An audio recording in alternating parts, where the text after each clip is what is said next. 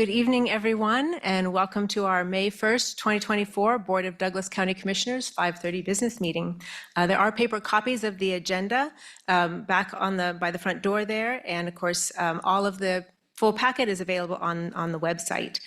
Just a few housekeeping items. We know we're crowded. We do have an overflow room down the hall, and folks that are in the lobby can help direct you that way if you're still coming in or if you're uncomfortable in the crowded room. Everyone will have a chance to do public comment. We will just kind of cycle between the room there, and staff will help make sure that that happens. There are bathrooms through the doors just right here. There are also some overflow bathrooms, it's a bad word, but over down the hallway that will be available also, and folks can direct you in that direction also. We do have sign-up sheets in the lobby there. We have two separate sign-up sheets. So one is for general public comment, and that will be items that are not at all related to wind in any way. We will have our regular agenda sign-up sheet, and those will be everything and all things related to wind as a topic, the regulations, whether or not you'd want them, all of that will fall under that item. So any folks coming forward during general public comment about wind will be redirected to the other, to speak during that item. The sign-up sheet is ongoing. If you've changed your mind and do want to sign up, go ahead. If we call your name and you don't want to speak, that's fine too. If you're not at all signed up, we will, of course, ask for any additional people towards the end. If we have folks that are online to speak, then we will work here for a half hour or so and then turn to folks online when we have a few of those, and then back to make sure that we've gotten through everyone. As a general, for a general flow of business, first we have a consent agenda. It is fairly small. It has one item of accounts payable tonight. Then we'll have the general public comment. We welcome general public comment for addressing issues not on today's agenda, but otherwise related to county business, in addition to the notes that I've given you. Given our limited time and the need to have an orderly and efficient meeting, we will apply certain rules regarding public comment of both kinds. A recent Kansas federal court decision has provided additional clarity regarding standards for public comment. We've updated our policy accordingly. We will do our best to enforce these rules consistently without regard to the point of view expressed by the speaker. And those are that each speaker will be limited to a total of 3 minutes of speaking time. However, we always accept public comment in writing, and many of you have taken advantage of that, and I very much appreciate it. Individual speakers may not donate unused time to other speakers, and all comments must address topics within the jurisdiction of the County Commission. We also get to maintain the decorum of our meeting. Therefore, we prohibit public comments that are threatening, aggressively hostile, or belligerent, fighting words, slander, or speech that invades the privacy of individuals, unreasonably loud, disruptive, or repetitive, or that interrupt or substantially interfere with the board's ability to conduct county business. We do reserve the right to mute or remove any speaker who violates these public comment rules. When you do come up, please give your full name and address for the meeting minutes and address all of your comments up here to the commission. Please know that comments received by the commission during the meetings do not necessarily represent the views of Douglas County government, but that we always value the input. We don't usually respond to general public comment on the spot, but if you leave any contact information with county staff, we'll try and get specific questions answered. After general public comment, we move to our regular agenda item. Perhaps that's why many of you are here. And that one regular agenda item will be about the wind energy conversion systems regulations for Douglas County. After that, we will have public comment on that item, and then we will close it and bring it back up to the commission for conversation and a vote. Lastly, a recording of the meeting will be available on the county's YouTube page and website. And with that, we have one item on our consent agenda, and I would entertain a motion. Motion to approve the consent agenda, item 1.1. Second. All in favor? Aye. Aye. Thank you. Motion carried. Now we have general public comment. We have several people that are signed up on general public comment. I want to make sure that we give first dibs to those folks if they have come to speak on something that is not wind related. Do you want to read through those names and just let us know? So the first speaker would be Wayne Kaufman, and the second one would be Janelle Kaufman, and then Melanie Kaufman. And are those wind related or non-wind related? We wind related? Okay. Next name, Sarah? So Wynn, Jamel, and Melanie are all declining. Yes, at this time. Then Jay Kaufman. Okay. Mary Elder Van Scoy. I know it's a little bit difficult. No. And this is Not related to wind. Got it. Thank you. It is simply a thank you. I wanted to express. You have He to hit push the green button button. there. Yes, thank you. That one, okay. I wanted to express appreciation to the Heritage Conservation Council and what they are doing to preserve the natural and historical resources in Douglas County, because it's very important to preserve the rural character of our county. We have 160 acres full of woods, wildlife. It is so beautiful to see the videos of the deer interacting with each other as family. And it is so important to just preserve all of the historical. Yeah, we've got a barn that the council helped us get on the National Historical Register. And we're doing more digging into the history of the property. And I'm developing a much deeper appreciation of the local history and character of our rural area of the county and the preservation thereof. Thank you. Thank you. Who's our next name, Sarah? Alan Schwartz. Okay. Patricia Brooks. And Jeff Brooks. Okay, that's all I have signed up. Do we have anyone else who's here for general public comment?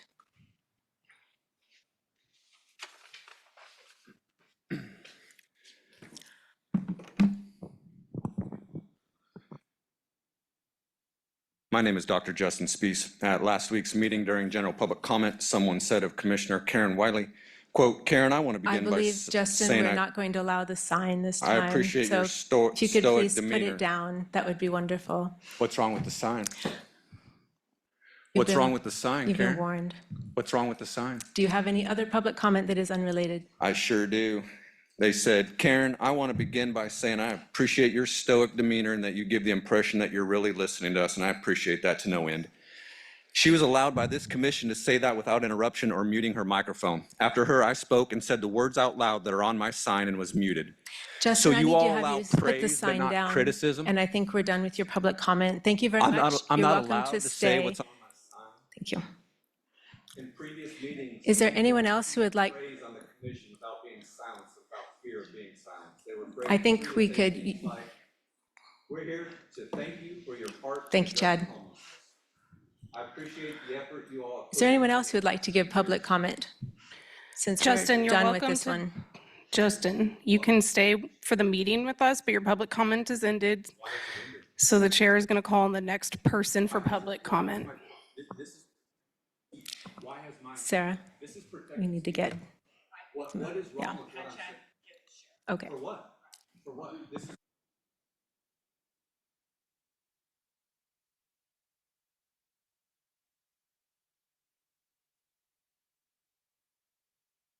You guys are the best.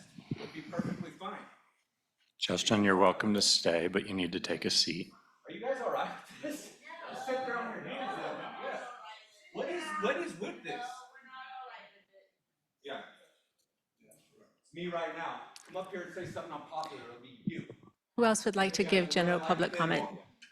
Sheriff coming, these words are really hurtful, aren't they? They're really hurtful. That's your character, Patrick.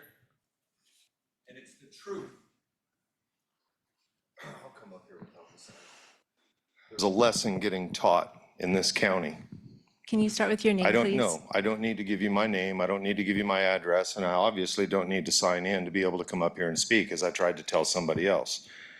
Ladies and gentlemen in the room, what we're trying to do is put our First Amendment back as a priority Point of where it order, should be Chair. from the He beginning. needs to speak to the commission, not to the room. And Would you care to address us? is there not ladies and gentlemen at that podium? Patrick, I would appreciate you not interrupting me anymore. What is being taught here is that the First Amendment reigns supreme.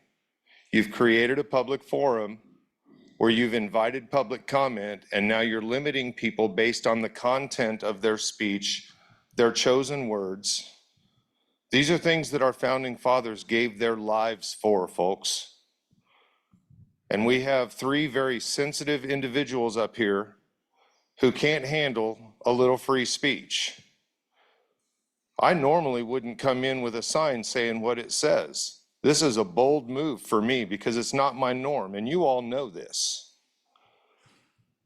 But when you tell me I can't, I will, because I know I have the right to. You guys are infringing on the First Amendment, and you can't continue to do that. So I'm going to stand over there with that sign for the remainder of the evening. I might even try to get it on camera a couple times, because we're going to show you guys that the First Amendment rules. Is there anyone else who'd like to give general public comment? Do we have anyone online, Sarah? Okay. With that, we'll close general public comment and bring it back for our regular agenda. I believe that we have some questions that were asked of staff. We'd like to start with that. Is that correct? Or Sarah, do you want to kick us off with the direction?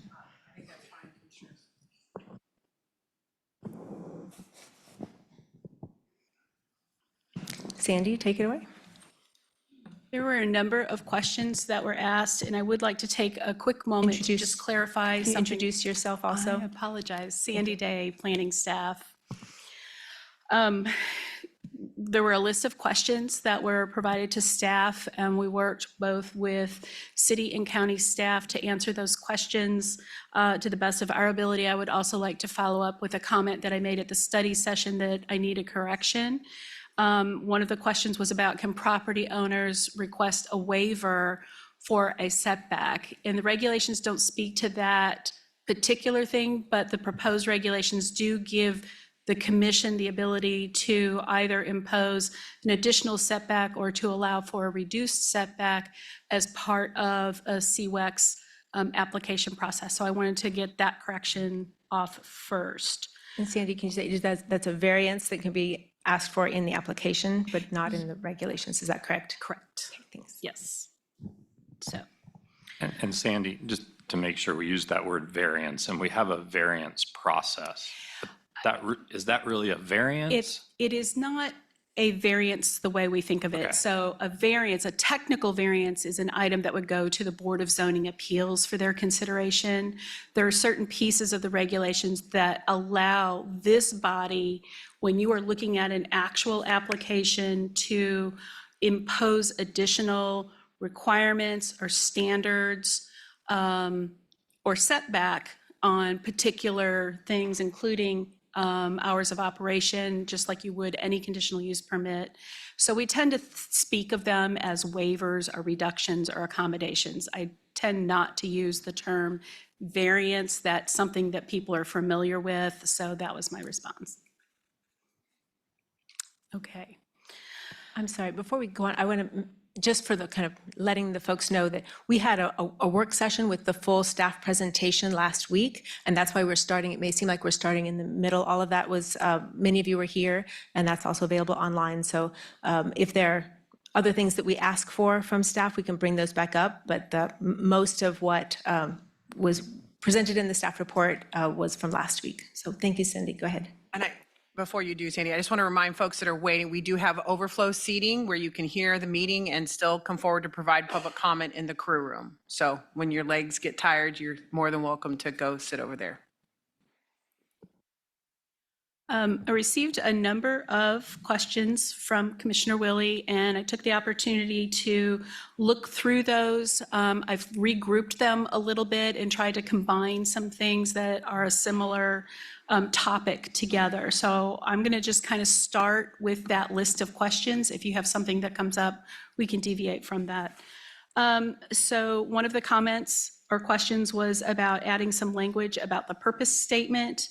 That is entirely up to this body. The purpose statement, as it's structured in the code, is really about how we move a project forward. That the purpose of that regulation is really promoting the public health, safety, and general welfare, and that standard language, in really trying to address the detailed documentation that is required with a CWEX application. So that gets more at the purpose statement of why we're asking for the level of detail with an application.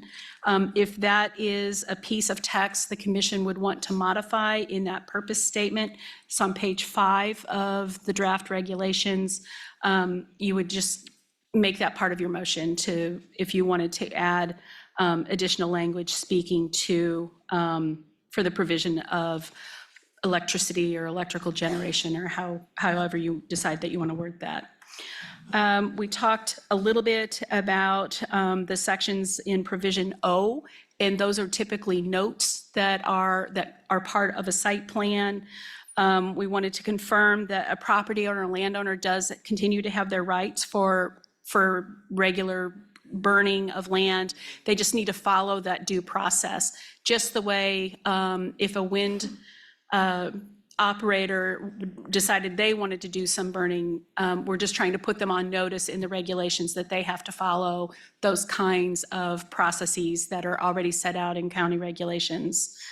We talked a little bit about changing a little bit of the wording in the section that speaks to road maintenance. If we take out the word road, we kind of start to change the context. So staff's recommendation is that piece does not change. I would also draw your attention to the memo that staff provided with the staff report from the joint city-county staff, where we had specific recommendations. So also in that provision O, there is some language in there that we, as looking at it an additional time, really felt that it was a little bit repetitive, because we already have those protections on how you go back to revoke a conditional use permit as necessary. So that's some cleanup language that you saw in that. And again, if you decide to move forward with these regulations or some modification of them, you could reference that memo, and then those things would be captured. On infrastructure impact, one of the clarifying questions was the way the language is written today, the operator would be required to mitigate anticipated impacts to the transportation network. The regulations do often speak to anticipated impacts. If the commission so desires, we could add language that says, and actual impacts, to, again, make it clear that there is a requirement if there is damage to the road network or the transportation network or other public infrastructure. That does not substantively change, I think, anything that's being proposed. Some of the questions that came up were centered around the access drive. So this would be the piece that's on the private property, and what impact that might have on township budgets and gravel. And then related to that, the regulations talk about those access drives being designed in a way to accommodate emergency medical equipment and apparatus, so that we don't have a truck or a piece of equipment driving out to a farm and then they can't get out because they're stuck in the mud. So that 80,000 pounds is something that is a recognized design standard. Whether or not it would be appropriate to allow a different level, that's something that we probably could negotiate with the project. I would want to bring a very specific discussion with the townships, with the township fire, and with county engineering staff to make sure whatever alternative design could be applied, that we're doing that thoughtfully. So the design standard is set at a pretty high threshold. Whether or not that has an impact on another part of the community being able to get gravel, either for road projects or other large construction projects. We did kind of a very quick analysis, and by that, I mean, I had a conversation with the Public Works Director. If there seems to be enough quarries in the area that we think that it will be a reasonable ability to continue getting that construction material. If that's something that is different at the time we see an actual application, I think we can have those additional conversations. I don't know if a project would actually put a quarry within their project to get some of that base material. That would be an analysis within a specific application as well. Blade glint was something that we talk about in terms of those intermittent effects. There's a couple of sections that deal with blade glint. We do, in many cases, introduce certain subjects as saying to avoid, and that's the introductory component of those topics. And then we have also those pieces in the code that set out those exact standards. So blade glint, as staff understands it through the construction and the technology, this is less of an issue. It's definitely something that we would be more concerned about the traveling public for blade glint in disrupting vehicles, how that affects an individual property owner. That definitely is something that we can assess as part of a specific regulation. And then if property owners are entering in agreements where they are allowing for certain provisions or certain impacts across their property, whether it's visual, which is where blade glint falls, whether it's noise, or perhaps setback, if they're executing some kind of an agreement with the developer, operator, owner, and I'm going to kind of use those words interchangeably, that if they're executing kind of these good neighbor agreements, they become part of the participating property owner in terms of how we would review and regulate a project. Okay. Yes. Commissioners, I don't know if you want Sandy to review all of them, or if you have other questions that you wanted to ask. I didn't know if you wanted, she's got about 10 more pages to go. So, Not quite Trying to that speak many. quickly. 9. Many of the questions that I asked, and you and I also had a conversation, and that are things that are what can be evaluated in the course of an application that might not necessarily fall into the regulations, because we would have more specifics at an application and the full power to regulate those within the CUP process. Yes. So are there other pieces within kind of the questions that I was asking that have some suggested possible language change, like the infrastructure impact one that you mentioned? Are there others? Let me look through my note real quickly. I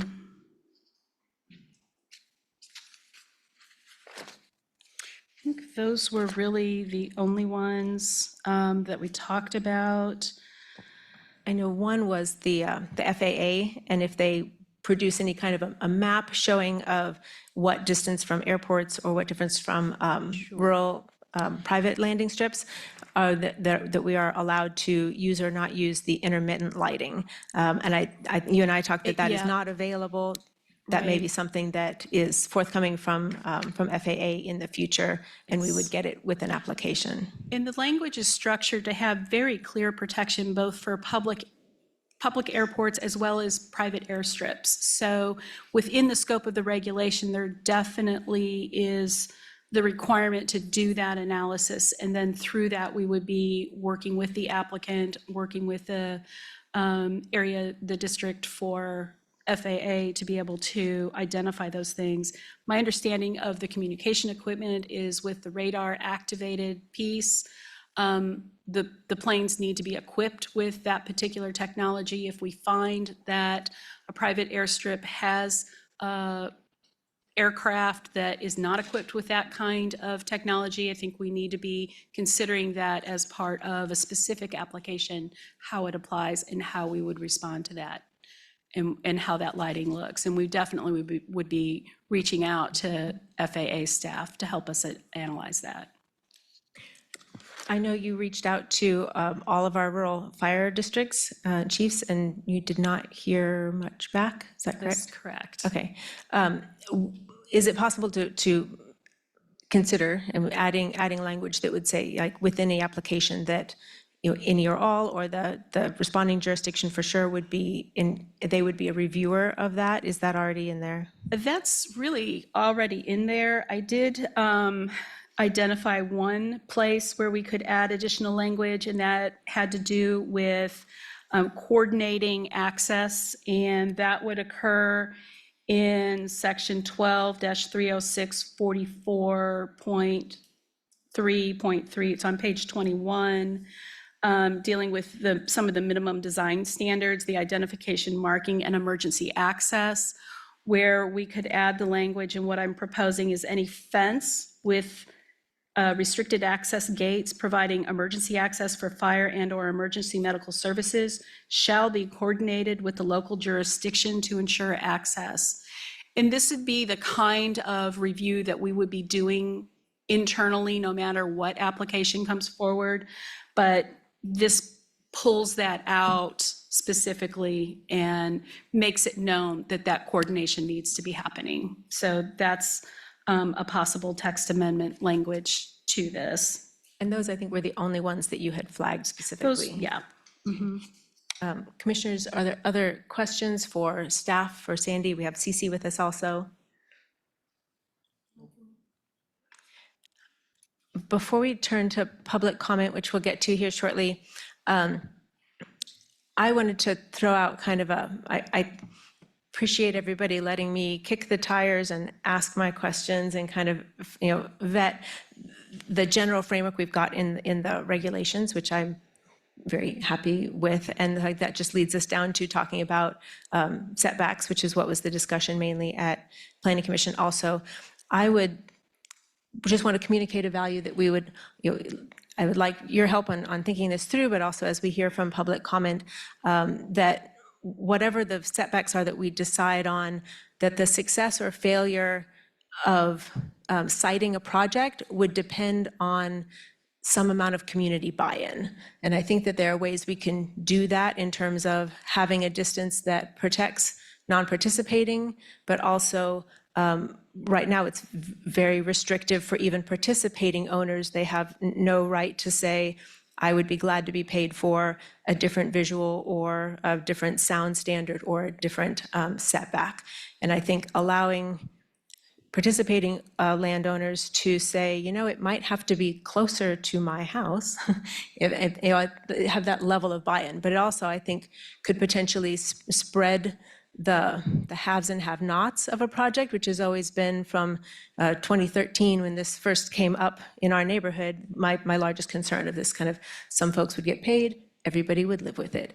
But I think dealing with that, what is participating, as Sandy's mentioned, like anybody who signs any kind of a good neighbor agreement, but right now it doesn't really allow for that. So that makes sense. That's kind of my framework of what I would like to see us get to, if at all possible, would be that we can, I think, recognize that there's not been a lot of community buy-in on any potential project or thoughts of projects so far, but that I think the way we set our standards might allow that a company would have a high lift, but that they could site within Douglas County when and only when they had really worked with a fairly large number of landowners for their participation.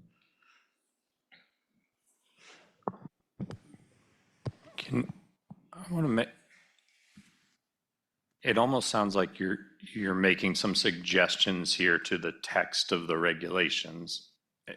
Or you're saying that, I think I heard you say there's something missing from the regulations that you'd like to include in the regulations. I think it is a good thing to talk about that before public comment if there's something specific there. Am I following your thread? Yes, mostly. I think all of that would happen within as Sandy might have to put back up at some point, not right now, but the box that has all of the setbacks in it. So right now, it's setbacks of 2,500 feet from any property line for non-participating, which is very broad. And as when I think visually in terms of like setbacks from a home, which is a little easier for me to visualize when on the property, that 2,500 feet does not seem unreasonable from a home. But the 1,500 feet from a participating landowner seems especially broad. We all, as I've been reading public comment, really kind of struck by the fact that we all evaluate fear or risk or danger in different ways. I mean, there's several firefighters in the room that would probably be outside of the norm of what other people would value for risk and safety. I think it would be incumbent upon a company bringing forth a project, an applicant, to work with community to decide what is that acceptable risk for individuals.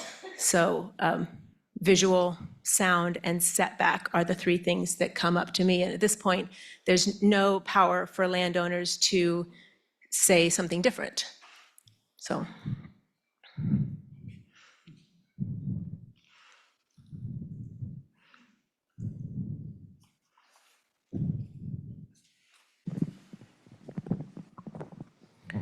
Do you feel like the regulations as written prevent that possibility from a developer in talking with landowners in the area that they are speculating a project for? Do you think that there's anything that preempts them from being able to have those conversations and bring forth options, landowners that say, I'm comfortable with a smaller setback with a different sound standard, and have those things documented and be able to articulate them specific to the site that the project is? So the conversation we had with Sandy just now is that all of that would happen at a variance with a completed, finished application, but there's nothing to show that we would even entertain that. So just kind of saying, like, if a landowner wants a turbine to come closer to their house than 1,500 feet, they don't really have the power to have that conversation until the very last minute. I see Sandy about to jump in, but as I'm looking at the regulations in the design standard, setback 7 is the one I'm looking at. I mean, that looks like it does cover that to me, what Commissioner Willie is talking about. Sandy Day Planning.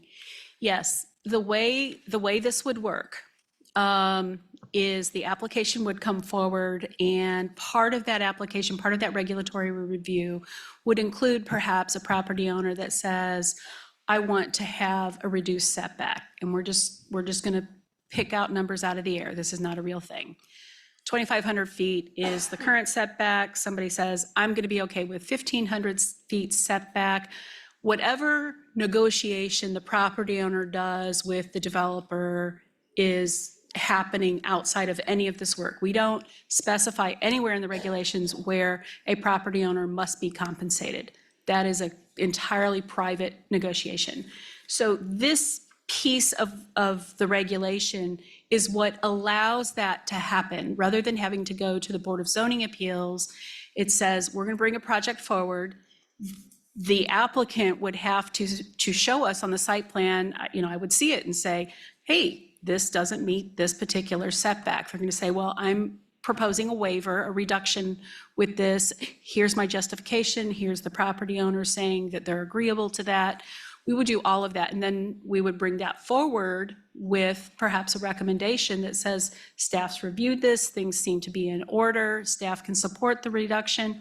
Or we would say, staff does not support the reduction because of these particular things, or this reduction puts us into a non-compliant situation with a historic thing or some other kind of setback. And we would make that known to you. As the governing body, you would have the final say, yes or no to that. So built within the code is the ability for that to happen. They won't know if it will be allowed until it gets to this body, but you'll have a staff recommendation. You will have the Planning Commission's determination on that item before those things come to you in all three of those aspects. And yet Table 1 has participating landowner occupied structure, 1,500 feet setback. Yes. That's the participating property owner For setback. participating property owner, but that doesn't suggest that we have done, quite a bit of homework to find out what various safety risk factors might be. The regs that we have currently are 1.1 times the height Right. for just about everything. One of the reasons that this was opened up was the thought that 1.1 times was maybe not sufficient. So does that mean, would we allow someone to have, to sign an agreement that brought it within 1.1 times the height of a structure or of a tower, or would we not? I see Cece's been poking you. So. Go ahead. Sorry for that distraction. You'll need to push the green button. It is? Okay, sorry. So, as Sandy's mentioned. Can you at come any- closer to the mic? Yes, also CC Riley, planner. As Sandy mentioned, the setbacks can always be adjusted per the county commission's guidance. And I think it would be up to you at the point of an application to make that determination that you just mentioned. Could up to 1.1 times be adequate? If you'd like to add additional regulations into here, I think this would be the right place if you wanted to set an absolute minimum. Initially, there was discussion with the ad hoc committee about the total height, and there was a sort of a range that was set.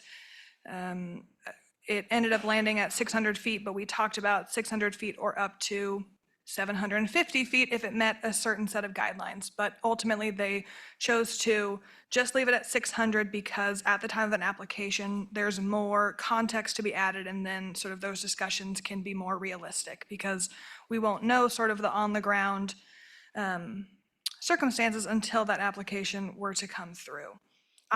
In reviewing other wind regulations throughout the state and the nation, I don't know that I've seen other regulations that sort of call out a standard, but then also a minimum. So it may be new and it may be a bit tough to get that language exactly right, but it's something we can explore.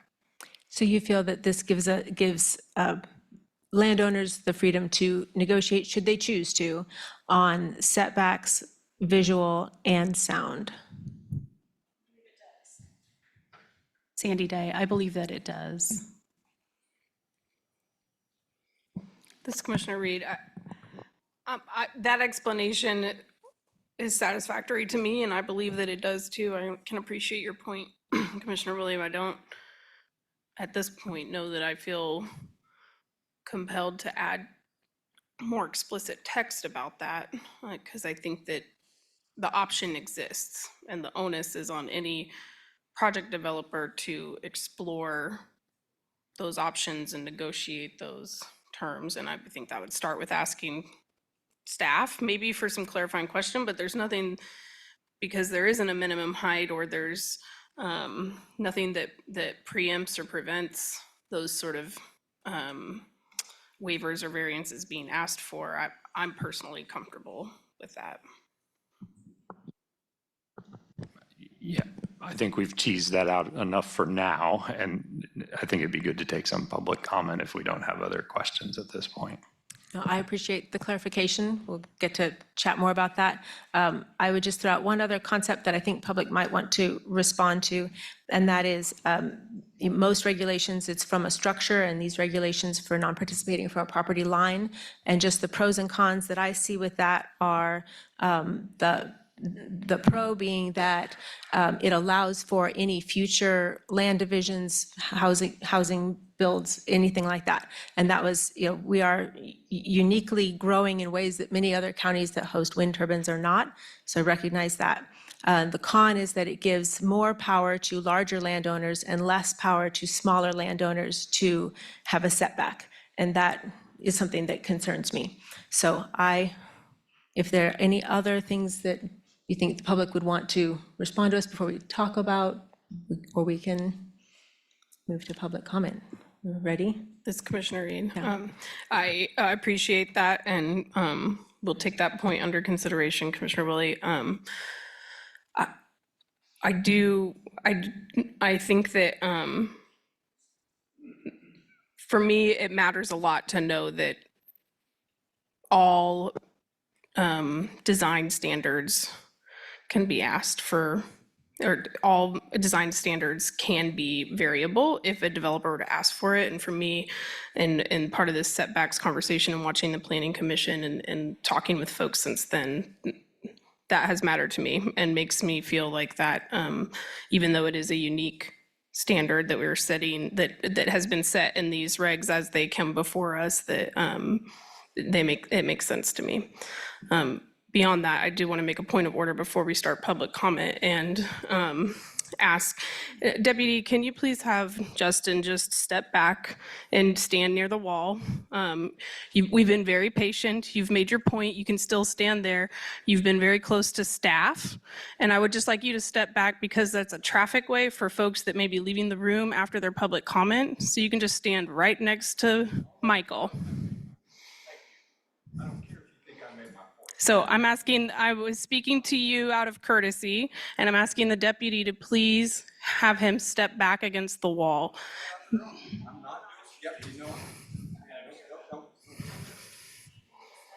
You can stay, Justin.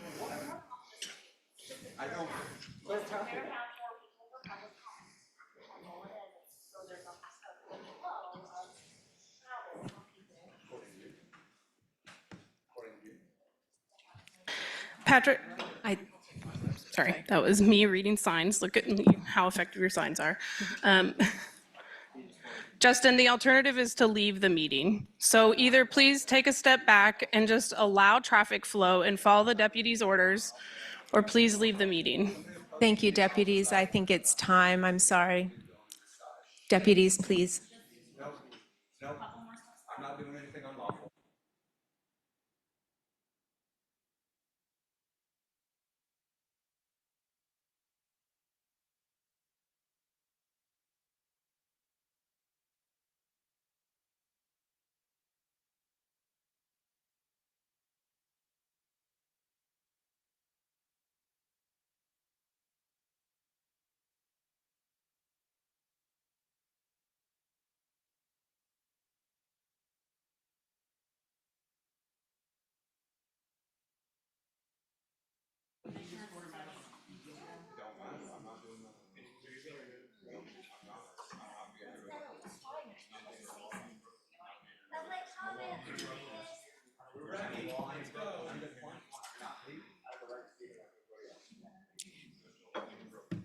Justin, we've asked very nicely if we could have you either step back or leave the room. And deputies, I think we'll have to make that happen.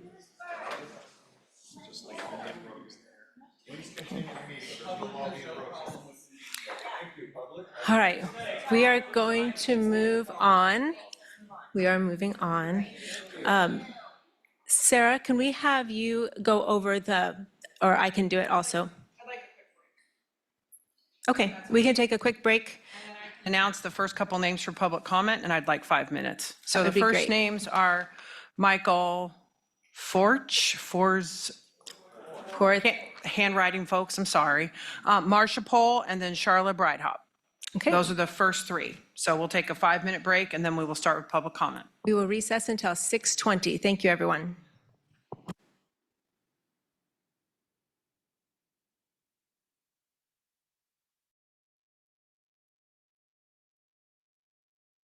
Welcome to speak. So we're resuming our meeting. On the advice of council, I would like to ask deputies to remove our choose sign holders from the room. I'm very sorry. We'd like to have you back next time, but we have an orderly meeting to conduct here. So deputies, if you don't mind, thank you. They're not doing anything. They're standing. With a sign.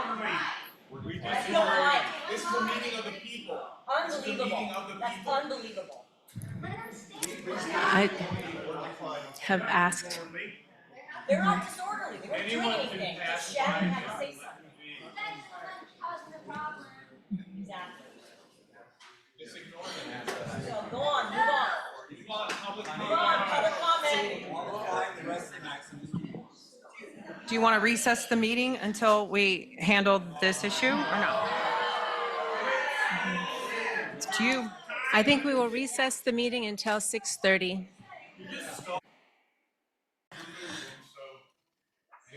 Thank you, everyone, and we'll resume our meeting. I am always sorry for anything that is disruptive because this is your meeting of the people.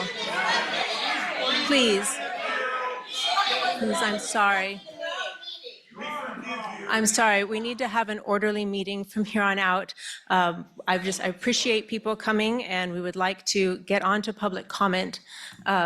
Before as we set up for that, I just want to let folks know what the vote is for this evening. We do currently have wind regulations on the books in Douglas County. Those were approved in, is it 2017, I believe? The Planning Commission initiated to update the regulations because it was thought that the original regulations did not have enough community protections, and that left us a little vulnerable for projects that could come forward under those existing regs. So with this, the idea is to, the process has gone through the Planning Commission and come to us to update those regulations, and these have significantly more community protections in them. So with that, we have a list of folks, and Sarah, if you would start us off, you read the first few names, but if you don't mind doing it again. Yep, Michael Fourth, and then Marcia Pohl, Charlotte Breithaupt. Michael, thank you. You may not think me. Oh, hold on. Sorry, do you have a green Got it. light? I got it. Okay. Is crucial to the effective function. Is your mic on? It is. He just needs to speak close to it. Okay, sorry. I come before you today to request that Commissioner Wiley recuse herself from any discussion and/or vote concerning commercial wind and solar issues, regulations, and applications. This is warranted by the continued use of her office to market commercial wind and solar concepts to organizations, individuals outside of the normal duty of her office. Using her influence to gain access to the Dole Institute to present arguments in favor of commercial wind and solar while failing to entertain any panel members who provide an alternative viewpoint is wrong. A presentation to the Douglas County Economic Development Council for an endorsement of a commercial wind and solar, which failed. Commissioner Wiley has also made several broadcasts in support of commercial wind and solar. She spoke out against requests for Cora documents as a waste of time and taxpayers' money. An email dated March 29th, 2022, legally obtained through the Kansas Open Records Act, was from Sandra Day to Jeff Crick and Becky Pepper, who notified the administration that one of the planning commissioners had a potential conflict of interest and that several staff members questioned the appropriateness of a planning commissioner working on regulations that could impact a project from which she could benefit financially. Commissioner Wiley stated that she would delay signing a lease until after her term. All of this indicates a substantial bias, which has no part in public service. Planning Commissioner Wiley is subsequently appointed to the Board of County Commissioners despite these concerns. This clearly presents a blatant conflict of interest as to Commissioner Wiley's impartiality, bias, and questions her financial interests and a possible incentive to lobby for tax regulations. A sitting commissioner should not use their office to create regulations or vote to approve a measure which will result in financial benefit. These actions are present a violation of public trust and the tenets of public office. Regulations should be drafted with impartiality, equity, transparency, and representation. This has not been the case with commercial wind regulations. The citizens of Douglas County have been pandered to, misled, ignored, and maligned, while NextEra has been granted disproportionate influential access in the drafting of these regulations and continue to influence the decision-making. NextEra is not at fault. They are only conducting business as allowed by the administration. The brunt of this falls on our county commissioners, county administrators, and a few planning commissioners for allowing this transition. We live in a democratic republic, not an oligarchy. Thank you. Sorry.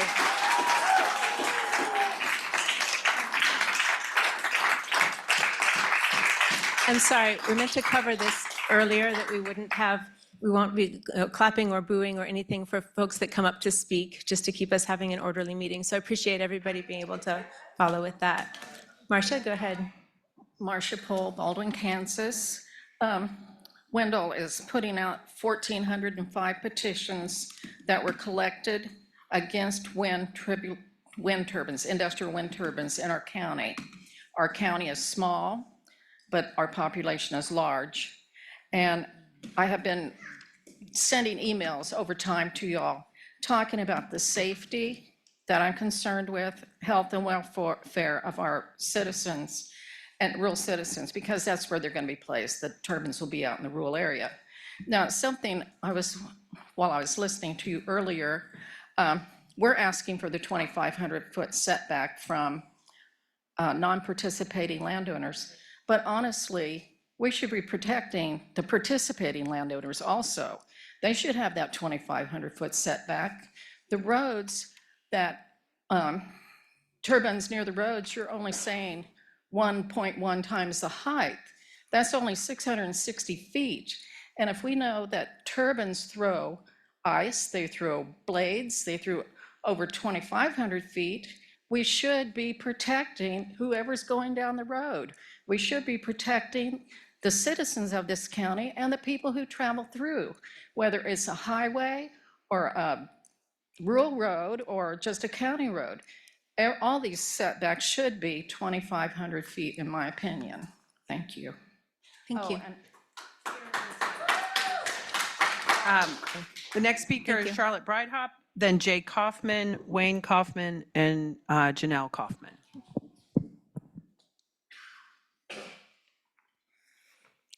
My name is Charlotte Breithaupt. I'm a Douglas County landowner, and I'm from Overbrook, Kansas. As I'm sure the three of you are aware, the Biden administration announced this past April the 10th, the first ever national standard to address PFAS pollution in drinking water. Polyfluoroalkyl substances are referred to as PFAS and are sometimes also known as forever chemicals. During the next year, the EPA will enforce health safeguards and require all public water systems to monitor and reduce levels of PFAS in our drinking water. These chemicals are very toxic and can cause serious health problems if one is exposed to them over a long period of time. They have been linked to breast, testicular, and kidney cancer, liver, heart, and thyroid damage, and immune and developmental damage to infants and children. PFAS chemicals are used during many industrial processes and the manufacturing of numerous consumer products such as lubricants, coatings, paints, varnishes, plastics, non-stick cookware, fast food box lining, carpet and upholstery treatments. It goes on and on. These chemicals also play a crucial role in various alternative energy technologies. For example, they are used as coatings on wind turbine blades and as insulation in the electrical components. One type of chemical is used to create durable front and back sheet films for solar panels. They also serve as chemically resistant membranes and dividers in the fuel cells of solar energy systems. In a recent U.S. Geological Survey that lasted over 5 years, some of the samples found in Lawrence, Kansas water far exceeded the proposed EPA limits of 4.0 nanograms per liter. For example, one public water supply had a reading here in Lawrence of 9.3 nanograms per liter, over twice the recommended level, and another sample was even higher. The problem is wells in other parts of the county have not even been tested. How does this apply to the industrial wind and solar installations we are considering for Douglas County? If some samples of our public water exceed recommended levels, it seems prudent that we delay or revise these regulations until thorough soil and water testing is done and the EPA standards are met. And I do not know that 2,500 feet is enough back from our wells at this point. As an RN, I ask you why we would consider potentially adding more PFAS pollution for our citizens until we know that all of our public water supplies throughout Douglas County are safe. Thank you. Thank you. Next is Jay Kaufman, Wayne Kaufman, Janelle Kaufman, and Melanie Kaufman.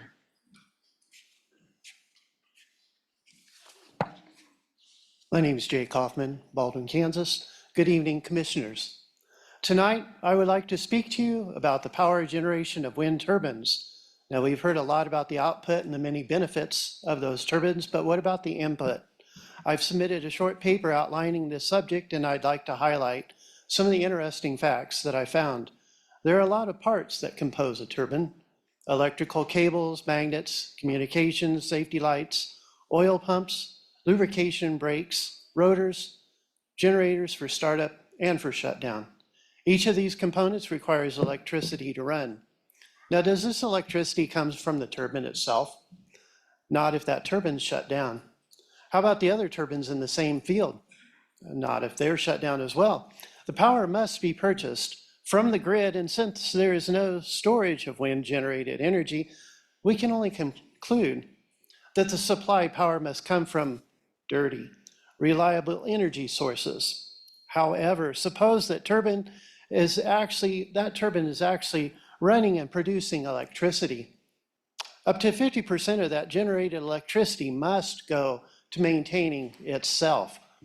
Add in the waste due to the heat of the lines for generating the electricity, the distance needed to send that power to relevant places, and the useful energy from each turbine is approximately 25%. How inefficient?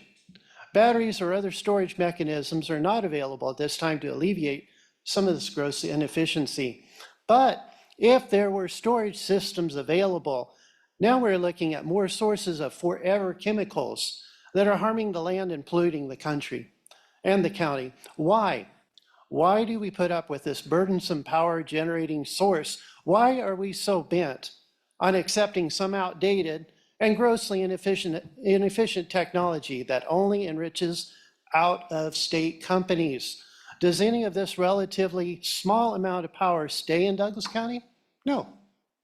No, when we examine it closely, the only conclusion is that turbines are a terrible alternative, more inefficient, extremely unreliable, and are receptacles of harmful pollutants. Commissioners, I am in favor of making these regulations very stringent to keep out these menaces to our county. Thank you. Thank you. Next is Wayne Kaufman, then Janelle, Melanie, and Teresa Forth.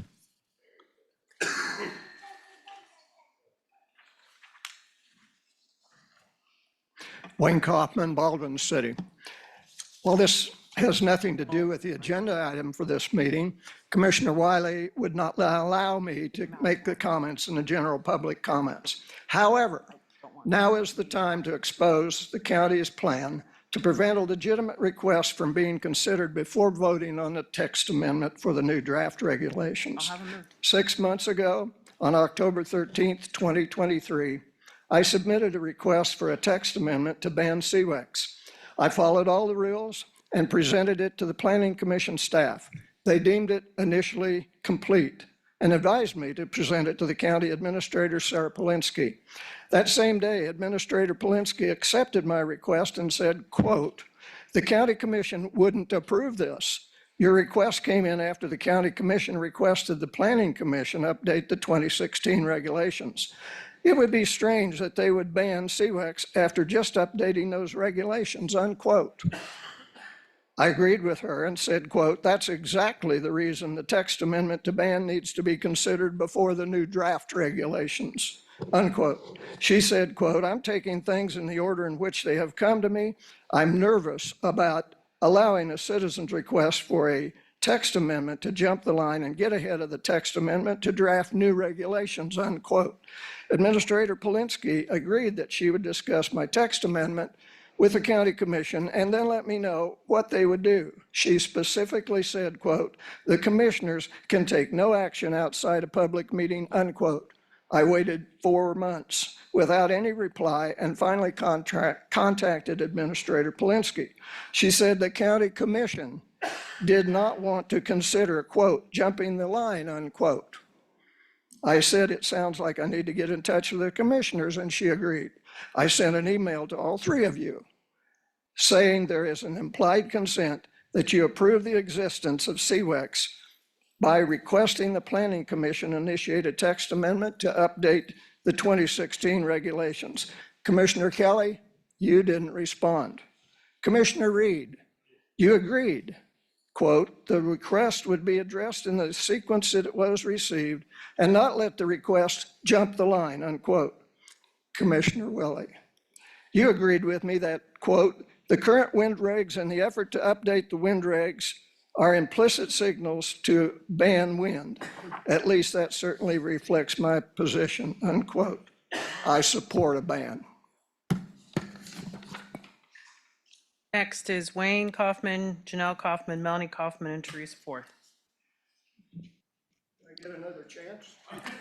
Oh, sorry, Janelle, sorry.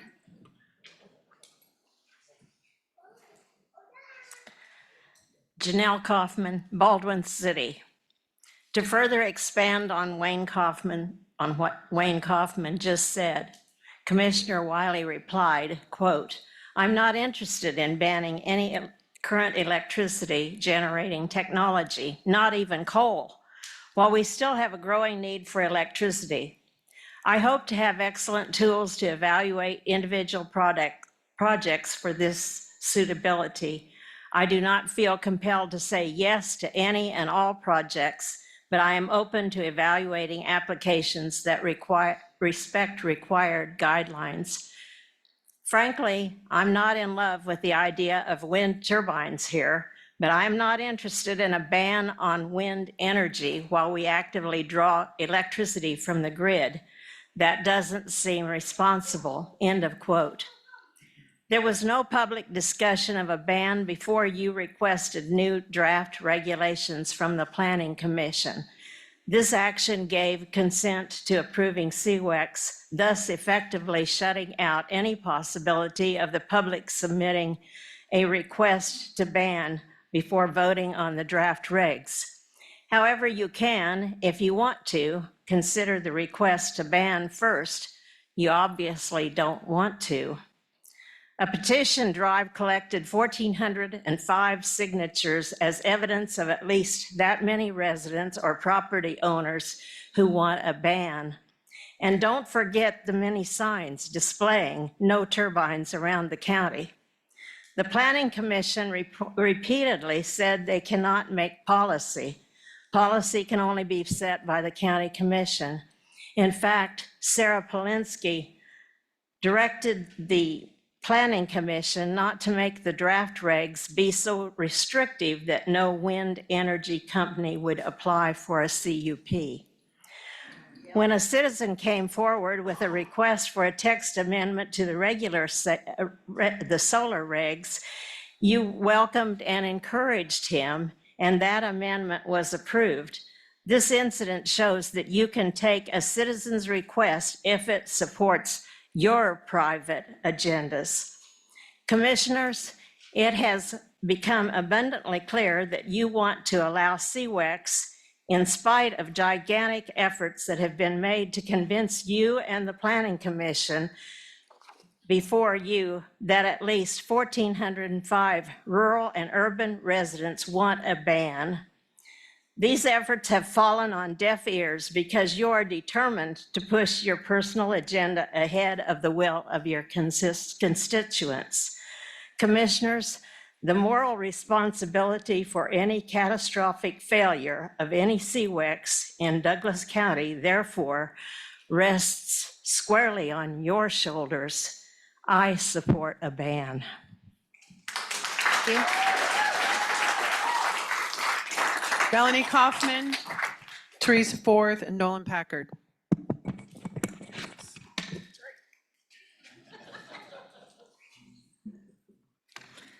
Melanie Kaufman, rural Douglas County. This is also a deviation from a precedence that's been set because I was also not allowed to speak during general public comment by Chair Willie. It is essential for governing bodies to consider the concerns and desires of the community they serve, especially pertaining to issues that directly impact them, such as energy infrastructure. The fact that there are over 1,400 petitions from Douglas County residents requesting a ban, those are requesting a ban on CWEX, indicates a significant level of public concern in opposition to these systems. Requesting a text amendment to ban CWEX demonstrates proactive citizenship and a desire to protect the community's interest. It's disappointing that this request has been sitting without action since last October, especially given the clear public sentiment against CWEX. You, 3, made the decision to allow CWEX without public comment. You shut out the possibility of a text amendment to ban CWEX. You didn't consider the will of the people, of your constituents, even though they have been loud and clear. I think it was pretty awesome of a citizen to not only hear the public's pleas, but to take action and request the text amendment to ban. I think you could redeem yourselves, and I think you would be pretty awesome if you would hear the public's pleas, and if you would take action to initiate this text amendment to ban. And I respectfully ask you that you hear the public out and allow this. Taking action to initiate the text amendment would show responsiveness to hear the concerns of your constituents and a commitment to representation. I support a text amendment to ban commercial wind energy systems. But if you choose to go ahead with these draft text amendments, they're woefully lacking.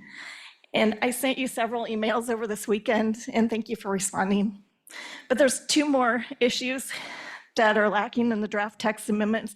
One is that wind agreements are divided into 3 phases: the testing phase, development and operations phase, and decommissioning. We've addressed the decommissioning and development and operations, but what's missing is this testing phase. Please don't make us go through that SODAR and Met Tower discussion with each and every CUP. Please put them in the regulations.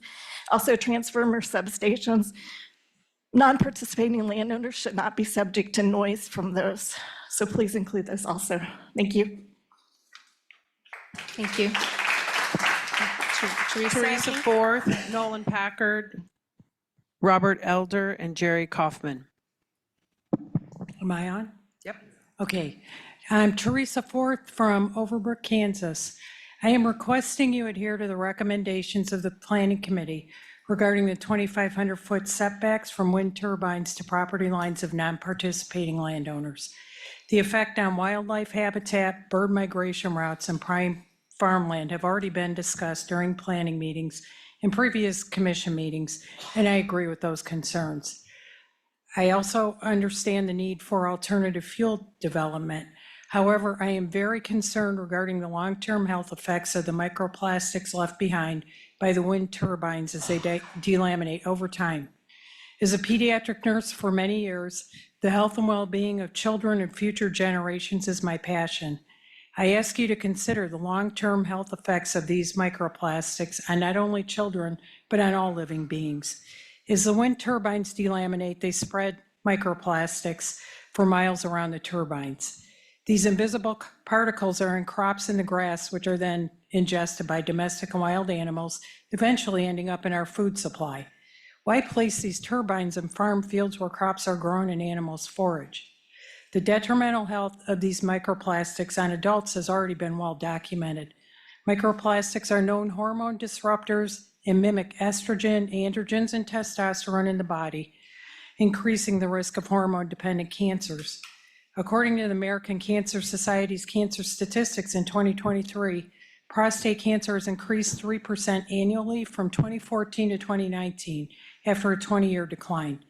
A recently published long-term study conducted in Spain revealed a 77% higher level of BPAs in the blood of men with prostate cancer than those without cancer. Research into the long-term effects on children has lagged behind, but valid studies are being published on the effect of the microplastics on pregnant women and children. Pregnant women's developing babies, infants, or children are all disproportionately affected by the toxins and microplastics due to their smaller body size. They are being absorbed in the body at a critical time in the development of neurobehavioral, immune, metabolic, cardiac, and other systems. We already know at this point that there has been a staggering increase in neurodevelopmental disorders in children in the United States over the last 30 years. In addition to future generations, we owe it to those already living with the effects of these neurodevelopmental disabilities and hormone-dependent cancer, along with many other diseases, to rethink this approach. Please ensure we aren't simply replacing one set of problems with another, and thank you for your time. Next is Nolan Packard, Robert Elder, Jerry Kaufman.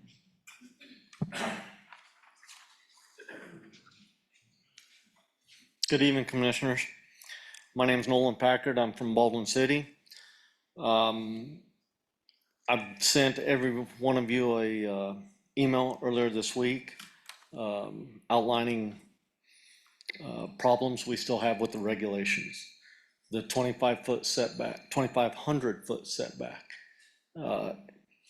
is a must. We shouldn't alter from that. Commissioner Wiley, it sounded like you are fighting and fighting and fighting to put a variance to that. We want the 2,500-foot setback. The CUP process, each turbine, if they are allowed, needs to have an individual CUP. Each location needs to be scrutinized prior to acceptance.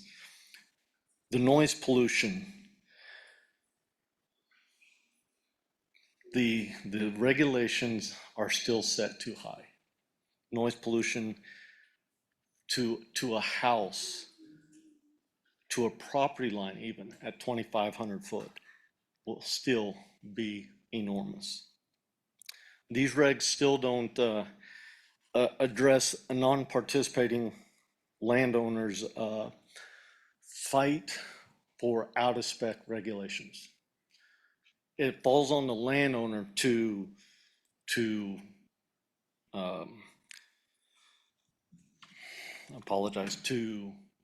come back to the zoning codes to either fight the noise pollution, the flicker, I apologize again.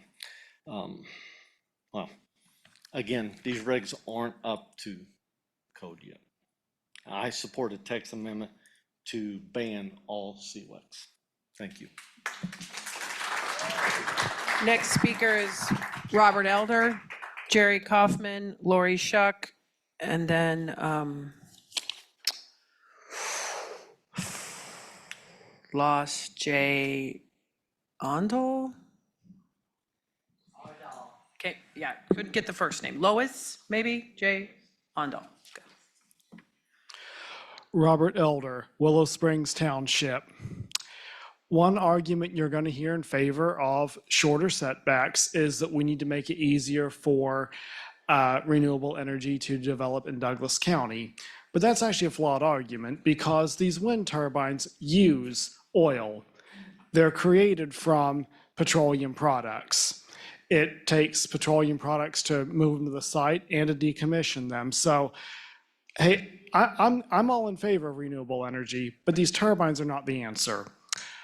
I'm in favor of responsible siting, and responsible siting cannot happen with a setback less than 2,500 feet.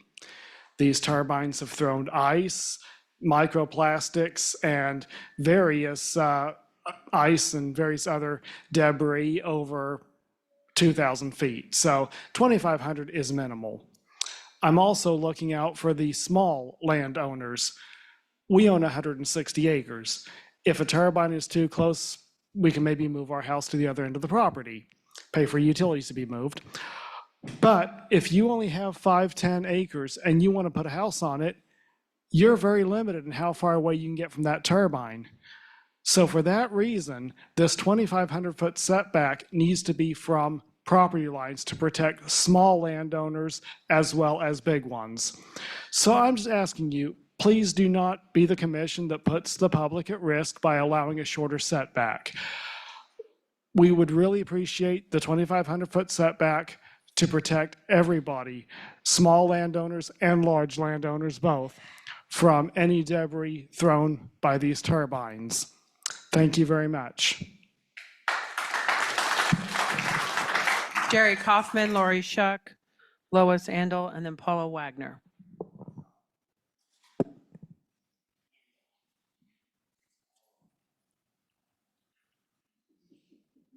Jerry Kaufman, rural Douglas County. I wanted to just speak to page 19 of the regulations. When the discussion tonight, and also last week at the work session, was defined as 2,500 feet from the non-participating landowner, I would assume that in your thinking that includes churches and cemeteries. Because when I left the planning commission meeting, what time of the night that was, when they voted on it, my understanding was that was to include a 2,500 foot setback from the churches and the cemeteries. So I think that needs to be clarified on page 19 in the table. The other thing I wanted to clarify was on page 26. I know there are some considerations for historical structures, particularly those on the Kansas and the National Registry. That's page 26, item A at the top. I'd like to see a little bit more clarification in the regulations. And I'm sure there are some things that the state does require, and possibly even the National Registry. It'd be nice to have that noted in here. And then last week's session, you talked about the 660-foot setback from the road of the turbine. And I just wanted to offer a comment that I would not reduce that at all. I even like to see that greater. I saw just in one day, there are 4 school buses that pass my home. And I think that would put, having that large turbine, massive turbine in close to the road would put the children in jeopardy, along with the rest of us that travel the road. Those are the end of my comments. Thank you. Lori Shuck, Lois Andel, Paula Wagner, and then Cress Wagner. Hi, I'm Lori Shuck. I live in, am I too loud? Southwest, I don't really need a microphone. Southwest Douglas County. I've corresponded a lot. I can't beat my peers that have spoken already, so I'm going to try not to repeat the good information you've already received. I'm for personal and community solar and wind. I have no problem with that. We need to do our part. The word industrial is the part that upsets me. I don't, Karen shared a story, Commissioner Wiley, about being her home taken eminent domain and how upsetting that was to them for a period of time. In this case, they don't take it. They take part of my property for the transmission lines, eminent domain, and I get to look out the window at the bulldozers and all that equipment cutting down all my trees that have been on that property well over 100 years. I get to live with it. I don't get to start over. I think that makes a huge difference in the whole thing. I appreciate your share, but I think there are other people that might have a different viewpoint. I ask that you respect the people that you appointed, you and the mayor of Lawrence, to do the planning commission and ultimately the ad hoc committee. If you felt safe in trusting them for this task, I think you should respect the recommendations they gave you for 2,500 feet. For us, this is actually a compromise because we don't want it at all. And if we compromise, maybe you should compromise a little bit and meet us halfway. Thank you.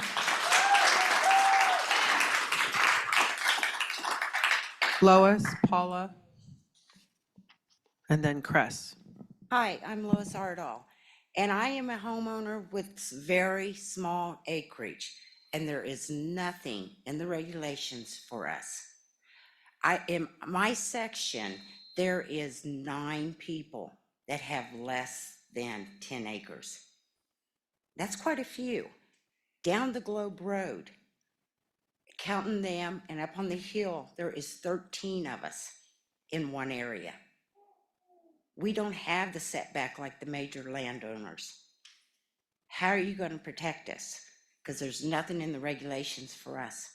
Nothing for small landowners. The 2,500 feet, but we don't have the land to protect us. That's all I got to say.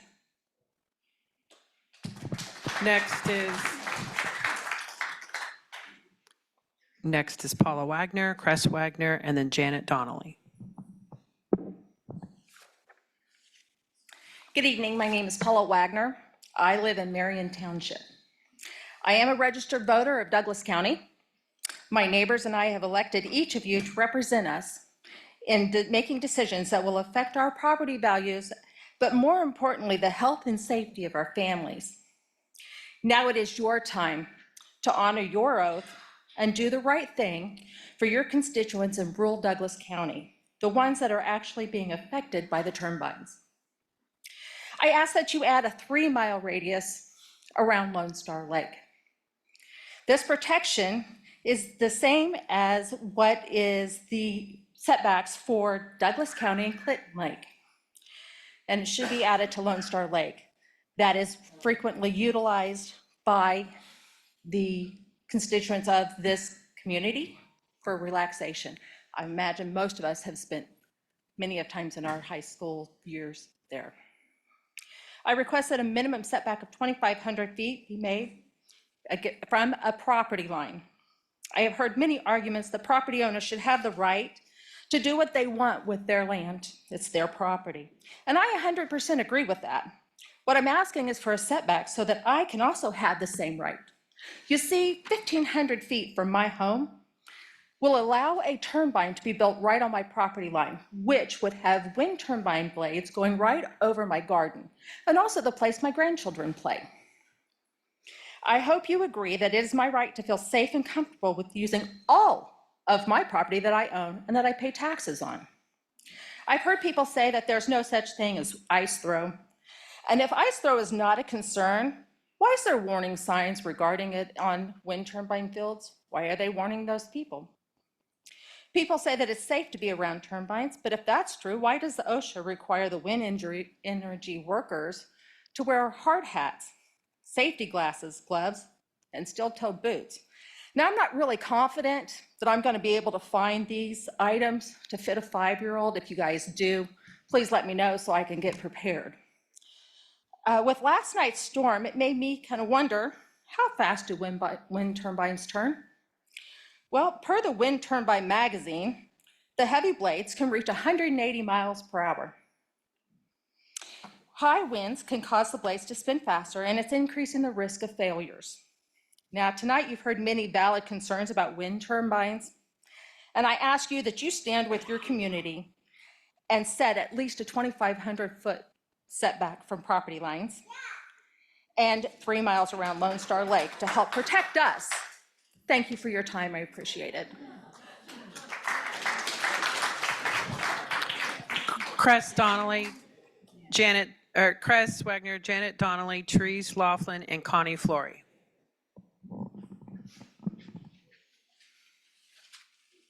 Cress Wagner, Marion Township. Some of this is going to be repetitive.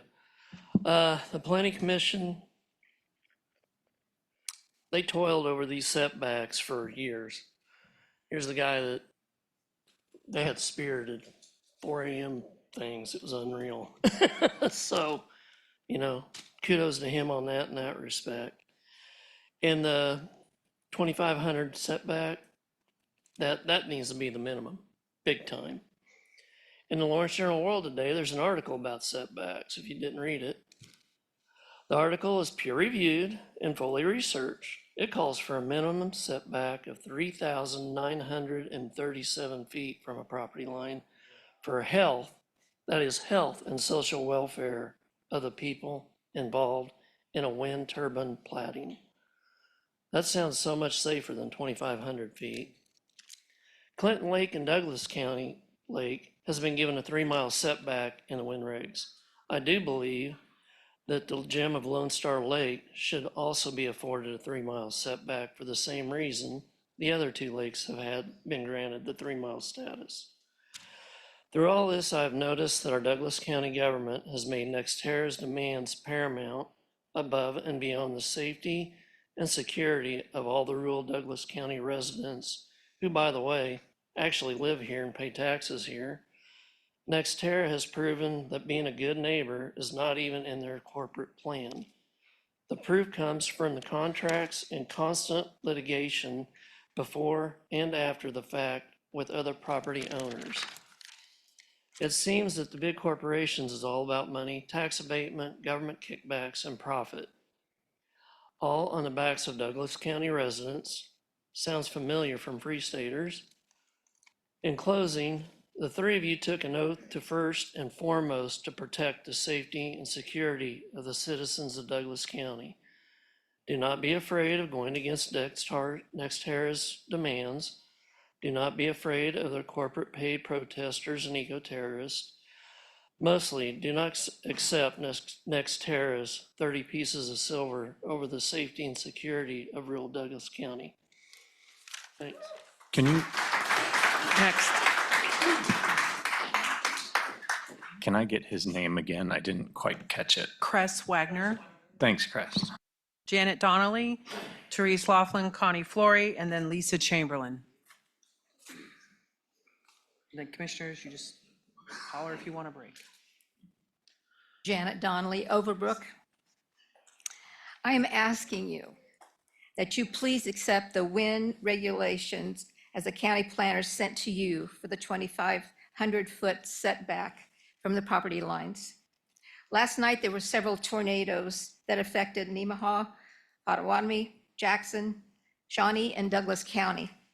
Watching the weather on TV, at one point, wind turbine clutter was mentioned.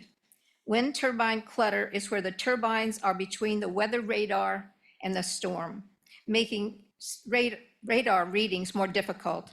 The National Weather Service has said, "We have not missed a tornado yet," implying it will happen. Sadly, one life was lost and 3 people were injured last night. Thankfully, the tornado went up before it got to Lawrence. However, it was close. It was on the ground between Perry and Lecompton. Do we want to put our citizens' lives in jeopardy due to wind clutter? I'm going to add this. A few months ago, one of our Osage County commissioners came and asked you personally for a 3-mile setback from our county line, which was only fair to the citizens of Osage. You turned it down. It was to my disappointment. You understand, I live right on the county line. Me and a lot of my neighbors. And if you go ahead and put these turbines in, I know how close the farmers are on the other side. And it's literally going to ruin our lives. All of us. I worked for 2 years with a bunch of wonderful Osage County people that stopped these turbines from coming in. One morning I sat up in my bed and looked out my window and I said, oh my gosh, I gotta go start fighting again because they're gonna be right outside my window blinking all night and I literally cannot be able to handle that.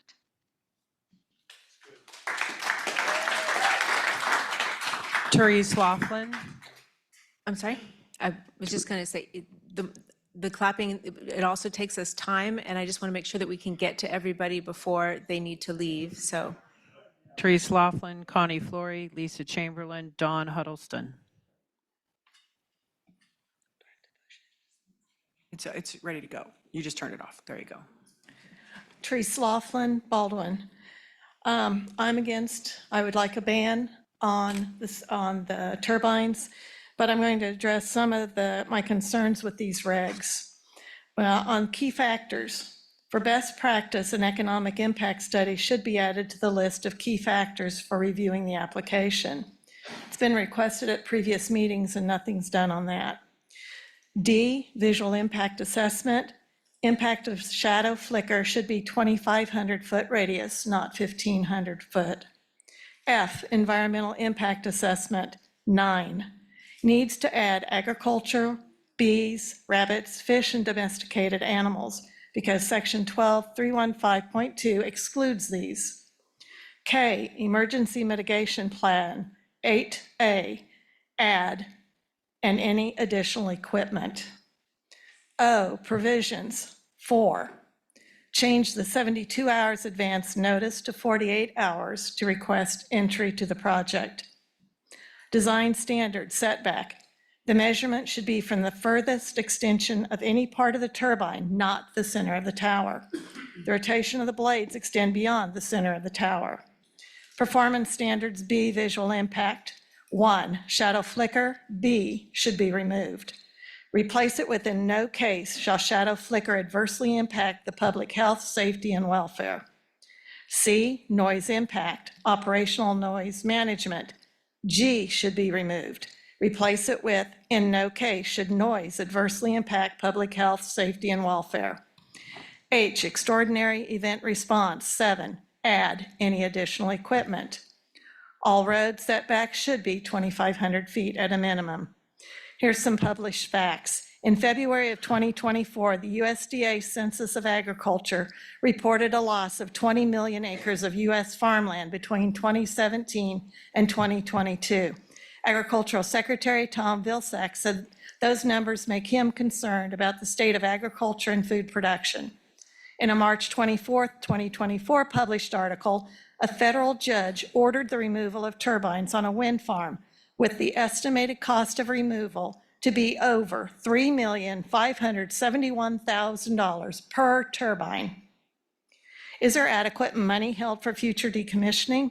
The cost will only go higher. Please help protect our health, safety, our way of life, and avoid creating a nuisance. I support a ban. Do I still have time? About 20 seconds. Okay. No good neighbor agreement should be allowed. Those lease agreements can be rewritten. Protect the county. County regs should not be weakened to accommodate the applicant or operator.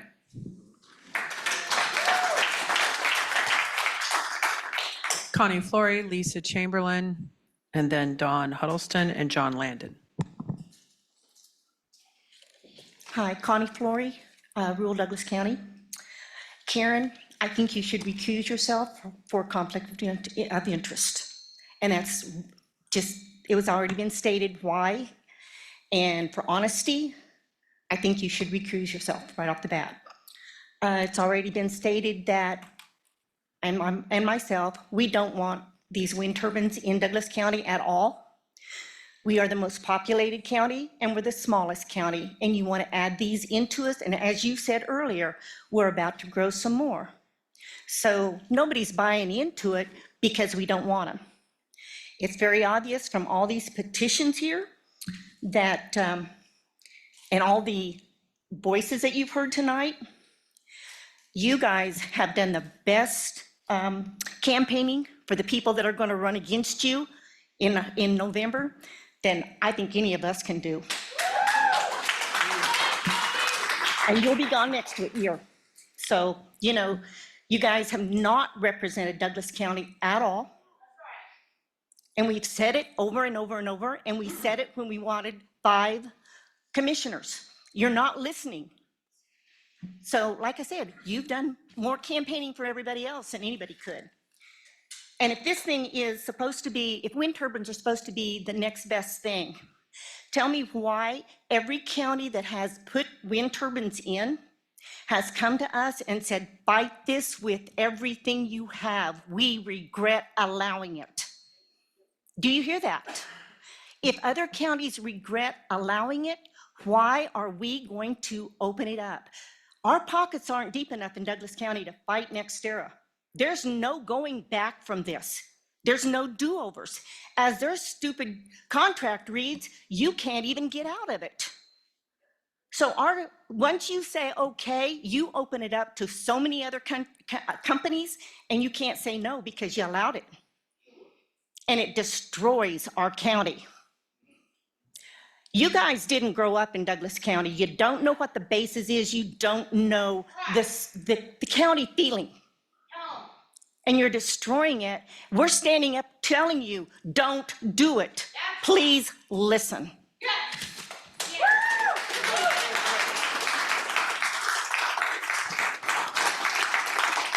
Lisa Chamberlain, Dawn Huddleston, so Lisa Chamberlain, Dawn Huddleston, John Landon, and then Ken Korn.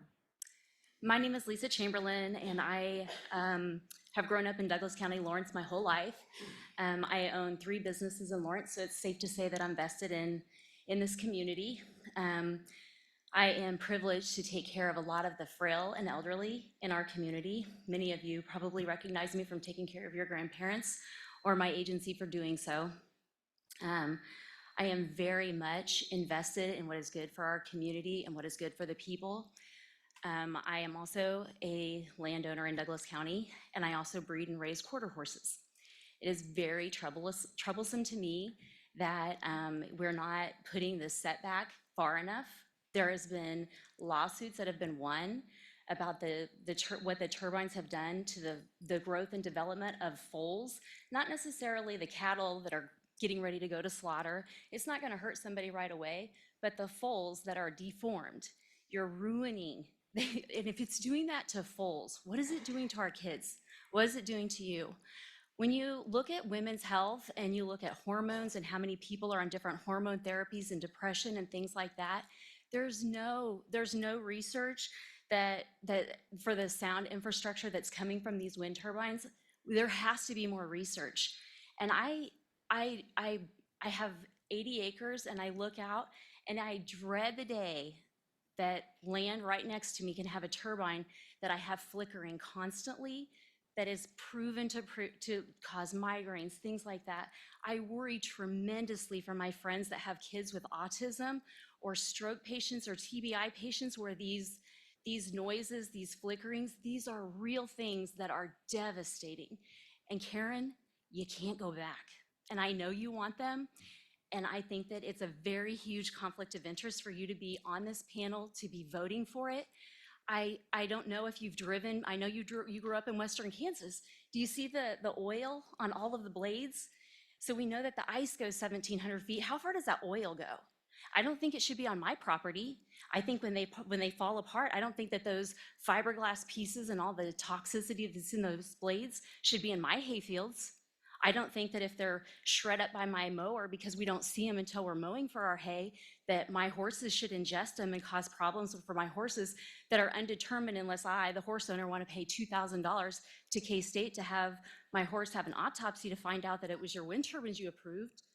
I 100% vote for the ban on it, but at minimum, please give me at least $2,500 or 2,500 feet from my property line so that your stuff can't come onto my property and hurt my animals.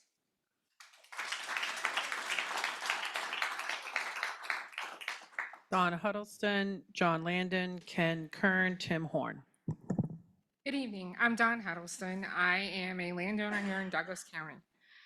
I'm here to express my growing concerns regarding the county's approval of wind turbines without assessing the potential impact on our vulnerable populations. It is my belief that a failure to consider the well-being of these populations constitutes a breach of duty of care owed to all residents in Douglas County. Our county's vulnerable population encompasses a diverse range of individuals who may face unique challenges due to various factors.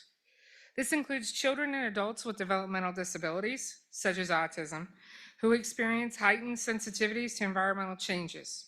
Additionally, the elderly population, particularly those living with conditions like Alzheimer's, Parkinson's, Huntington's, or other neurological conditions, are susceptible to disruptions that impact their daily routines and well-being.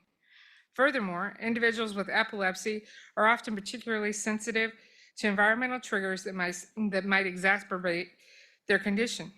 As responsible community leaders, it behooves you to adequately assess the potential impacts on the vulnerable population and mitigate any reasonably foreseeable harm. Have you done that? In 2017, the conclusion of an 8-year multi-study site concluded that about 1 in 6 U.S. children were diagnosed by a healthcare provider with a neurological condition related to developmental delay. The evaluated conditions included autism, ADHD, blindness, cerebral palsy, hearing loss, and epilepsy. Consider that for a moment. Approximately 17.8% of the children in this nation are developmentally delayed. These children live daily with neurological conditions that affects how they perceive, interact, and feel. In 2020, additional analysis revealed a higher prevalence of children with developmental disabilities in rural areas. Unfortunately, 1 in 6 also describes the prevalence of the top 5 neurological disorders among adults. Based on our county population in 2020 and principles of normal distribution, we can estimate there are approximately 5,500 residents living in rural Douglas County with a neurological condition. As a parent of a child with autism, I can tell you what sensory overload looks like. It looks like a 4-year-old wandering out of the house in the middle of the night due to anxiety. It looks like a 9-year-old who wears earmuffs all summer because the sound of Kansas wind makes him start hitting his head and crying. It looks like a 12-year-old who feels physical pain when his hair is cut. Clinical studies indicate that autistic children and their parents experience levels of stress that are similar in nature to PTSD experienced by combat veterans. I'm asking you not to make it any worse for my family and others like mine. We've leveraged everything we have in order to get him therapy and provide him with a future. And our biggest asset is our home. And this challenges what that can do for him in the future, or whether he can even sleep in his bedroom. Thank you.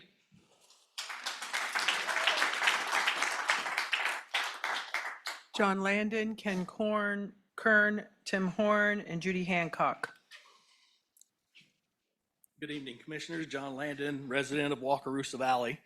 I asked you to look around this room tonight at all these people here.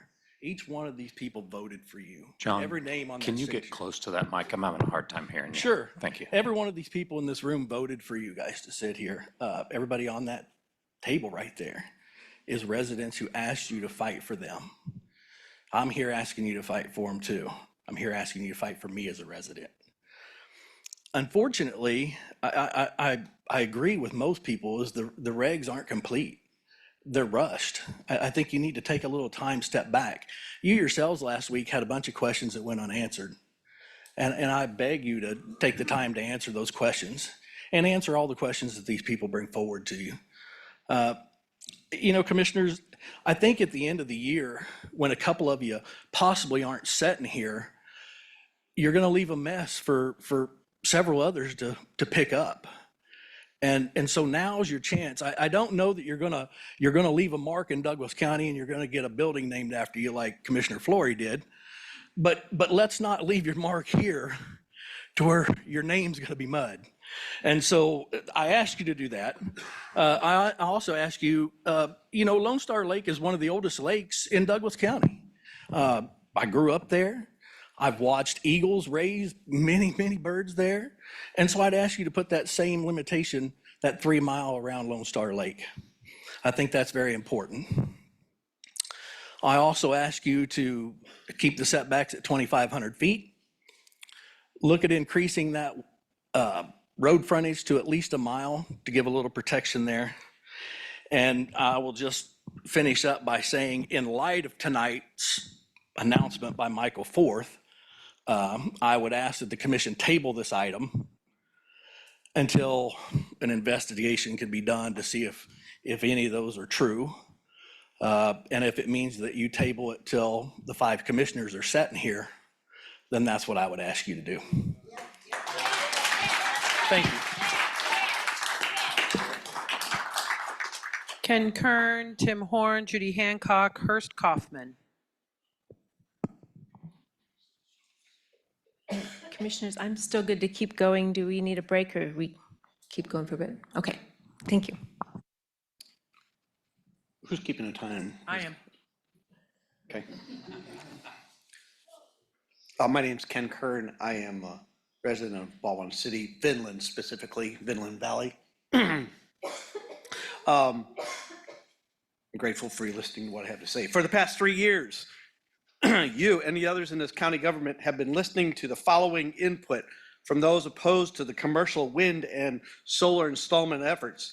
Some of the problems being audible sound, even when it's not running, inaudible sounds, vibrations, pulsations, sleep deprivation in these, from these conditions, possible and probable health problems from these conditions, trespass zoning, loss of property values, shadow flicker, barely efficient production, 35 to 40% average, and a possible backup fossil fuel plants that run constantly, higher electricity rates, no decommissioning language and regulations, no legal or lethal means of removing equipment and contaminated soil, fire in the narcell, blade throw, possible damage to water cells, bird and bat kills, aesthetics, reduction in economic growth, mercy flight interference with weather radar, false reading for tornado warnings, and oh yes, why is there absolutely no setback for Lone Star Lake, et cetera, et cetera, et cetera. The bottom line for the turbine power generation, as I understand it, is that from all available information I have access to, there is not 1 watt of power coming into Kansas from these turbines. All I read is that all the power these things generate is for only 10 years. The life of a turbine is going out of state, and that's the end of the turbine's life. I've only been listening and involved since March of 2023. You guys have been doing this for 3+ years, listening to these people back here. I hear all the facts and have read all the available information that I have access to on this matter. In that same year, I've heard nothing from anyone that provides the same length of list of positives for these devices. I have never been shown one positive net benefit in this endeavor that equally impacts the state of Kansas or Kansas residents. So in conclusion, I, in less than 12 months, have collected enough information to decide that I don't want any of these turbines anywhere, especially here in Douglas County, especially in Vinland Valley.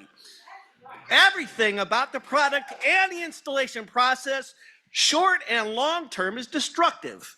You, the Douglas County representatives, have been at this for 3 years listening to the same information. You still want to discuss setback distances. One of us is wrong, we both can't be right.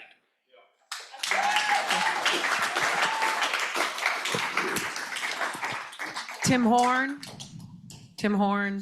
Judy Hancock, Hurst Kaufman, and Michelle Grocock. Good evening, Commissioners. Tim Horn, Southwest Douglas County, also the Willow Springs Township trustee. Not once have I ever been approached, called by anyone in the county about this. I have talked to you many times. I've been doing this for 2 years. I've talked to you about rock. I've talked to you about the needs to make sure we don't ruin our quarries because the amount of rock that's going to be taken for these. Not once have I ever had anybody reply to me on any questions or anything. Our township took the time a year ago and sent a letter to the Planning Commission and to you three. Never got a response from anybody except for you, Karen. You come to respond to us. And, you know, I feel like we're just kind of out there doing our job to make the best for our public, to make sure our roads are safe, to make sure we got the equipment to take care of things, be it snow, be it mud, be it putting more rock down. But when this comes about, I guarantee you, no matter how many promises you get, there's people sitting in this room tonight from other counties that will attest that will ruin our roads and will make it hazardous for everyone in the county. We need to put a ban on this, or at least stop, sit back, go over our regulations, get the questions answered. Don't put forth something that you're gonna, well, we'll fix it when we get to it. That don't work, because once they get their claws in you, they're hooked, you're done. And we are up creek. And we need to really pay attention to what's going on here. And to say what another person said a minute ago, let's be a commission that the people support and respect. Don't put your name in the mud. Be sure you take care of the people that are right there. We need representation in the rural area. Yeah, I'm not opposed to solar and wind as long as it's on an individual basis. We need to make it to where the power companies will work with people as an individual farms, you know, not farms, but let me rephrase, individual wind and solar on their places to make it more economical. I think if we put solar on every rooftop, on every property in the county, yes, the rural county, not in the city, that you could support this county with electricity if it was allowed, but it's not. So we need to take a look at that aspect of it too. But we really need to pay attention. Yeah, we've got abundant amount of quarries. Yeah, we've got probably the most rock of any county in the state. Sorry. I could go on. Judy Hancock, Hurst Kaufman, Michelle Grocott, and then Jeff Ulmer.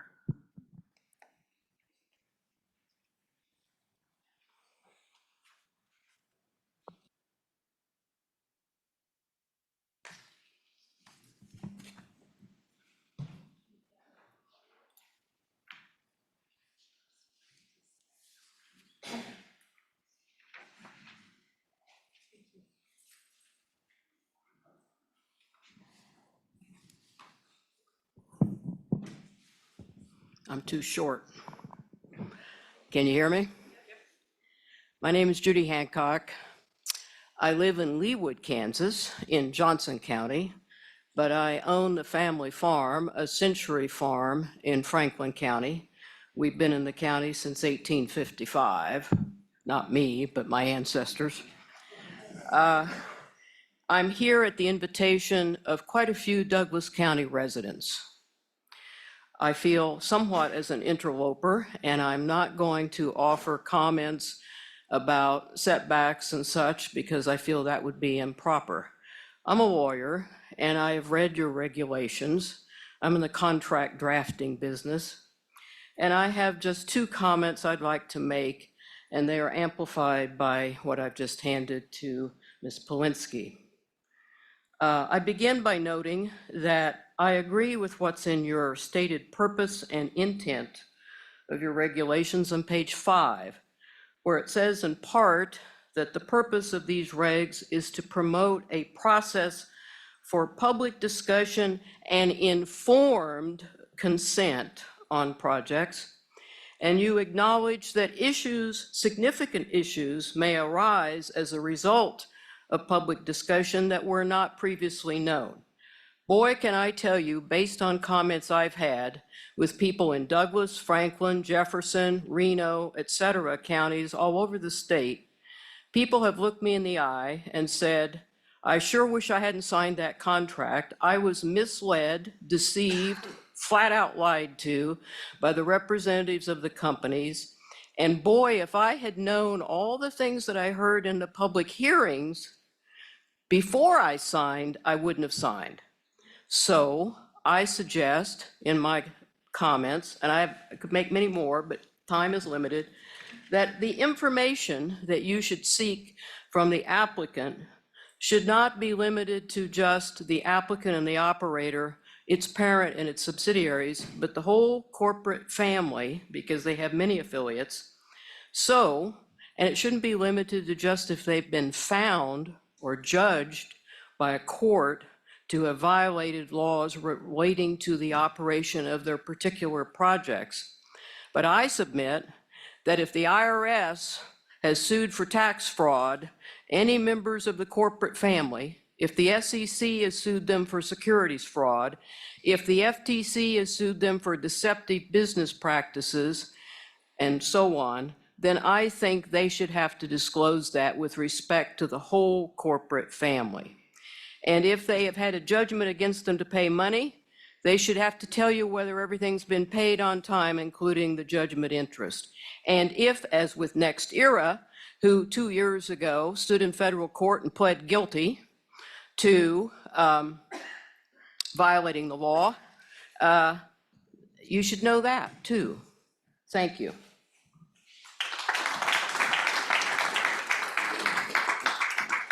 Hurst Kaufman, Michelle Grocott, Jeff Ulmer, and then Michelle Eagleman. Thank you, Commissioners. Hurst Kaufman. I live in Marion Township, just south of Globe. And I am here to support the regulations as submitted by the Planning Commission. I think they did an excellent job of sorting out thousands of pages of materials that were presented to them. They heard hundreds and hundreds of hours of testimony and public comments. They met in many sessions with them among themselves. They listened to the Open Spaces program. They looked at the future of Douglas County. And I accept what they are submitting, and I hope that you will vote in favor of it. I think that the 2,500-foot setback from the non-participating property owner's property line is important because reference to an occupied residence is kind of irrelevant. What does it matter if you have a residence on your property? I have a farm that my residence is 1,500 feet from my nearest property line, so I'm already set back quite a ways. I'm fortunate.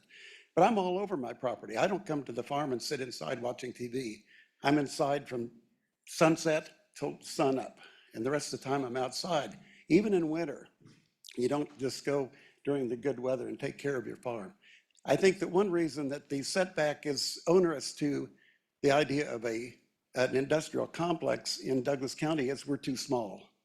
And the tracts of property that are available for this kind of project, they're not like they would be in western Kansas, say Elk County, Gove County, Sheridan County, someplace where you have thousands of acres in open space, and it would be a really ideal space for an industrial complex. So I really request that you accept the regulations as submitted from the Planning Commission. Thank you. Michelle Grocott, Jeff Ulmer, Michelle Eagleman, and then Patricia Brooks.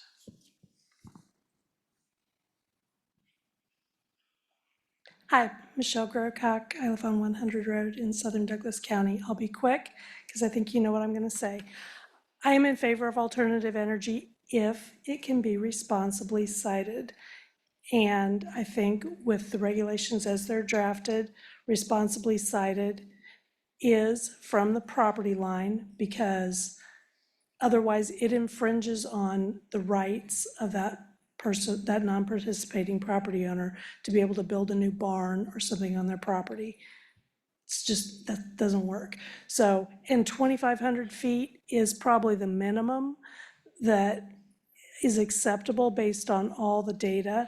So I think those are really important. The other point is, I think we need to make sure, and I'm not 100% sure with what we have written, whether the security for reclamation is tight enough, but I mean, we've got to make sure that's covered. I mean, that's dangerous for the county. I mean, I'm not in favor of taking our agricultural land and converting it to an industrial use, but if we're going to do that, then I think that the work that the Planning Commission and the staff did was professional. I think they consulted data and science, and I think they've done a really good job. There's things you could nitpick all day and all night, but I think it's good, and I think you should approve it as it stands. Thank you. Jeff Ulmer, Michelle Eagleman, Patricia Brooks, and then Jeff Brooks.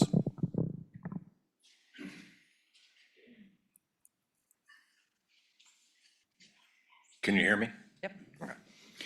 I'm Jeff Ulmer, live off 400 Road in southern Douglas County. I have 3 points I'd like to make tonight. First, regarding setbacks.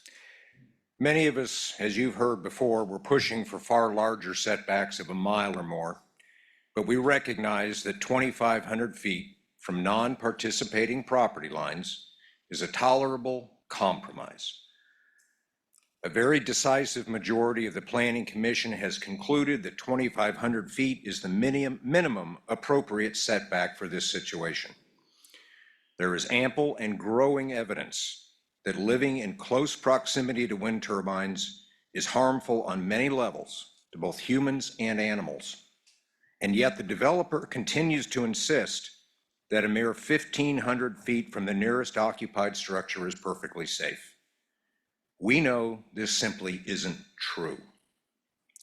The first responsibility of the Board of Commissioners is to protect the health, welfare, and general well-being of the citizens of Douglas County, specifically in this case, rural Douglas County, not to accommodate wind energy developers. I ask that you show us enough respect to approve the 2,500-foot setbacks. Second, on page 19 of the regulations, item 7 states, additional or reduced setback requirements may be imposed by the Board of Commissioners as conditions of approval to the project. This was touched on earlier. I find this not entirely acceptable. Any variance shortening the setbacks, or for that matter, any variance diminishing any of the regulations, should be granted only after being submitted to the full Planning Commission for evaluation, public comment, and then approval or denial. No Board of Commissioners, this one or any in the future, should be able to arbitrarily alter these regulations to accommodate a developer. Lastly, I'd like to make a point about this whole debate in general. I read the Plan 2040 again this morning, and just a quick review found at least 10 places where it states that the goals of Douglas County are to protect and preserve agricultural land, protect and preserve wildlife habitat and corridors, and maintain the rural character of the county. In fact, page 20, item 1.4 states that the goal is to, quote, minimize agricultural land conversion to other non-agricultural uses. So what are we? Industrial or agricultural? It can't be both. Thank you.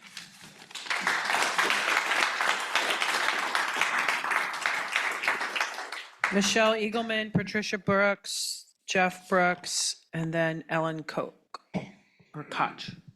Michelle Eagleman. I live in the Lawrence City and have for over 35 years.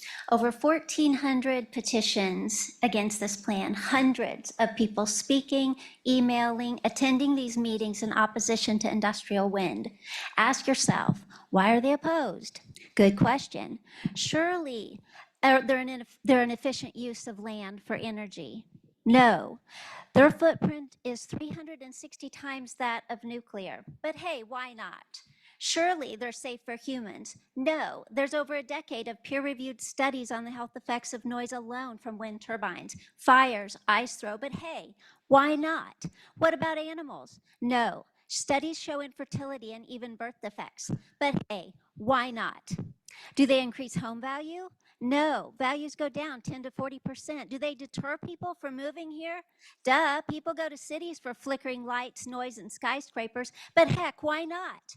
Surely they're environmentally friendly. No, NextEra just had to pay $8 million for all the migratory birds that have been killed in Wyoming and New Mexico, but they'd never kill birds here. Surely it helps the county's carbon footprint. No, the energy is going elsewhere. What was it that William Wallace said when he was about to be drawn and quartered? I think he yelled, "Green." Does it grow the economy? No. The road damage will likely lead to increase in property taxes, and who knows if the county took it into consideration regulation or enforcement. Surely there's a plan for reclamation. I don't know, that's 30 to 50 years away. Who cares? Do other Kansas counties regret this? Yes. Many have listened to people and banned these entirely, and their population density was much less. But hey, why not? Surely it doesn't hurt the water supply.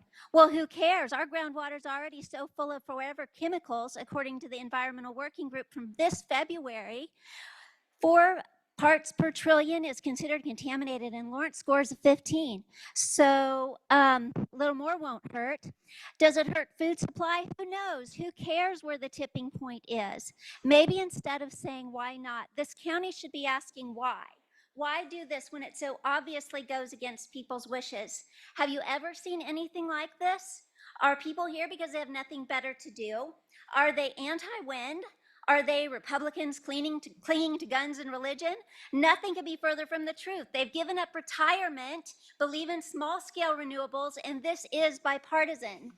Whether you like alternative energy or not, this is a real test of the actual premise that this country is in fact of the people, by the people, and for the people. The people who are most affected, that is, whose lives may never be the same, are trying to tell you something. You are disregarding them. It begs the question, what people exactly are you representing? The least you can do is listen to your own planning commission. 2,500-foot setbacks, that should be minimum, and Lone Star Lake should have the 3-mile setback as Clinton Lake. In a debate or a trial, you would have not have proved your case, and you would have failed. Thank you.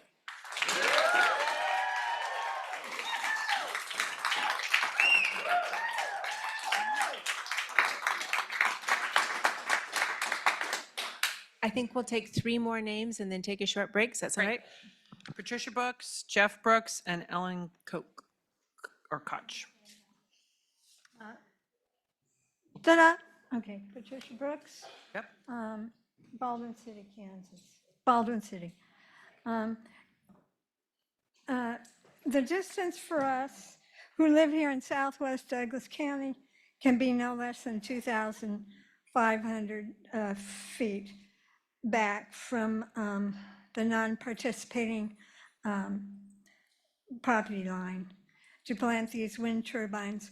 Wind turbines create serious problems should they malfunction or erode. They are ice throws, which travel 1,700 feet, broken off turbine blades, which travel 2,100 feet. Broken off turbine blades can catch fire, cause a field fire, or etc., who knows what else. Broken off sharp fiberglass shard projectiles travel up to 200 miles per hour. PFAS are forever chemicals, are carcinogens and serious contaminants, which are nearly indestructible. All the above can cause serious injury to humans or animals if hit or absorbed by. A 2,500-foot setback from property line for wind turbines is essential to keep toxic exposure from PFAS lessened. EPA states that PFAS, all 12,000 of them, are dangerous carcinogens. These are known as forever chemicals, which are nearly indestructible and resist breakdown in our bodies and in our environment.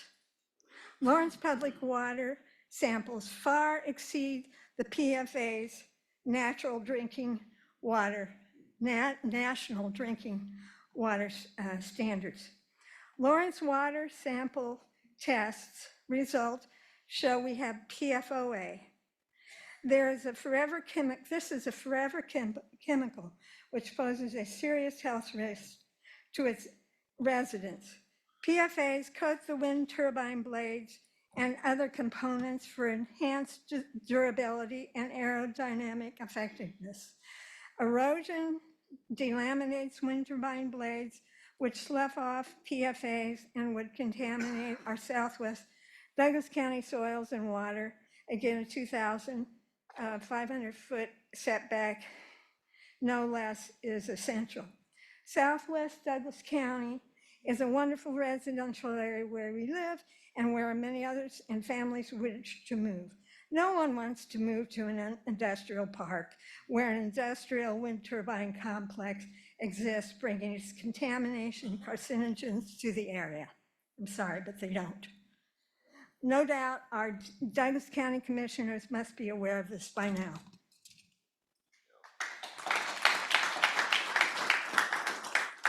Jeff Brooks and Ellen Koch.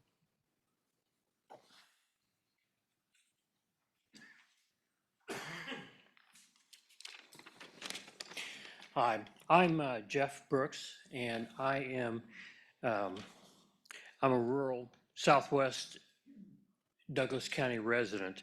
I'm retired. I worked 40 years in the civil engineering profession, and my experience includes planning, development of industrial wind farms across the country, two here in the state of Kansas, plus some solar fields in the area during the 90s and the 2000s. So I have experience there. When I first got involved with wind projects, I was excited to be there and be doing this, but the industry is telling us this is pure, clean, 100% green, and it's bulletproof. And as time progressed through the years, we found the opposite is true. I have come to the conclusion that there are right places to put these projects and there are wrong places. I agree with Governor Kelly's desire for alternative energy development around, but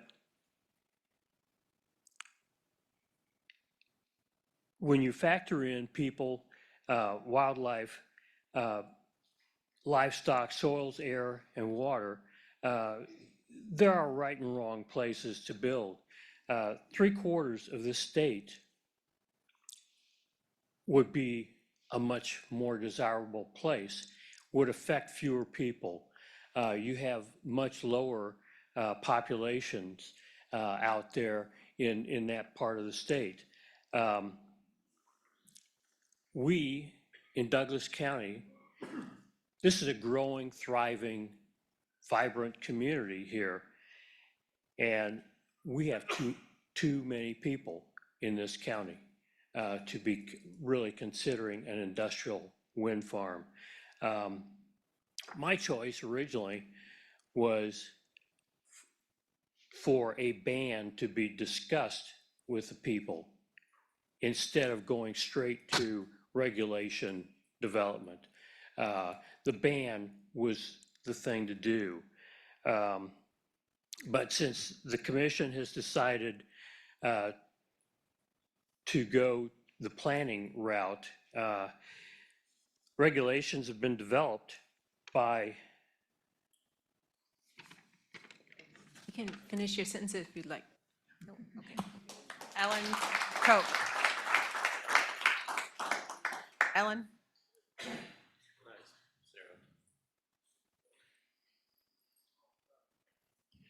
I'm Ellen Cook, Frankfort, Kansas, and I live in Irish Creek Wind Farm. Here's pictures to give you a visual distance when you're making your setback decision.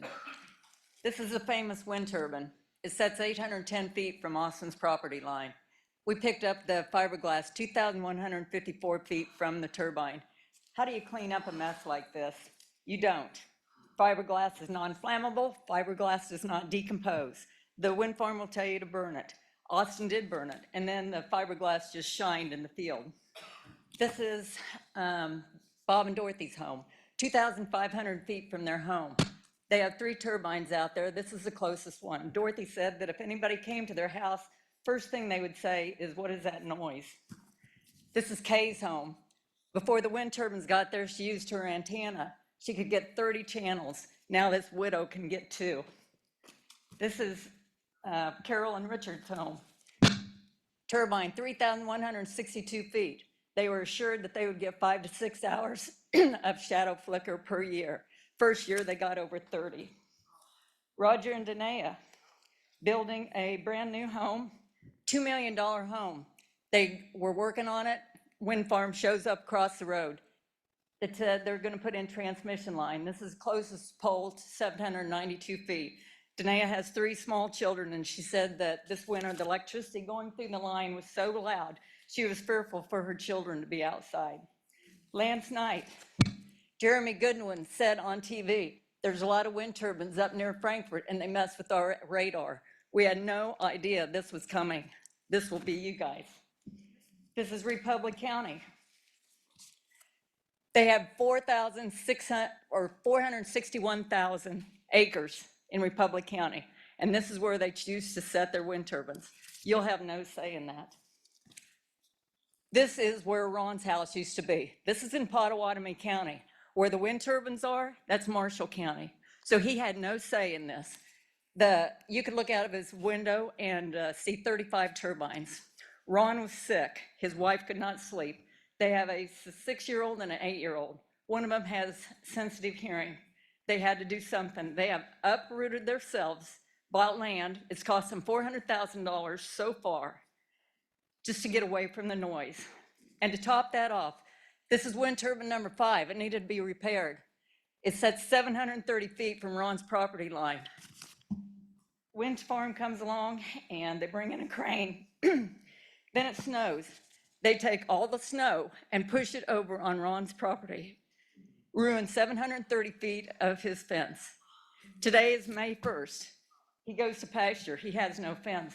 We filled out all the paperwork, gave it to NextEra for a claim, less than $4,000.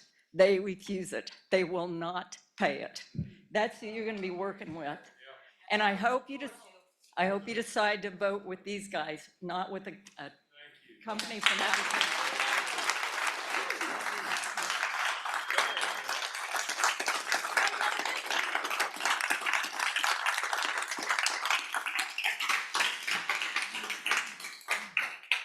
Was that our last name of the three? That's our last name of the three. We do have several people online with hands raised. How if many so- do we have online? So far, we have 3 hands raised online. Can we go ahead and take those 3 commissioners before break, or do you? Okay, so. Let's take those.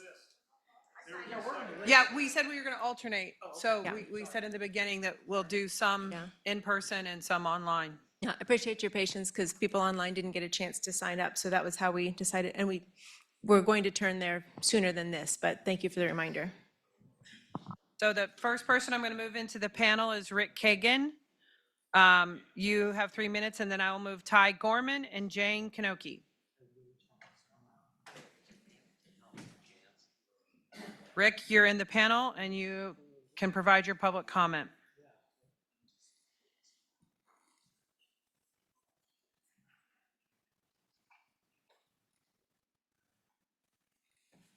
We can't hear you, Rick.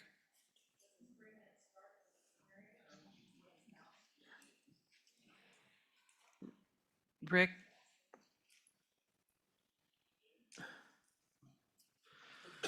I'll move Ty in for their public comment, and then Rick, maybe you can figure out your technology.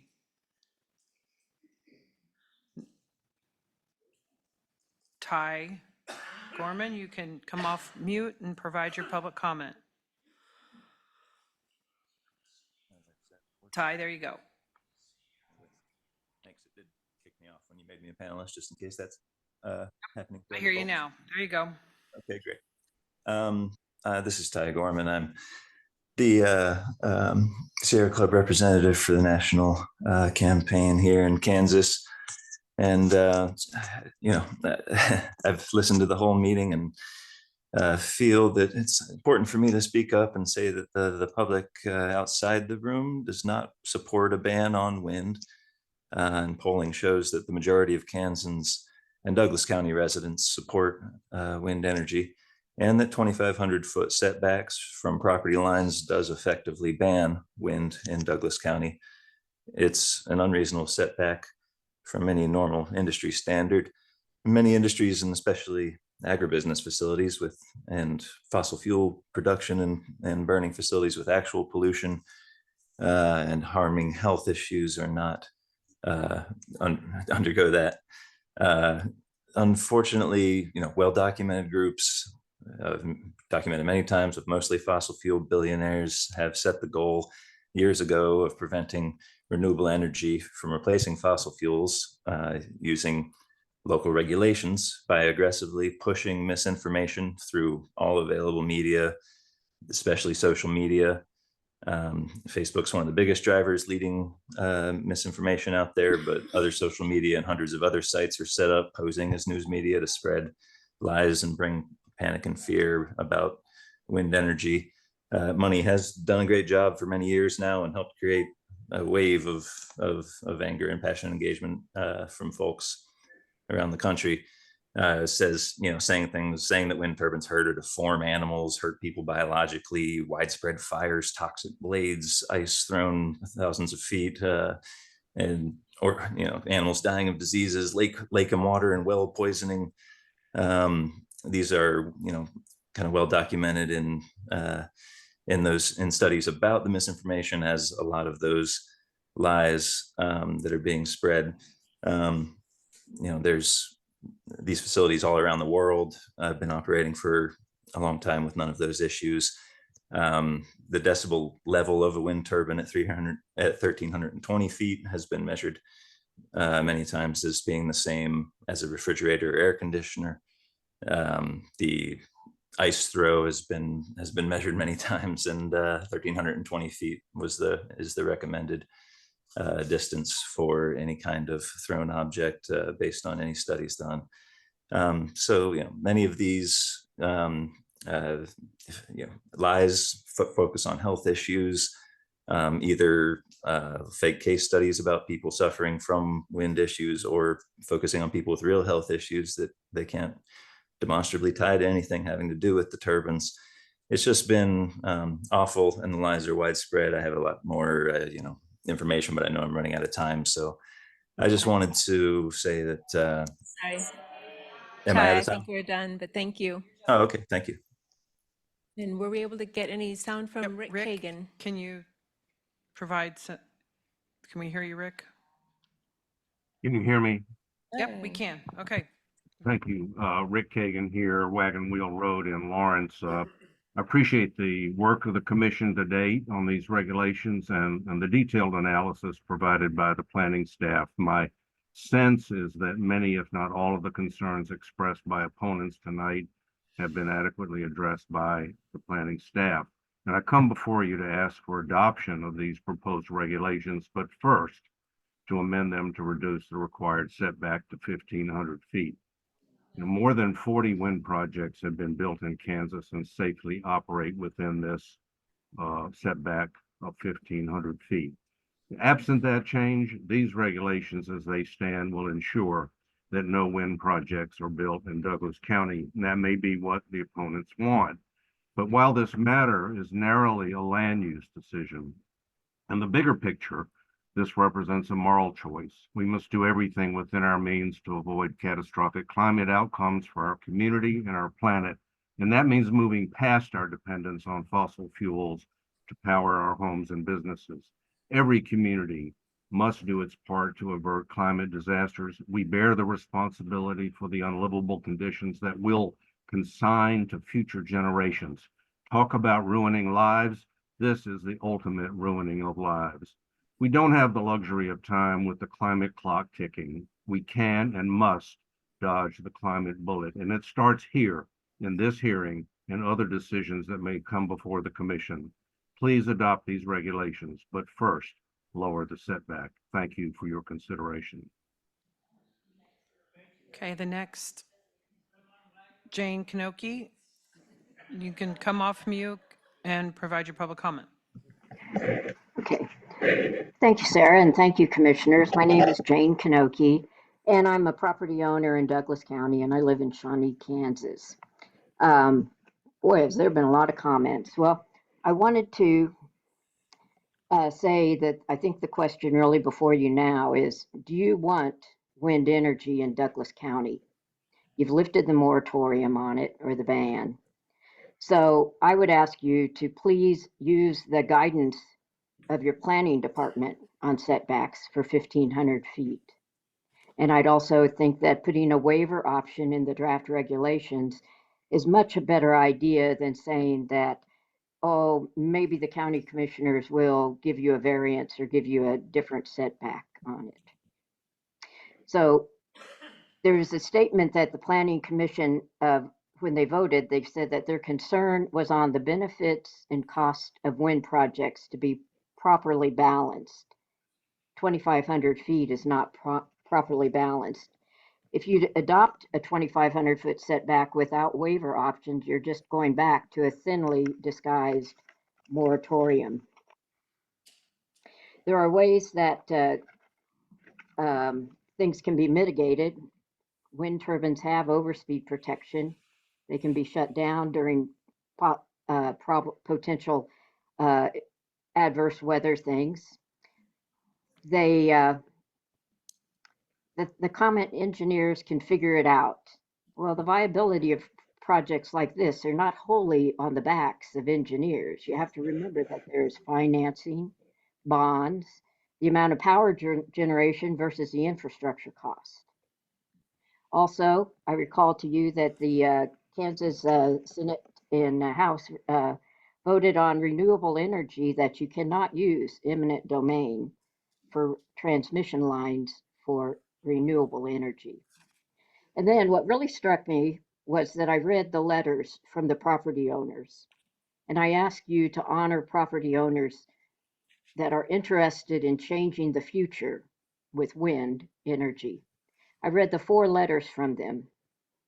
And I would ask that you would give them consideration and vote to approve wind regulations, but have a reasonable setback, 1,500 feet. Thank you again for all the time that you and the Planning Commission and your staff have been taking on this issue. Thank you. I think with that, we will take a recess.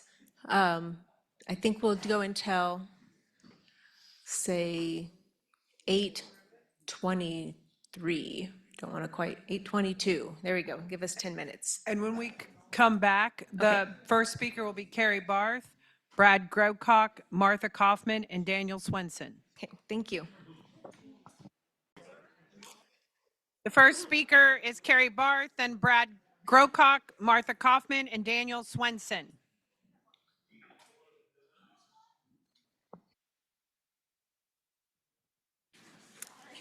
Whenever you're ready.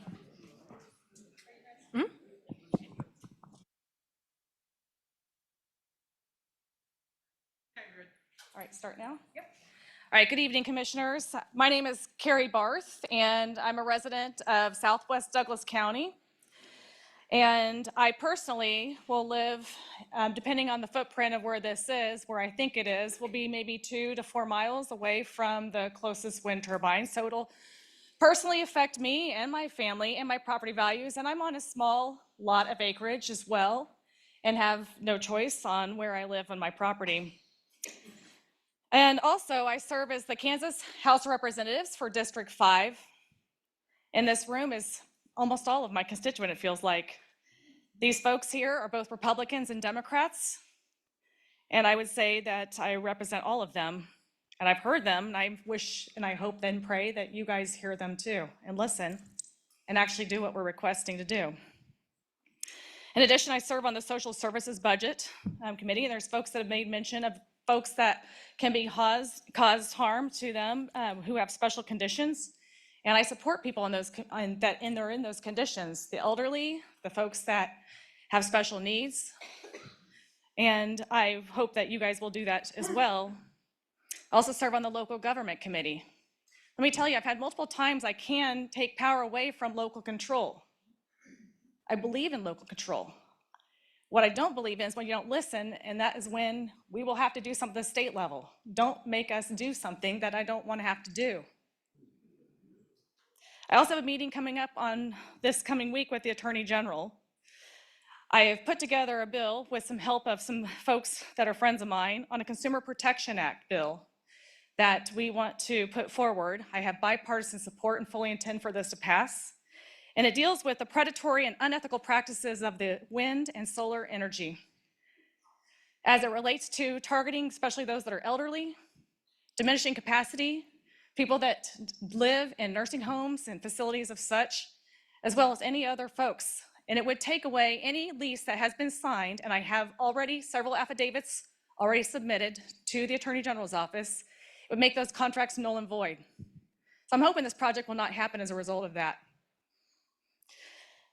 I can attest that what Mike Forth said about Commissioner Wiley, I forget how to pronounce her name, sorry, does need to recuse herself. I've witnessed it, you being at the Capitol, I've met with you, saw you in there, and I said, what are you doing here today? During a special alternative energy day, and you were like, I'm with all my people.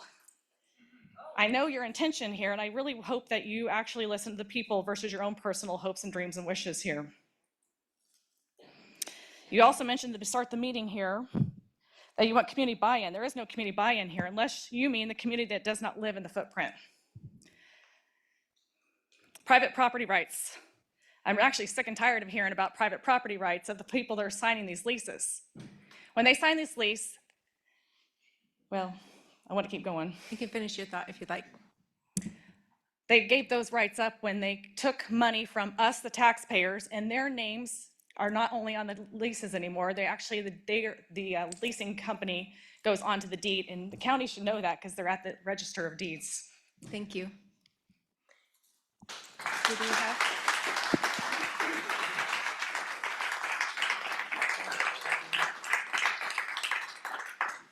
Brad Grocott, Martha Kaufman, Daniel Swenson, and Pam McDermott. I'll shrink. Lift it up. Can I lift it up? Yep. All right, I'll try that. My name is Brad Grocott. I live in rural Douglas County, 100 Road. Where to start? 3 minutes to discuss something I've been involved with for the last 18 months, right? That's all we get. I'll try to be as succinct as possible. There's plenty in this plan that you will review, has been reviewed, and I applaud the Planning Commission. I don't agree with everything in this plan. I don't think you'll find anybody who agrees with everything in this plan. But well, there's one sacrosanct component of it, and that is setbacks. That's been debated, it's been deliberated, and it's been decided. You can call it what you want, depending on your perspective, but it's not a ban, it's not a moratorium, it's not keeping anybody from doing what they want to do. It's a safety feature. And it's been basically sent to you by the people that are in charge, that have been charged to tell you what the regulations should be. Respect that, please. Also, I heard 1,500 feet. It was in the first couple of draft regs. That's not unanimous. If you go back and look to the mid-month agenda report, 23-179, March 8th, 2023, 95% of the people that responded wanted greater than 1,500 setback. Who wants 1,500 setback? Developers do. They can stuff more turbines in less space. And that is at the core of what I see in all this. It's scale. There are many, many, many ways to fight climate change. I'm not against wind or solar. I have solar on my farm, as you know. I am against destroying one environment to so-called save another. And this scale will destroy the rural parts of Douglas County, period. So towards that end, 2,500 feet setbacks should be a minimum. There's plenty of research. It's in your packet. I sent it to you. Everybody else may have seen it and have talked about it. It's not scientifically driven by the people who want this. And again, the greenwashing that occurs from developers is to support their narrative. They're corporations. They make money. This happens to be a corporation that wants to make it through energy. If it was altruistic trying to protect the world, they would have done it 50, 60, 70 years ago when they knew darn well oil was not a good thing to be following for energy purposes. So 2,500 feet, don't touch it. Because at the end of the day, this is about trust. You trusted a planning commission, an ad hoc committee within the planning commission to come up with regulations. They've delivered them. If you change that, everybody who watches this realizes it's not about anything that's been deliberated and debated. It's about a different agenda. I implore you, if you're going to accept the entirety, do it. But do not touch the setbacks, period. Thank you. Thank you.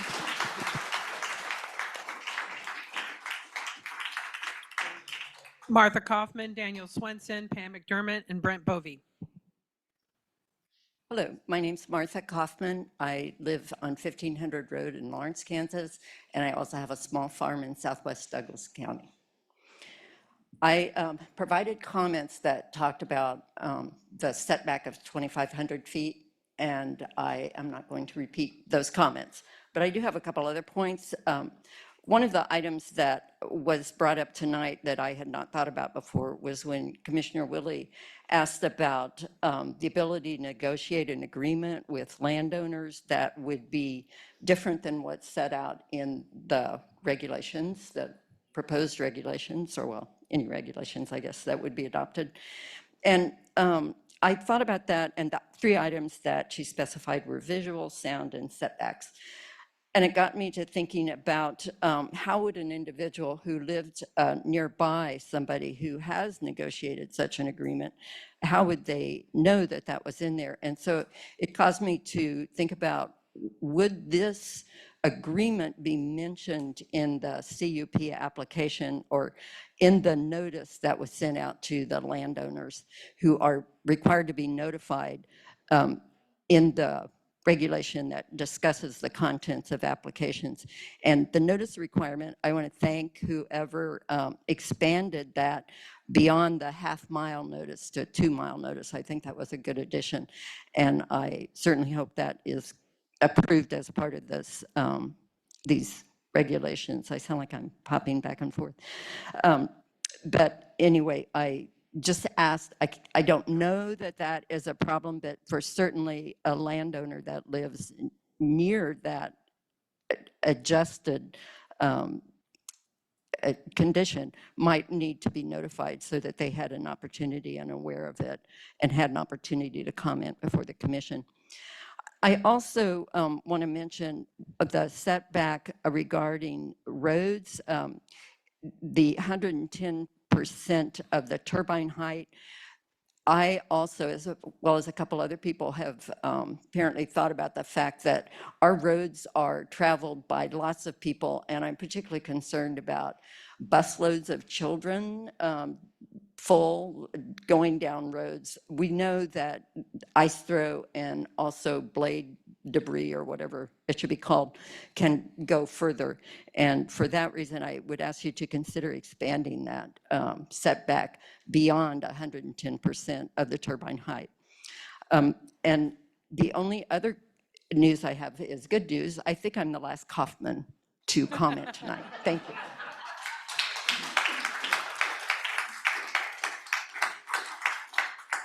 Daniel Swenson, Pam McDermott, Brent Bovee, and Richard May.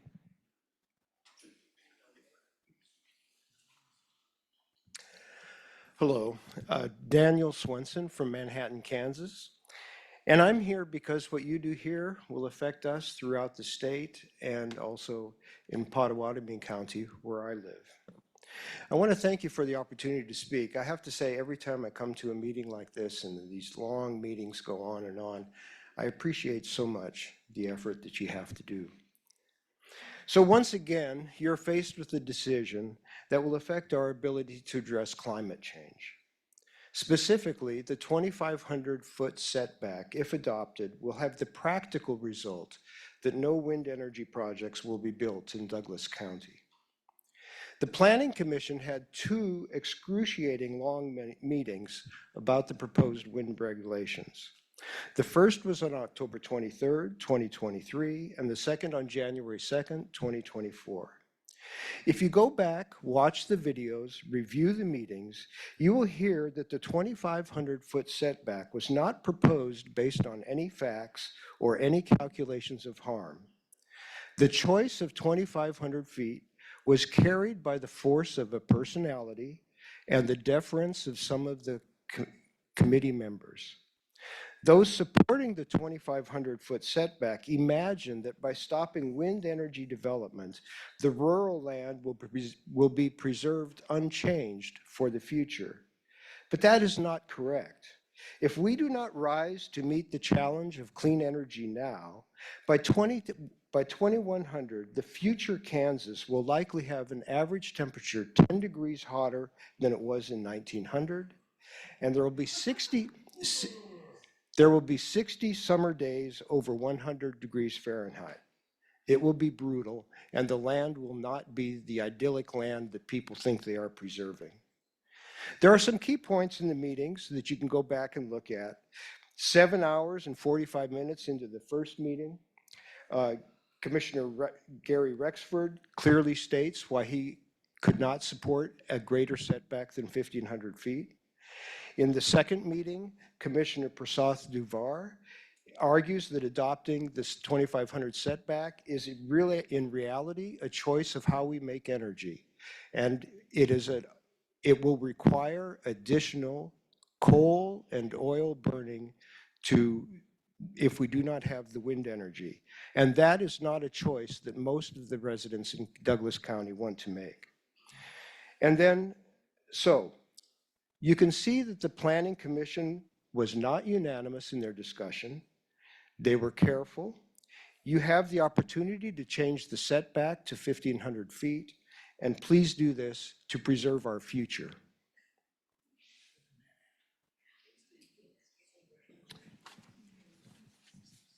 Pam McDermott, Brent Bovee, Richard May, and Kevin Cooper.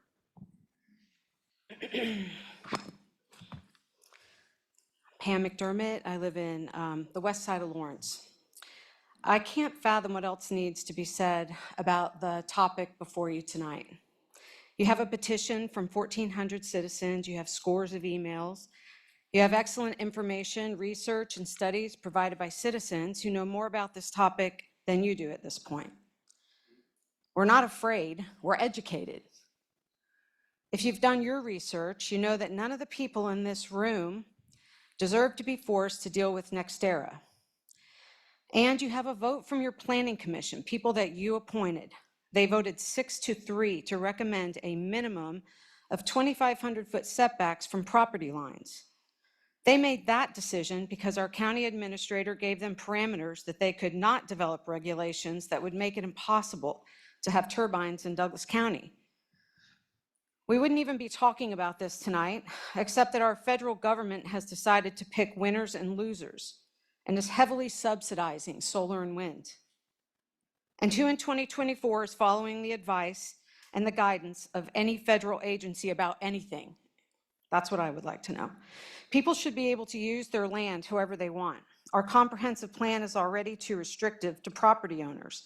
However, nobody has a right to make me pay for what other people want to do on their property. I don't want to pay for your wind turbine with my tax money, while NextEra makes a fat profit. And you don't have a right to burden the next generation or future property owners and potentially lock up our land. Karen, you spoke a few weeks ago about the condition of our farmland, some of the best in the world. On the one hand, you seem to respect what it's capable of, producing nutritionally dense food. But then you said current farming practices don't support life in any way, shape, or form, and you condemned it to hold solar panels for 25 years. Those are the words and actions of an elitist, utopian, academic type person who has never experienced hunger. Our land is our most valuable asset. It's the reason America has food independence, something only a handful of other countries enjoy. Our farmers are the most productive in the world. Wind turbines and solar panels put all that at risk. Patrick, you asked for grace because the solar project was going to be the biggest project the county's ever undertaken. You're an elected official who has the power to make these big decisions. You should have said no. How about instead of asking for more grace tonight, you give it to the people in this room? And lastly, Shannon, you're here because 4 years ago, people in this county were very unhappy about being disregarded over the issue of a jail expansion. And now here you are, disregarding with all your heart. You should vote for the setbacks recommended by the Planning Commission and give rural Douglas County some representation.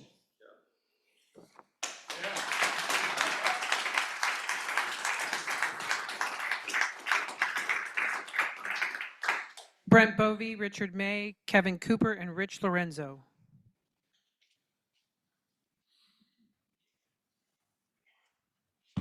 Brent Bovee, resident of Douglas County, taxpayer and voter. Given the importance of tonight's hearing and the significant negative long-term impacts to so many landowners, homeowners, residents, and tax-paying citizens of our county, it's important all residents of our county hear the truth. It's critical for all residents of our county to learn what very likely appears to be several severe conflicts of interest by one of our county commissioners. Commissioner Willie needs to explain her behavior to all residents. First, trip to Washington, D.C. with NextEra Energy. Facebook or social media postings of pictures of you, Commissioner Willie, with NextEra Energy employees in our nation's capital. How is this not a conflict of interest? How will you remain neutral in any decisions related to NextEra's involvement in Douglas County projects? Who paid for your trip to DC? What benefits have you personally received from your relationship with NextEra?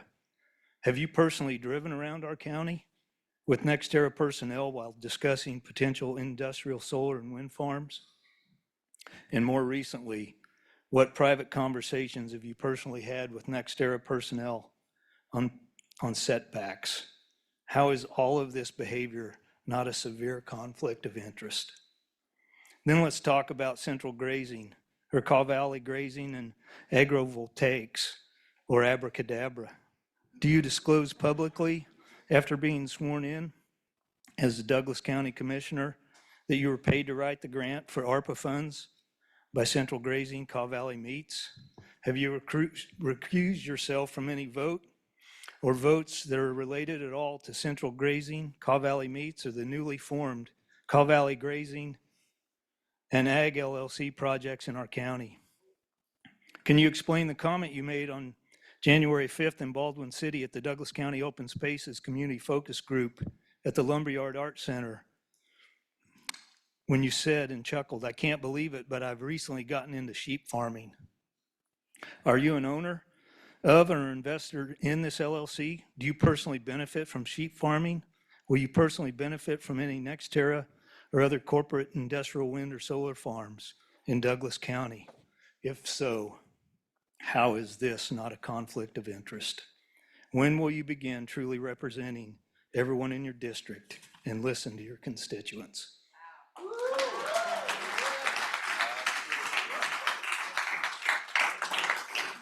Richard May, Kevin Cooper, Rich Lorenzo, and Tina Freeman.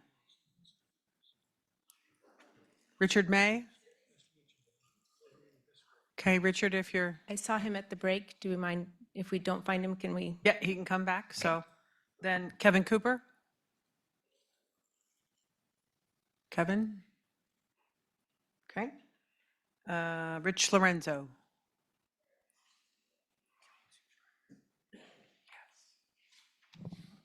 My name is Rich Lorenzo. I live in rural Douglas County, south of Lawrence, and have resided in the county for over 30 years. I'm here to support my friends and neighbors who live out in the county. And I just want to make two observations. I'm going to keep my comments short and not use my prepared comments because most of what I'd like to say has already been said. But while I was at the Planning Commission meeting, I could tell that the planning commissioners had conducted a lot of their own research. But more importantly, they listened to the citizens of Douglas County that the development would affect.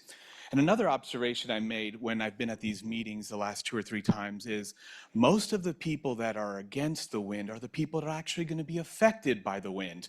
Most of the people that are for the wind are NextEra's lawyer, NextEra's representative, a couple of people from some national organizations, and a few residents from the city of Lawrence. Now, these people aren't really affected by this as the people that are actually living on the land. In an issue like this, the loudest voices should be the one whose property will be directly affected. While it may be appropriate to consider the voices of those who live on the other side of the county or in another state or even those who would make money off the project, the people who live nearest to the development in rural Douglas County have the right to be to the biggest microphone. They're the ones that need to be heard. They are the ones whose day-to-day lives will be directly affected by this decision. They are the ones who have generations of hard work and commitment invested in this land. I hope you will honor their voices tonight and the decision of the Planning Committee. Thank you.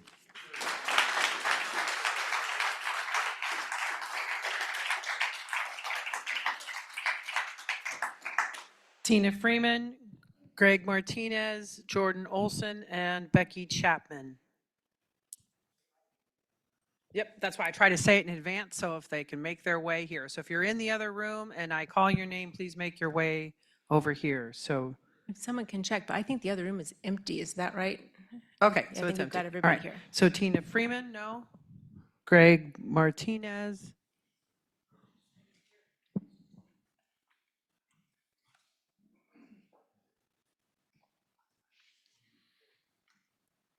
Good evening. Greg Martinez. I've been a productive farmland owner in Douglas County, Willow Springs in particular, since 2011.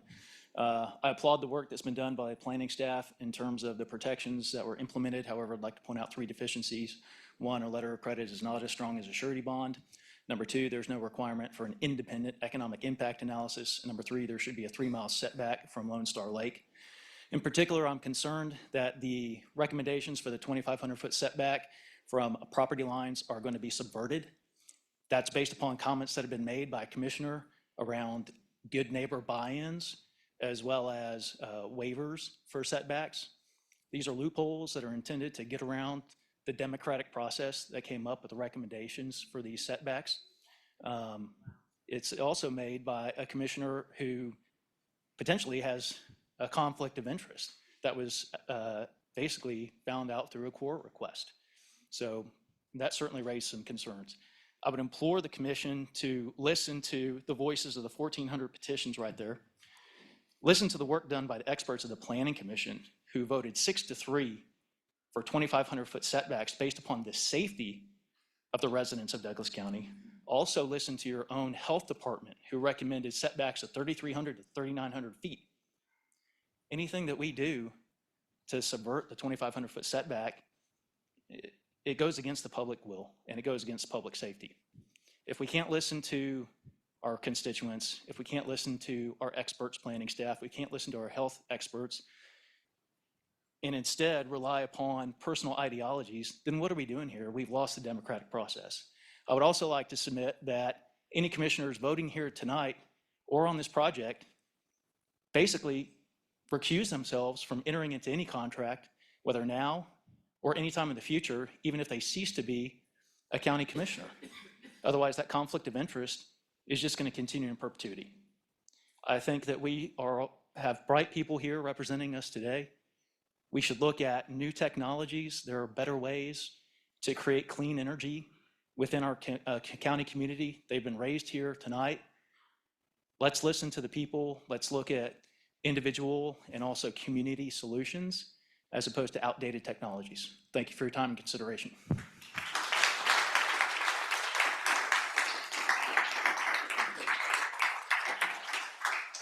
Jordan Olson, Becky Chapman after that, and then Alan Kloss Anderson. Right, Jordan. Good evening. This room looks a lot bigger on the other screen, I'll say that.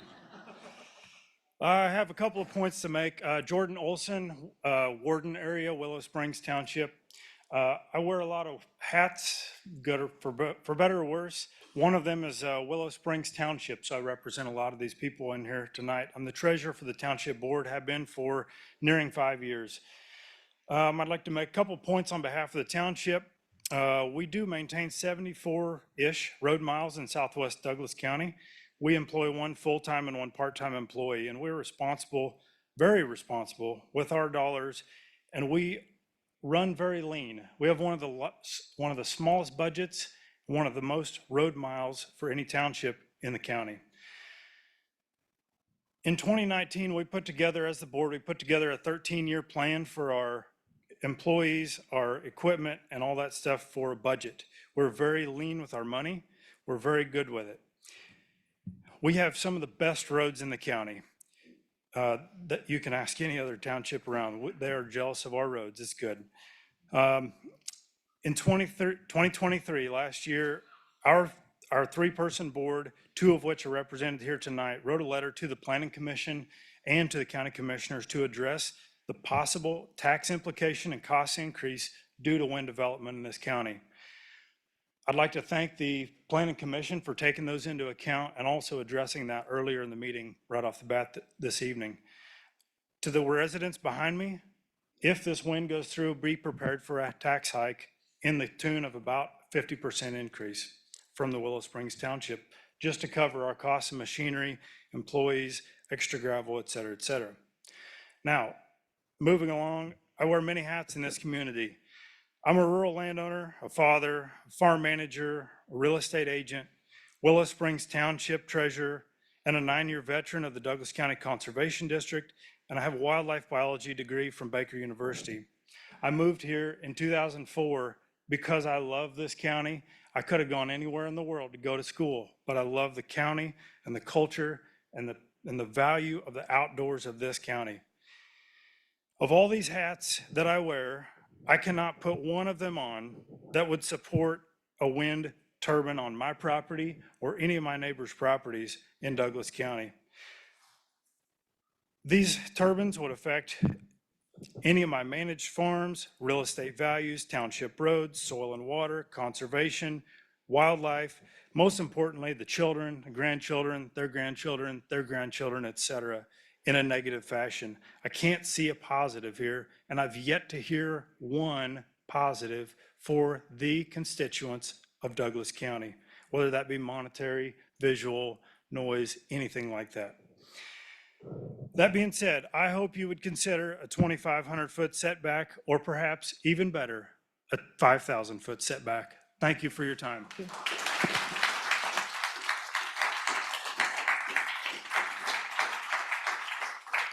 Becky Chapman, then Alan Kloss Anderson, Jason Hefner, Mike Watkins.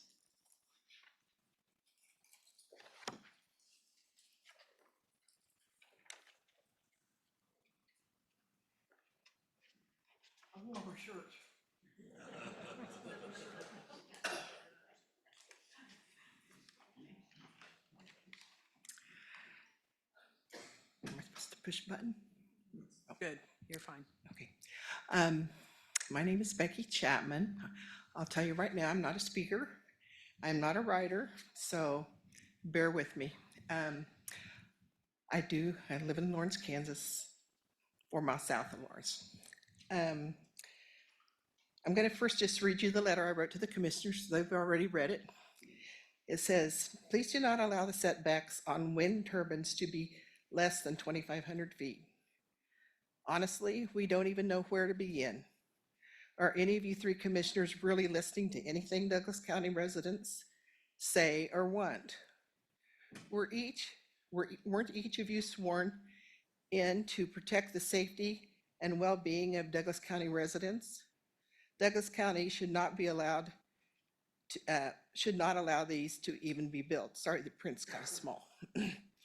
Once they are started, they will be everywhere. These monstrosities can be put in places where there are not such, they should be put in places where there are not such high residential populations and without using our valuable farmland and pastures. These energy companies can afford to install them in other areas. There are so many things wrong with installing these wind turbines. It would take too long to list them all, which a lot of have been listed tonight. Have any of you visited an operating wind turbine field? It is my understanding the Planning Commission did, but they were taken to a field that was not even running. Is this true? How could this happen? And how can they make an honest, educated decision? We believe you have already made up your minds. So if you must move ahead with, you should at least, the least you can do is to keep the 2,500 foot or greater setbacks. Money isn't everything. Where are you going to find more land to bury the hundreds of broken down turbines that can't be recycled? What are the legal aspects when someone is injured or killed when one of these malfunction or fails? Please stop and take the time to rethink your positions.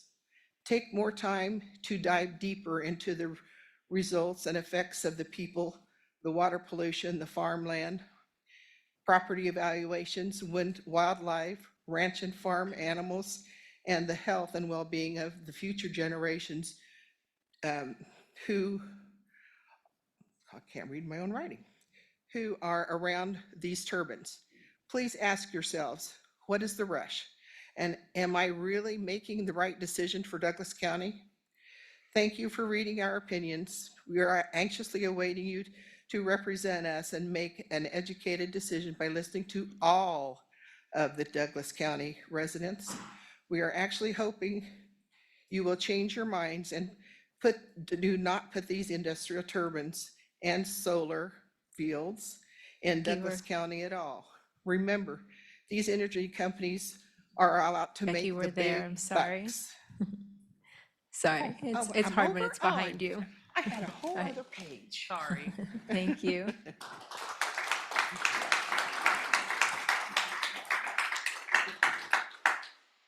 Alan Kloss Anderson, Jason Hefner, Mike Watkins, Brian Willie, and Michael Ullman.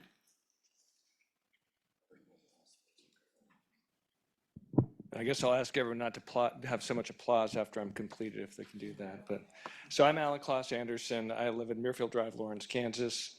I'm the chair of the energy practice group at the Polsinelli Law Firm in our Kansas City office. I also teach at the University of Kansas School of Law, where we just completed the final in renewable energy law, practice, and policy on Friday. So hopefully the students are taking some time to watch today's action as we see what happens in real life. So I previously submitted comments on, from the Douglas County, we had the markup and different things we kind of identified within the regulations. So with this time, I'll only focus on a couple things. But the one thing I guess I will focus on is, as we've heard, there's people that say, I don't want the project at all. And I think we should believe them. They don't want the project. So when they say distances they want, that's in furtherance of not having a project at all. There were people on the Planning Commission who also didn't want a project. So they put distances in the setbacks that will not allow for a project to happen at all. So the process somewhat forces people to put some, a criteria in that won't work. And how do we know that? One is we have all the science that goes with setbacks and the engineering that goes with that. We have aerospace engineers that have evaluated what are the safe distances for blade failure, for ice throw, all of those things. GE in their manual says it's 1.1 times. And if you talk to Professor Jonathan Rogers at Georgia Tech, it's 1.1 times. And if you talk to renewable or aerospace engineers, they'll tell you why that is, that the way things can move can only go in a certain distance, regardless of from whatever height, regardless of whatever speed, all those different things. I'm not an aerospace engineer, but in Douglas County, we should look at those things as we evaluate setbacks. So when we look at what was put in from people who say, I don't want the project at all, and we have 2,500 foot setback, again, we should believe the people, that's why they put it in there. USA Today also did a whole five-part series. Hopefully you've seen that. What it did is it had a panel of experts, Columbia University, Purdue University, and I was on that. And the distances for setbacks they set from a property line were 1,000 feet. And that's far beyond, basically it's 1.5 times what would be a tall turbine. So in that case, if you're going to do 2,500 feet, I would say, and I mean this earnestly, do a ban straight away, as opposed to do the 2,500 foot setback, because that's what it would be, but people will follow your lead on something. Did you have a comment or something? I missed something that someone put. Please address us. Thank you. Thank you. Jason Hefner, Mike Watkins, Byron Willie, Michael Allman. And if you're online and you would like to make public comment online, please go ahead and raise your hand, use the raise your hand function on Zoom. For the record, that's Byron Wiley. It's different than my name. Thanks. Sorry. Commissioners, good evening. There's a lot been said, so I'm going to jump into it. So these regulations have many layers and will impact thousands of residents for the next 50 to 90 years. While we don't have an application from a developer, which the county has clearly stated in many meetings, we do have a developer who is present in every public meeting, every situation, making comments, giving feedback, and they've given presentations in the public where their vision is turbines would cover roughly 20% of the county based on where they've been seeking leases. I'm going to focus on two areas of concern, some of which has been mentioned many times. I'm in agreement with the majority of rural residents that I've talked over the last 2 years. They want 1 mile setbacks. They want greater, but the Planning Commission came down to 2,500 feet. However, I recognize there's a balance, and that balance to me is a minimum simply for safety and health. There's plenty of evidence submitted that these turbines throw material 2,100 feet, as people have talked about. Personally, my family spends a lot of time outside. I've grown up on a family farm. My family's been in this county for 155 years, farming, ranching, paying taxes. I've got 8-year-old twins and a 5-year-old. This last Sunday, for reference, we were outside in the mist and the rain, planting trees, working on the farm. The only thing I heard was rain, wind, frogs. I stopped to think about what this county might look like if we had turbines 2,500 feet away. I've stopped at 3 projects around the state in the last year, and the noise is nothing that we want to live next to. It changes our life. The only way to solve that is distance. The other area I believe that needs to be corrected is in respect to decommissioning. Page 35, abandonment, decommissioning, reclamation plan, security requirement. Section 3, bullet point 3, Mr. Kelly. Form of security, such security shall be in the form of a letter of credit, an escrow amount, a performance bond, or other form of security which is acceptable to the county. This section needs stronger language in the regulations. I'm not an attorney, but a letter of credit says, to me, a company can simply state, we will have the money when the time comes 30 to 50 years down the road. Enron went out of business. They were big. The letter of credit language should be removed. It should simply state the developer will provide an escrow amount, a bond for each and every turbine in today's dollars at the beginning of the project when an additional amount to be added each year for inflation to be reviewed by the commission. Example, Cherokee County regulations state there has to be a $500,000 bond per turbine. Pretty straightforward, pretty black and white. Evergy just submitted a rate increase for $13 million to decommission 122 turbines in the Western Plains Wind Project. That's you, that's me, that's the taxpayers in this room, in this state, paying to decommission that project. They should have had a bond in place. Our county needs to have a bond in place for each turbine. And lastly, we don't write regulations for one developer. Thank you.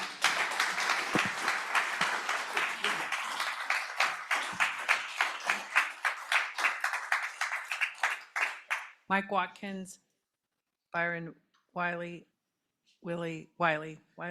Michael Allman, and Lori Belcher. Sorry, that one's hardwired into me. Thank you. Go ahead. My name is Mike Watkins, and I live about 3 miles south of Lawrence in rural Douglas County. Just for the record, I am a retired wildlife biologist. I spent 38 years helping manage hundreds of thousands of acres of government property in 4 states. And I do want to make it clear that I'm not a preservationist, I am a conservationist. I believe in the wise use of our resources. And one of the first things I learned as a young conservationist is that not all applications are appropriate for specific tracts of land. And if you think about that and you look at what has already been pointed out in terms of the small tracts of land and the large population of Douglas County, I think it becomes fairly obvious when you look at the data that probably this is not an appropriate place for wind turbines, Douglas County. Now, I am in favor of green energy. I am in favor of wind turbines, but I'm in favor of putting them in the appropriate location. And one of the most ridiculous arguments I've heard today about the 2,500 acre setback, which I am for if you approve these regulations, is that it needs to be 1,500 feet so that, because if we have 2,500 feet, it will stop any installation of turbines. Well, if that's the case, that's the case. You need to make your rules and regulations, as I learned as a biologist, that are appropriate not only for the renewable resource base, but for the safety of the people. And if your planners have done all their due diligence, and by the way, I used to be the district conservationist in Douglas County back in the 80s for 4 years. Some of the farmers probably that you worked with wouldn't approve of the hair. But the bottom line is, we know that your staff did an excellent job. They've looked through all the research, and they say a 2,500 setback is what we should have. And if that's appropriate, and if wind turbines can't fit in this county, maybe there's a reason for that. Maybe it's not an appropriate use for this land and this landscape. Thank you.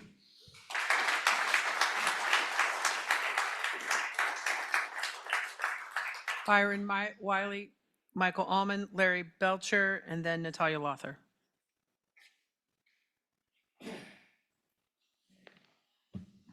Hello. To the beginning. Okay, I've spoken and written about industrial renewable energy systems with an energy life cycle perspective in mind.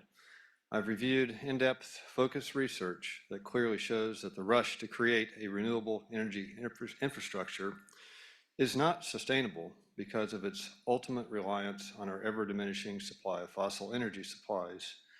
Creating these unsustainable systems has tremendously ramped up mining and the associated intolerable ecological damage that comes with that.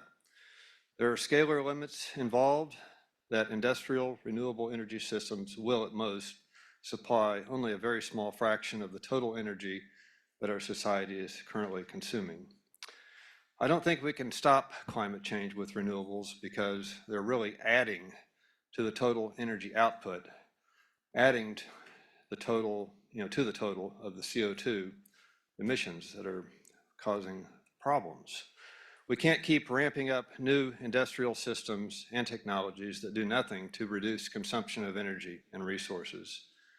To change this, I think we really need to be working on plans to reduce consumption and address critical topics like food security, transportation, conservation, and build skill sets that would help us adapt to a world with less energy and our chaotic climate that we have to deal with.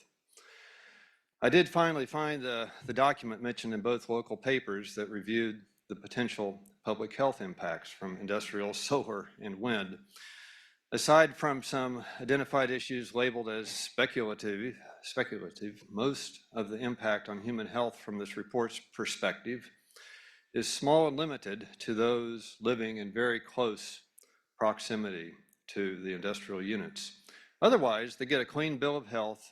But illustrated again is our complete blindness to the terrible social justice issues and devastating compounding environmental problems related to the front-end processes. We don't see that. We're only seeing the clean end of it, because we hear it's clean. It's not. The seriousness of the associated problems is not much different from coal extraction and consumption, except that mining has already ramped up greatly, with few of us even being aware of that. I had mentioned in the letter a article in the Washington Post about the cobalt pipeline. And I'm running out of time, but if you read that, you'll learn about, the people that are involved, the children, and the contact with the toxic metals, what it does to the local environment, and it just spreads everywhere. So just keep that in mind. Thank you.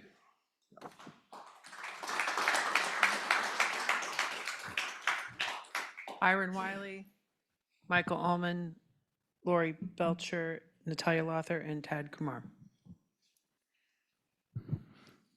Good evening, Michael Allman, 47-year resident of Douglas County. Please rewrite section 1230644 of the county code to permit only personal scale and limited scale, AKA community scale wind turbines. Personal scale is 50 kilowatts at 75-foot total height. Limited scale would be 1 megawatt at 350 feet total height. Why do I suggest this?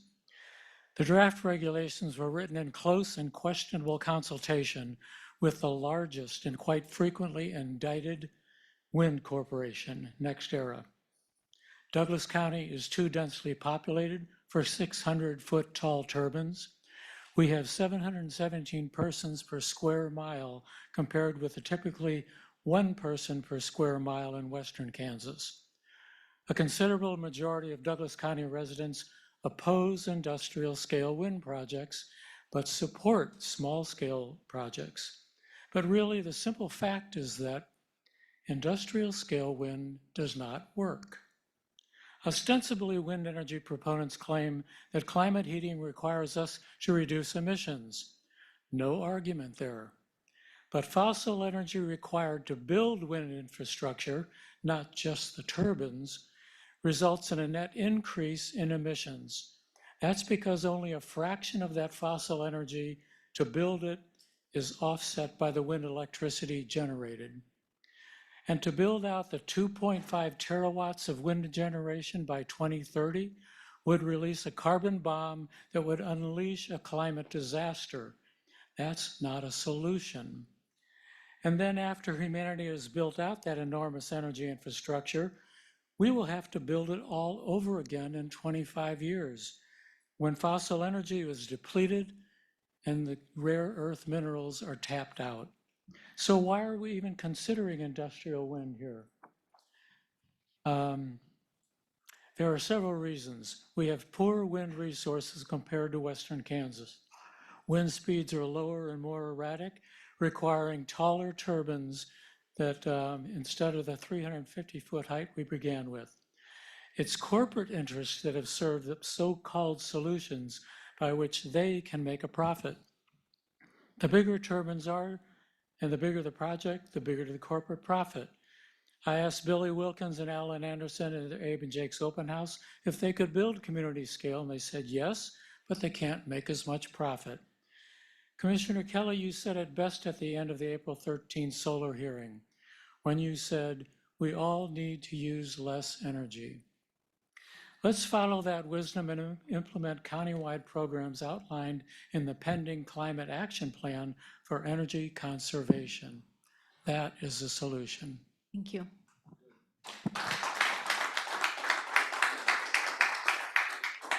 Lori Belcher, Natalia Lother, Tad Kumar, and then Ruth Rosell, or Roselle. Lori? Okay, Natalia? If y'all care about autistic people, please don't clap. I'm autistic. I'm really struggling. Natalia, do you want me to echo Signal. Sarah's signs? I don't know.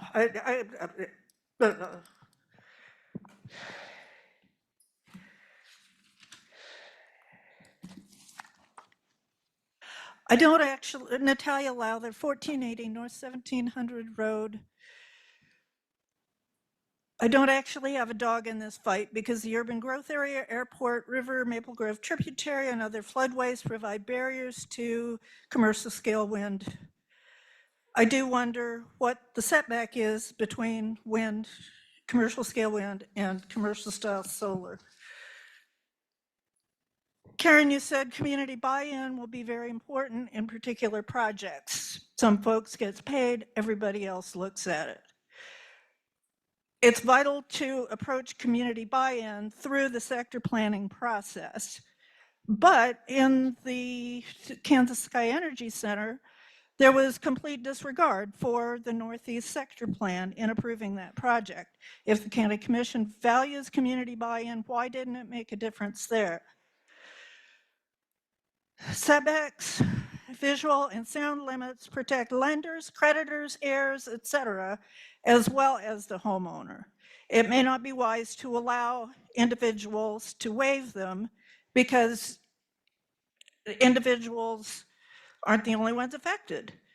You said that, Karen said that Douglas County is developing in ways that other counties hosting wind projects aren't.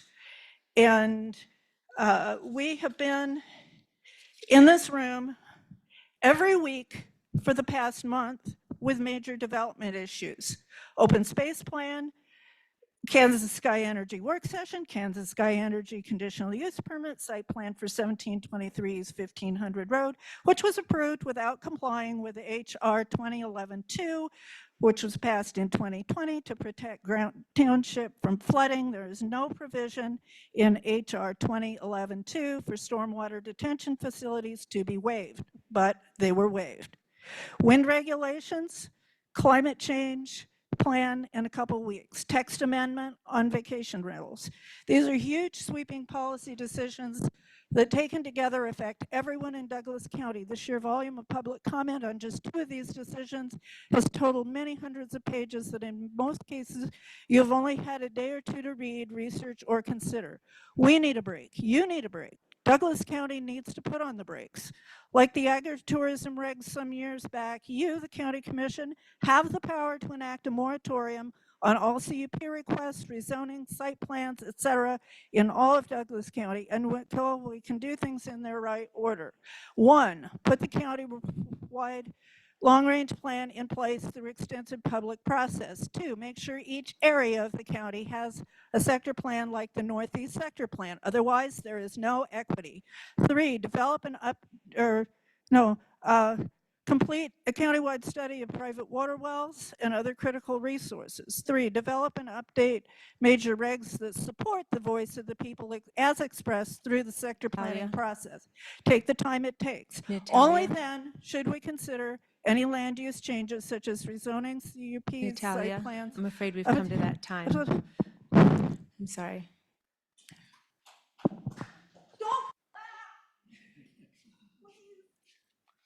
Tad Kumar, Ruth Rosel, Ralph. Oh, Ralph, you know who you are. Okay, go ahead, Tad. Good evening, commissioners. I am Tad Kumar. All right, is the green light on? Yes. Okay. Okay. I am Tad Kumar, Big Springs, Kansas. You often make decisions which, although important, have primarily local impact. Now you have the opportunity to make decisions of national and even global importance. A nationwide analysis by USA Today has shown that achieving clean energy goals to reduce global warming is increasingly unlikely because local governments are banning green power faster than they're approving it.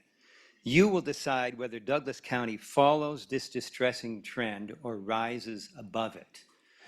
The proposed 2,500-foot setback, almost 1/2 mile, amounts to a complete ban on wind energy projects because it would make it impossible to assemble a large-scale configuration of wind turbines.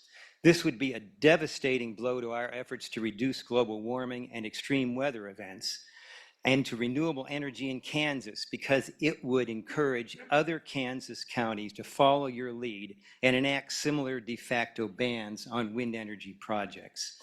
The proposed draconian setback appears to be based primarily on false allegations that turbines threw fragments and ice long distances. Actually, the materials were mostly blown along the ground by wind. Even if a turbine could throw something, wind turbines are generally located in rural areas with few people, so the odds that an object would be thrown and actually strike a person are similar to the odds of finding a needle in a haystack. Thus, wind energy opponents are asking you to ensure that no wind farm can be built unless the chance of personal injury is zero.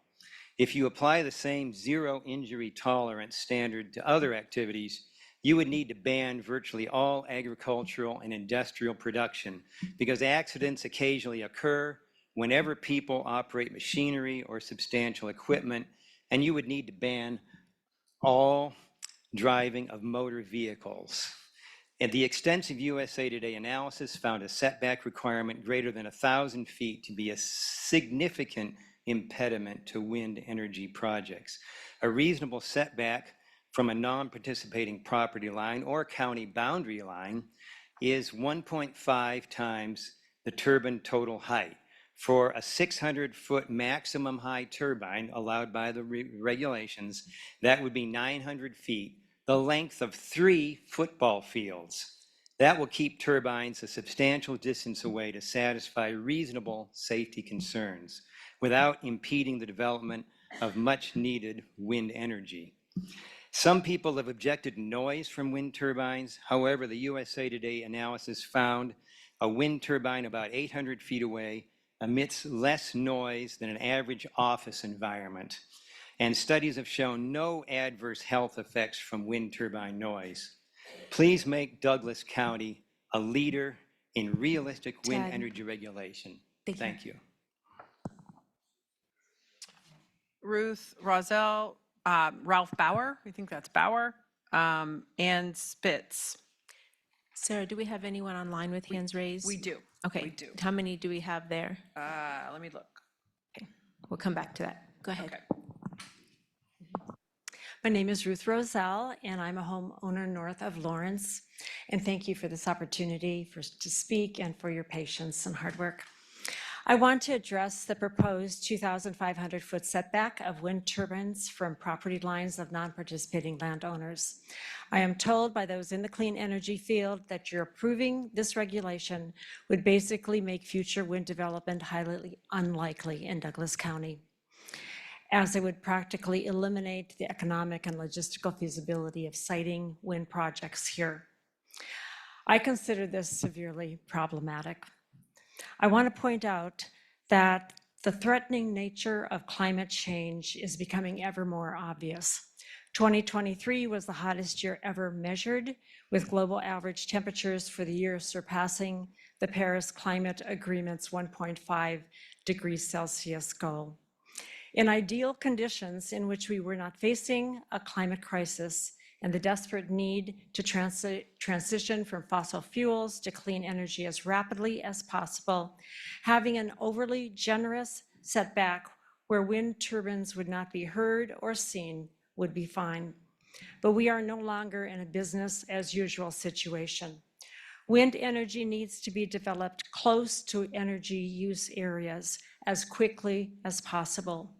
These wind standards already have stringent regulations on permitted decibel levels of sound and length of shadow flicker time. Complying with these, along with a setback of 1.1 or 1.5 times the turbine height for safety reasons, would be more reasonable, rather than the proposed 2,500 feet from property lines. Elsewhere in Kansas, there are 43 wind projects that have safely operated with a 1,400 to 1,500 setback from homes. Douglas County and the city of Lawrence have acknowledged the need to transition to clean energy numerous times. Approving regulations that will effectively halt wind energy development by large energy companies will make this very difficult to accomplish. It'll be turning away companies willing to invest millions of dollars in the county to help it move to cheaper forms of energy such as wind.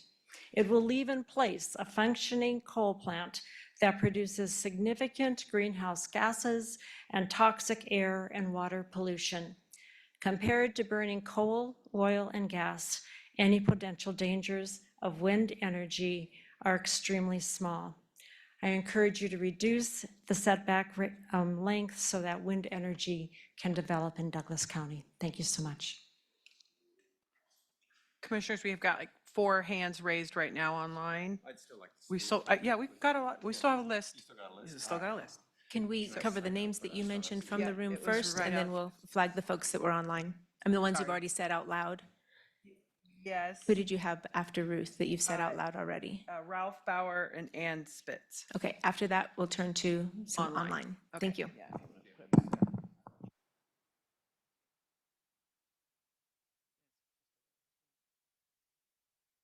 Bauer, Ralph. Ralph's not here, so Ann?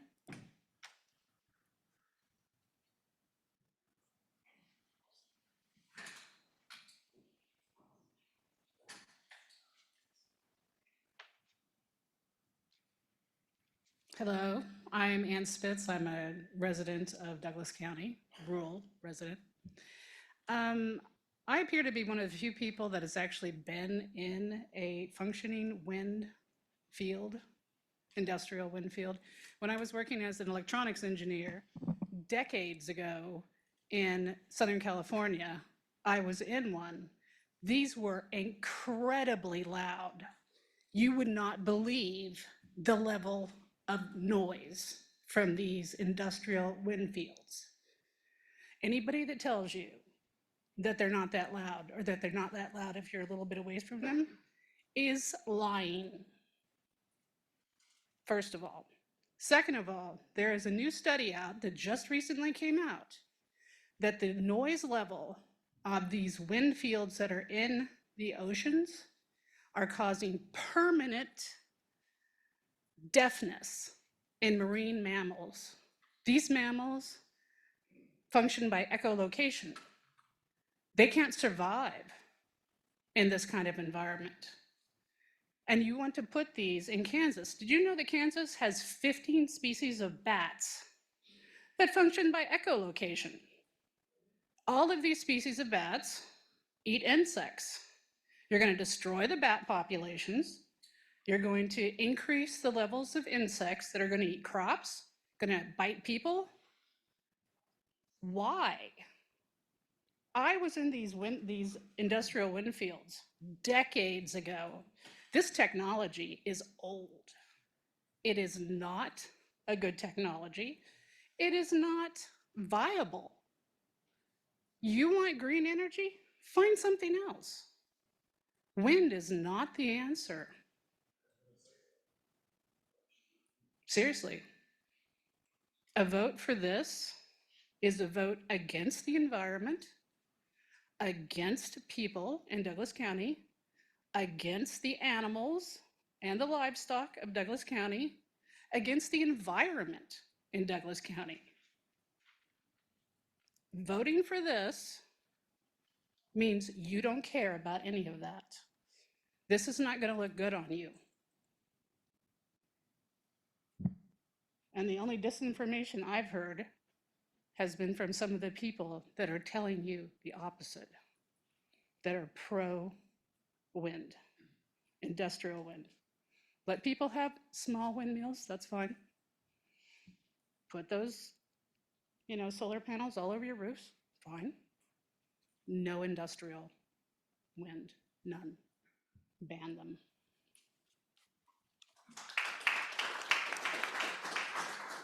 So Sarah, I think we'll do the 4 that are online, and then we'll take a short break. Okay. So I'm going to move the Climate Energy Project and Janet's iPad into the panel. Vince Munoz, and Lori, and then I'll call your names in order. So we'll start with the Climate Energy Project. And we'll need first and last names for Yep. folks. So please state your first and last name for the record when you come in. Go ahead, you're able to speak. Janet Yaley. Sorry. Janet Yaley, rural Douglas County. Good evening, commissioners. You have asked for the public to be engaged in this process and get their input. We have respected that process. You have heard overwhelmingly the opposition to industrial wind turbines coming to the county. I'm among the many who want a ban. The revenue the county would receive by a big wind company is absolutely not worth compromising the health and well-being of our citizens. The Planning Commission, who you and the City Commission have appointed, have explored, researched, and voted 6-3 to make setbacks at 2,500 foot from non-participants. The majority determined what's best for the safety and health of this county's citizens. I've heard pro-wind people say that it's an isolated case when a turbine catches fire, throws ice, falls over, or flies apart, flinging shrapnel thousands of feet. But would you want your loved one injured or killed by these isolated incidents? A minimum of 2,500 foot should be mandatory from a non-participating landowner's property line in every case and project. Please respect the wishes of the constituents you are representing. Thank you for your time. Dorothy Barnett with the Climate Energy Project. Good evening, Dorothy Barnett. I'm the Executive Director of the Climate and Energy Project, 17-year-old Kansas nonprofit. I've been working involved in the Kansas wind industry for the past 17 years. I'd like to thank you for allowing me to share some thoughts this evening. I want to go back for a minute to what was said at the beginning about the process and the purpose of these regulations. Your regulations state that the purpose is to protect and promote the public health, safety, and general welfare of the residents of Douglas County through a detailed application process for CWEC, a process to permit or permit the development of a project, a process for public discussion and informed comment, and to identify significant environmental, social, and economic effects. Your regulations further state that the intent to address major issues associated with the project, including the plans, surveys, and studies that must be submitted as part of the application. And then there's a list of 8 things that the standards put forward are provided to do. Number 2 on there is minimize the impact on non-participating properties. Your standards do not say there should be no impacts. Merely that the standards should minimize the impact, which you have done with numerous sound, flicker, glare study requirements. For the past 23 years, Kansas wind energy has operated safely across Kansas. As mentioned, there are 43 wind projects across the state. Because of these projects, our state has been able to reduce our carbon emissions by close to 50%. We have done that successfully. There's been a lot of talk about 2,500 feet, so I'm not going to spend a lot of time going there other than to say there isn't anything based in science that says that's a health issue. Even your own county report doesn't give any indication that that's a necessary setback. I did email to public comments a Site Renewables Right tool from the Nature Conservancy that shows a vast amount of land in Douglas County that could be available for low impact areas of development for wind power.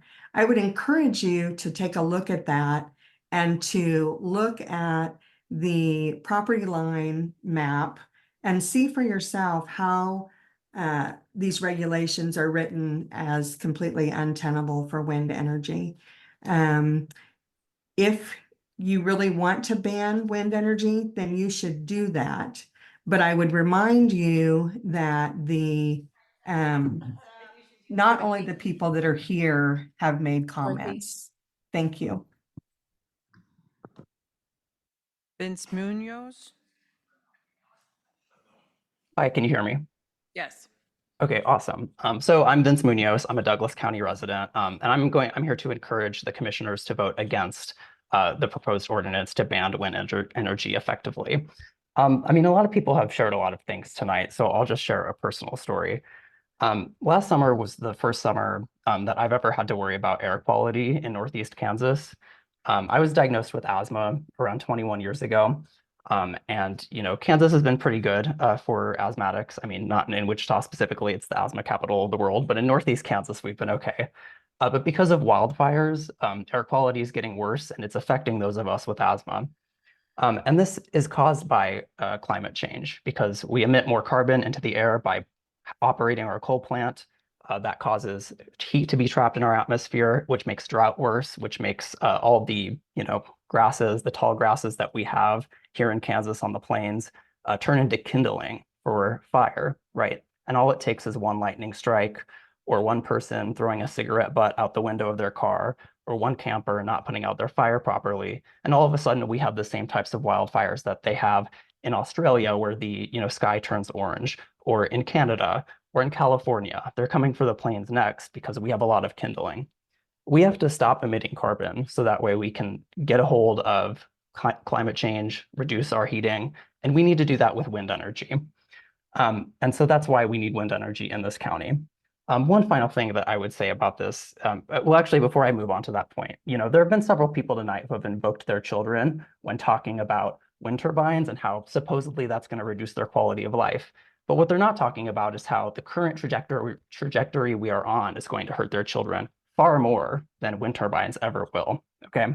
So if you actually care about your kids, get over your fear of change, because that's what this is really about. It's about people being afraid of change.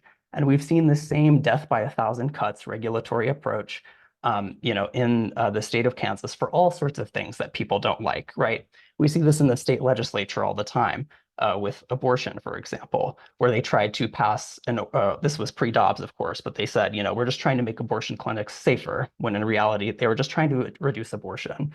Or they said, we're just... Stay to the wind topic and leave some This other is an topics analogy behind. for the wind. This is an analogy because this is the same thing that's happening tonight. People who are against wind are claiming that this is about protecting their property or protecting whatever. It's about safety. It's not. They just don't want wind. As the previous speaker said, if you want to ban wind, just do that. But this is not about safety.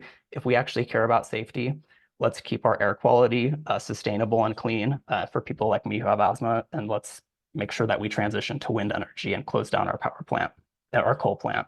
Thank you. So Lori is our next speaker. Lori, you can come off mute and provide your public comment. And full name. Hi, my name is Lori Belcher, and I'm a rural resident of Douglas County. And I came to this meeting tonight with hope. Hope that you as commissioners would truly have open minds and not come into this meeting with your minds already made up. I have hope that you have truly listened to the people you have been elected to represent, and not to corporations who have no cares for Douglas County other than financial ones. When I moved to Lawrence in 1980 as a young child, we were the kind of county that put off a highway, put off a highway project to help save native frogs. We put off the project for 20 years until we could come up with a solution that made it safe for frogs in our community and safe for Native American burial grounds. And now we are foregoing the safety of Douglas County for kind of a pie in the sky thought that we're saving the world. but we're willing to sacrifice our local residents for that. I wonder if those who have spoken tonight that were for the wind turbines have been to visit any wind farms, or would they be willing to have a wind turbine placed on their property 600 feet from their homes? I'm just asking you, commissioners, to think about the people that you've heard from tonight. Think about them. They are the people that will be in the middle of all this, the people that have spoken about how it will directly impact them. And also we've had people who have spoken about how it has directly impacted them in other counties. So I just ask that you would think hard and long about who you've heard from and what they have said. Thank you. Thank you. So with that, we're going to take a short break. And just let you know that people can still sign up if you haven't signed up. And Sarah, do you have the list, or Jake, you have the list? So you can see Jake during the break. And I think we will recess, 10 enough, or? Okay, we'll recess until 10:50. Thank you.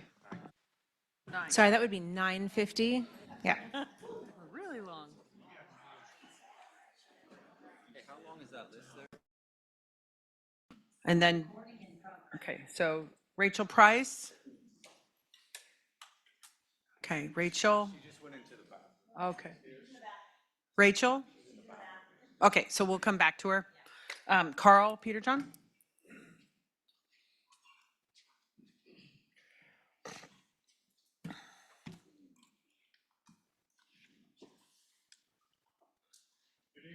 Okay, you have to push the button there and the little light will turn green. There you go. Yeah, you're tall enough. Just pick the whole thing. Yep. Okay, well, if everyone can hear me now, my name is Carl Peterjohn. I am a Douglas County landowner. I'm also a former Sedgwick County Commissioner.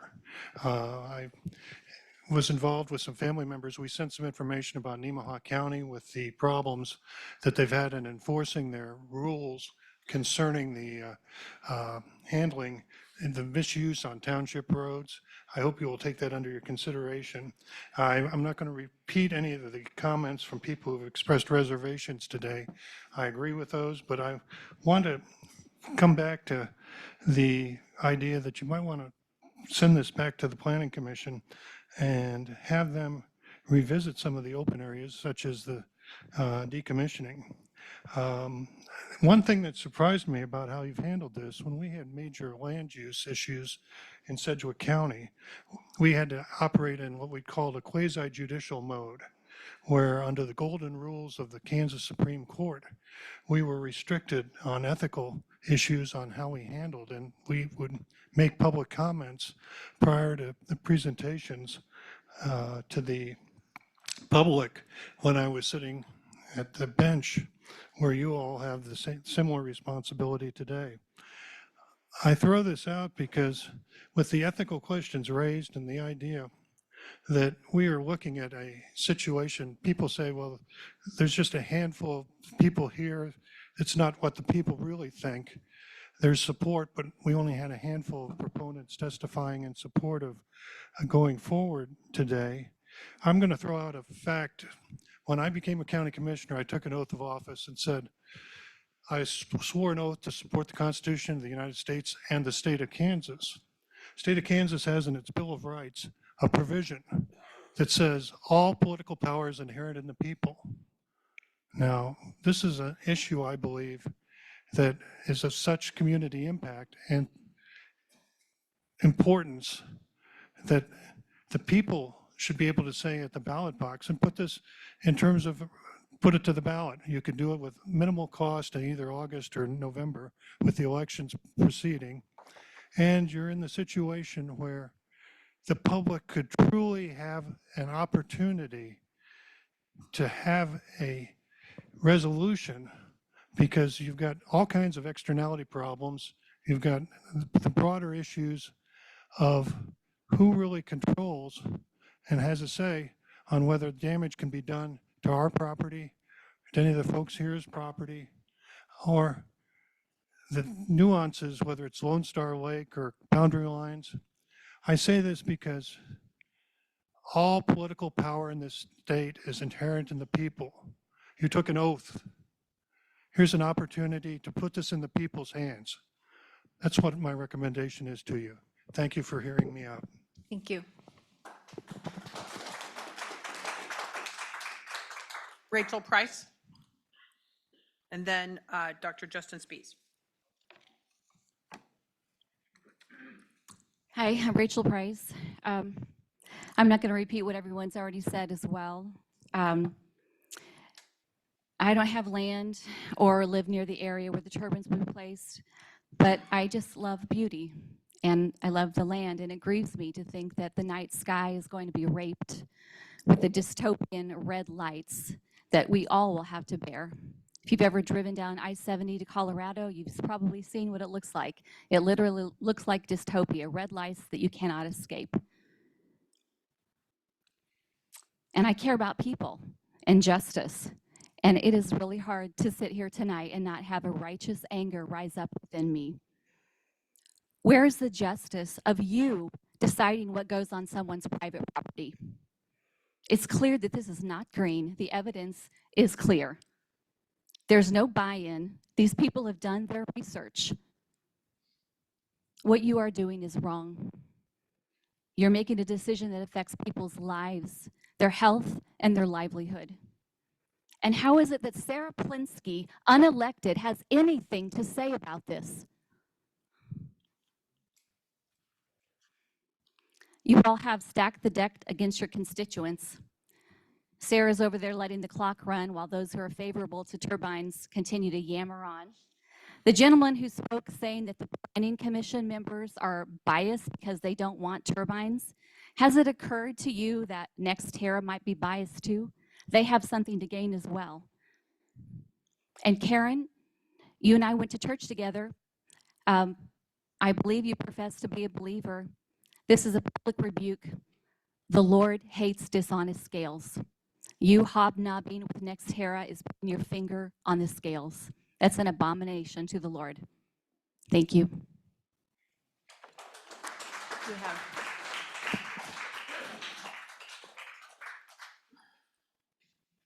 Hey, I know you don't like me. Can you record this for me?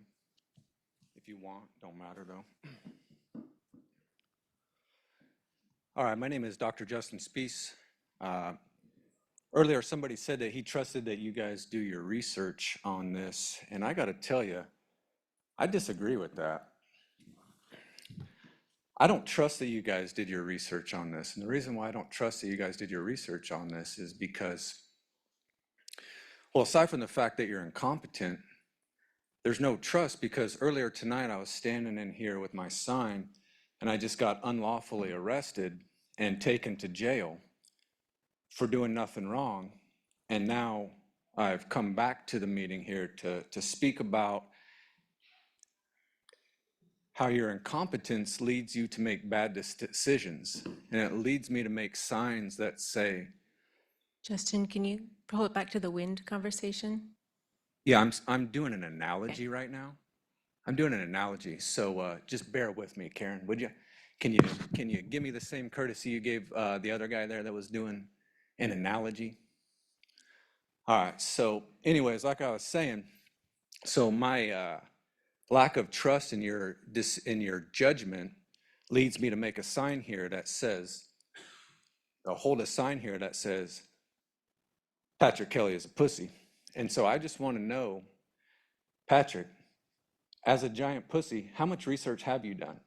Sorry, Justin, you'll need to pull it back to the wind conversation. And Oh, okay, so let me ask that again.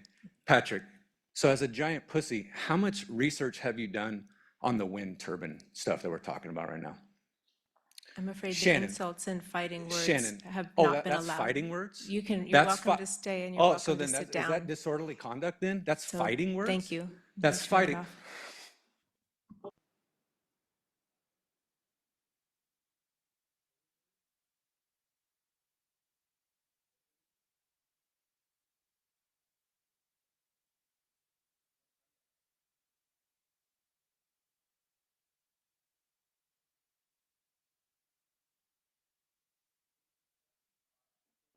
Who do we have next, Sarah?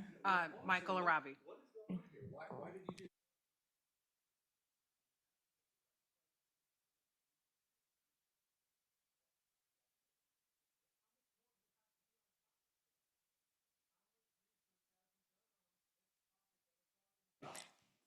Can you please sit down? Your public comment is over. Looks like I got 22 more seconds, so because I haven't done anything wrong, I'm going to talk for another. I stopped Oh, it. you stopped it. All right, well then I guess I got Right. about 10 more seconds. Then. I think it will be other the question next I have person's is, turn. Shannon, as a giant fish, how much So we have Right. Michael Aravi Yep. and then Alan Schwartz and Laurel Neese. Okay, thank you. Michael? He's out filing a police Okay. report on you right now for battery. So Alan Schwartz? I was asked to talk. Hold on, give me a second. Go ahead. I was asked to talk tonight, and I don't have a speech. I'm just going to talk freehand what comes to my mind. But I'm Alan Swartz. I live southwest Douglas County, out by a little place called Warden, where it's a neighborhood that's real close together. Our family farm is 158 acres. We have 2 acres. My son lives on our farm that's 158 acres. And it goes back to 5 generations in the family. Count my grandson and my father. I love my farm. I love because I can look out at night and see the stars, the sky, the clouds, the birds, wildlife, deers. It means a lot to me. And taking that away from me and my family, and my son moved out here from Topeka. He said, Dad, it is so quiet out here. I don't hear no sirens or police cars or kids rolling up and down the streets, drag racing. And to take the wind turbines away, put wind turbines in where we got this beautiful farm ground, it just is a sin. It's not God's plan. I was at a wind farm. I was out by the wind turbines moving. There's a sound that's different than any sound that you can imagine. You have a road that goes out to the wind farm. They farm around it. And I just don't want to see that in Douglas County. I have a lot of neighbors, a lot of friends, and I'm sure they'd support me on this. So I support a ban.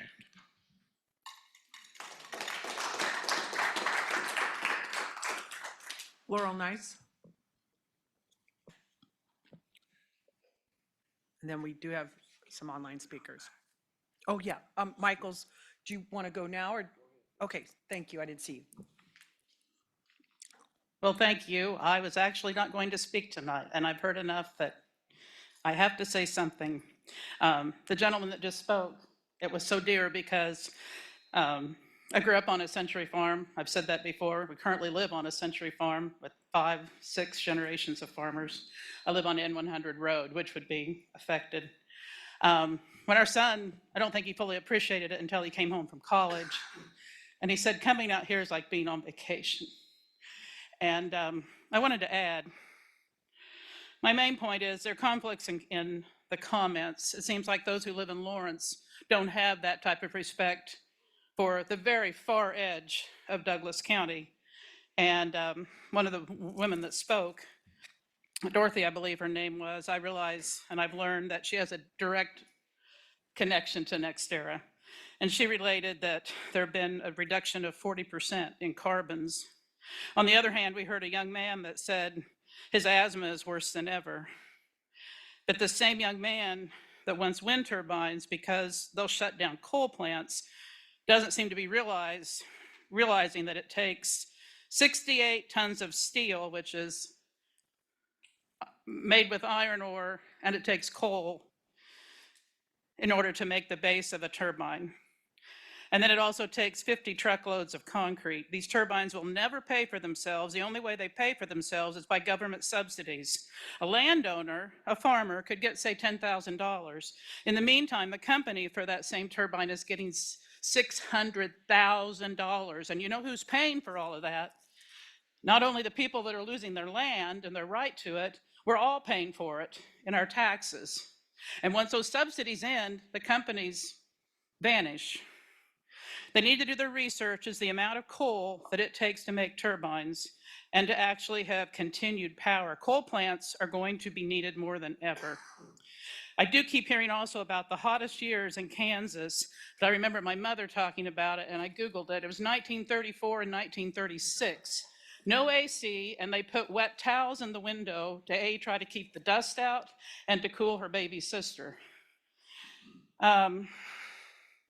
Everyone who's in favor of turbines isn't going to have them in their backyard.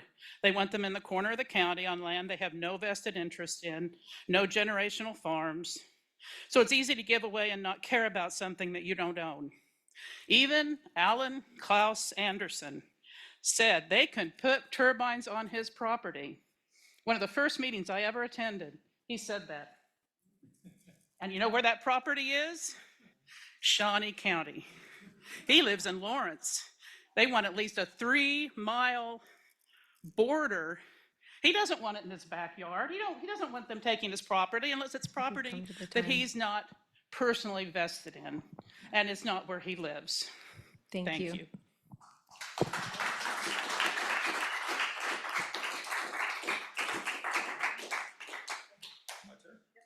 All right.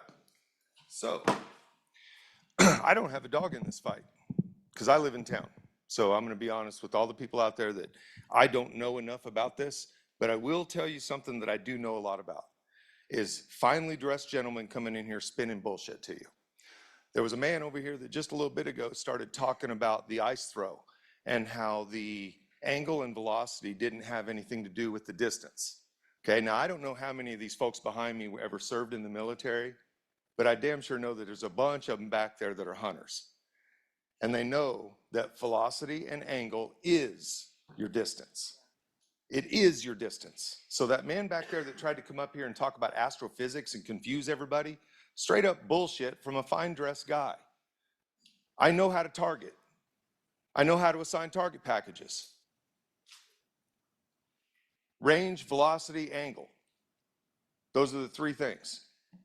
So if they're spinning bullshit, and you got a ton of people in here telling you what they want that actually live here, that actually pay your salaries, that actually are the ones that are probably going to be voting you out, you probably ought to listen to them. Unless they're that 200 you can just write off that I mentioned earlier before the arrest happened, the arrest that they all said you shouldn't do. You're going to need money from the windmills. You're going to need that money. I'd advise you to hold off on in that bond. You need a bond. A signature? No.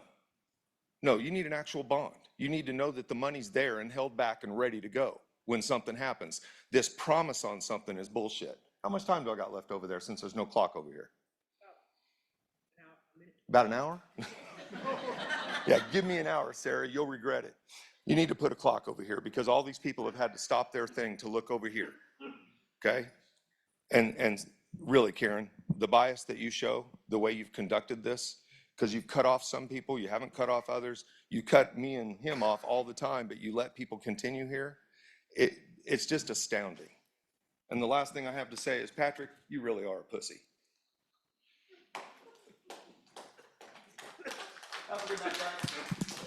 We will also have the list of folks that didn't show up, that if we can go back through those names when you get a chance. And Okay, so, we do have someone online, so Okay. I'll go ahead and move them into the panel. right. Debbie Gunther, I'm going to promote you to a panelist. Debbie, you gotta accept my invitation to be promoted as a panelist to speak. In the meantime, Ralph Bauer, Richard May, Kevin Cooper, Tina Freeman. That's it. Debbie, if you want to provide public comment, you need to accept the invitation to join the panel.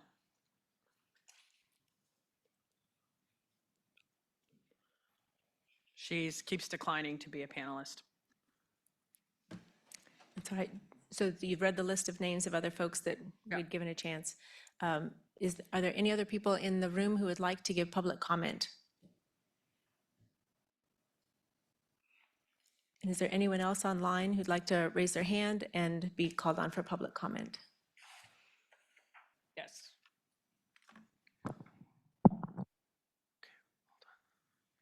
Carrie Brandon, I'm going to move you into the panel.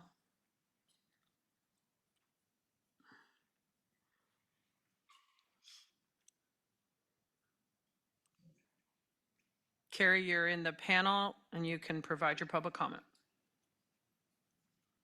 Hello, everybody. So for all of you, if you would, right now, go ahead and pull out your phones if you have a smartphone, because in a Carrie, minute. you need to address the commission. Oh, Carrie Brandon, Douglas County. If you guys want to pull your phones out in a minute, I'll give you a short URL to visit. But before I do, I wanted to remind our commissioners, Patrick Kelly, Shannon Reed, and Karen Woolley, of the official request that I made at the April 13th Savion's Kansas Sky Energy Center, Douglas County Commissioners meeting, for you guys to wait to delay your vote on a conditional use permit until after April 30th, which was yesterday, which was the deadline for you, our commissioners, to submit updated statements of substantial interest to the county clerk, Jamie Shu, to file with the Kansas Government Ethics Commission. Harry, So can these you pull reports, this back to the wind conversation? well, this is, Aaron, these reports, quit interrupting me, so you're wasting my time. These reports are critical for transparency and should be responsibly filled out every year to ensure your substantial interests if they have changed, because otherwise you're not being fully transparent with the public. So as of today, I don't see any SSI submitted by any of you between 4:15 and 4:30. So commissioners, if any of you feel you have even the slightest concern that you may have a conflict of interest, have bias or prejudice that is influencing your decision-making on any issue that you vote on, you need to divulge ex parte communications and recuse yourself from voting. So if you have your phones out, type in this into your web search, which will help me finish the other part of what I just wanted to communicate to everyone tonight. So type in B as in boy, IT.ly/K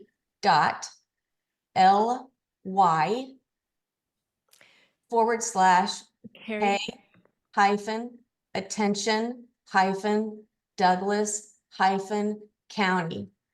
How many minutes do I have Harry, left, Sarah? Was this related to the minutes do I wind have conversation left, and the Sarah? regulations? Yes. How many minutes do I have left, You Sarah? have less than a minute. Okay, Kansas needs laws requiring transparency and timely information disclosure. So the citizens in Douglas and Johnson counties are frustrated not knowing how much land in total their counties have been leased by industrial utility scale wind and solar developers and their LLCs that are cloaked in anonymity. On this page that you're looking at are several maps that are compiled to shed light on just how much land has been leased since 2014 by NextEra Energy and Savion. So far for approved and potential industrial utility scale wind and solar power facilities, battery energy storage systems, and transmission lines. As of a year ago on 4/1/2023, there were 13,874.26 acres or 21.68 square miles of land that had memorandums of whole for extended ground lease agreements attached to the deeds. And since then, from the 1st of April 2023 to today, NextEra Energy subsidiary Boulevard Associates has also leased another 21 parcels. And that's not including Savion's additional memorandums of lease. So Thank you, there's Carrie. no way we can confidently plan for our futures in this county, thanks to Thank the you. lack of transparency, conflicts of interest, bias, and prejudice. Do we have anyone else in the room who'd like to make public comment on the wind regs? Can you give your name on the list to Sarah and then step up? Okay, thank you. I'm Linda Lang. I live in Southwest Douglas County. I'm not a speaker either. I'm like Travis Kelsey. He got to fight for your right to have a say on your property. Not to party, but you can do whatever you want. I agree with everybody that's talked about why the setback should be 2,500 feet. I just hope you would all take that into consideration. You don't live in the country, you have no idea. When they came around to my property and wanted us to sign up, I thought, oh, sounds good. You get so much money. If they're not operating, you won't get paid that.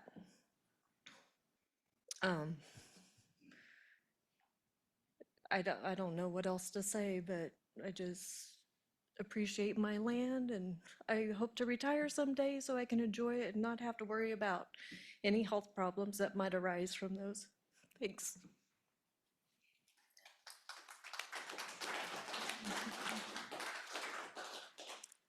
Do we have any other online? Okay, with that, I believe we're ready to close public comment and bring it back to the commission for discussion or questions to staff. Commissioners, we had a break not that long ago. Do you need a break in order to kind of make this transition? You're good? Okay. Who would like to kick it off, or do we have some questions for staff?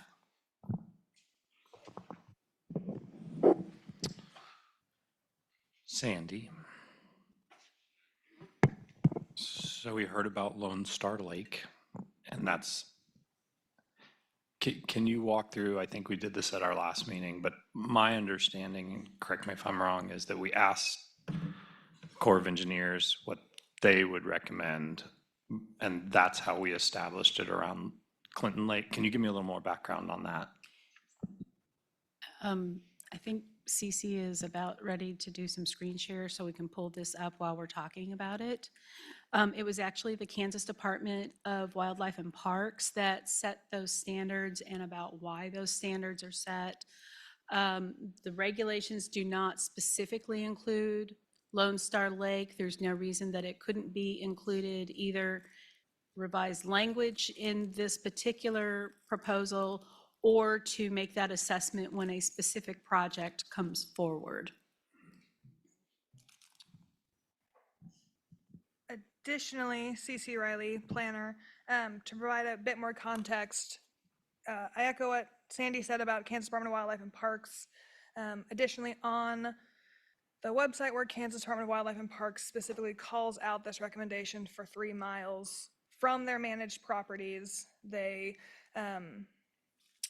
say that the reason is to optimize habitat for native wildlife species, especially game species and migratory birds.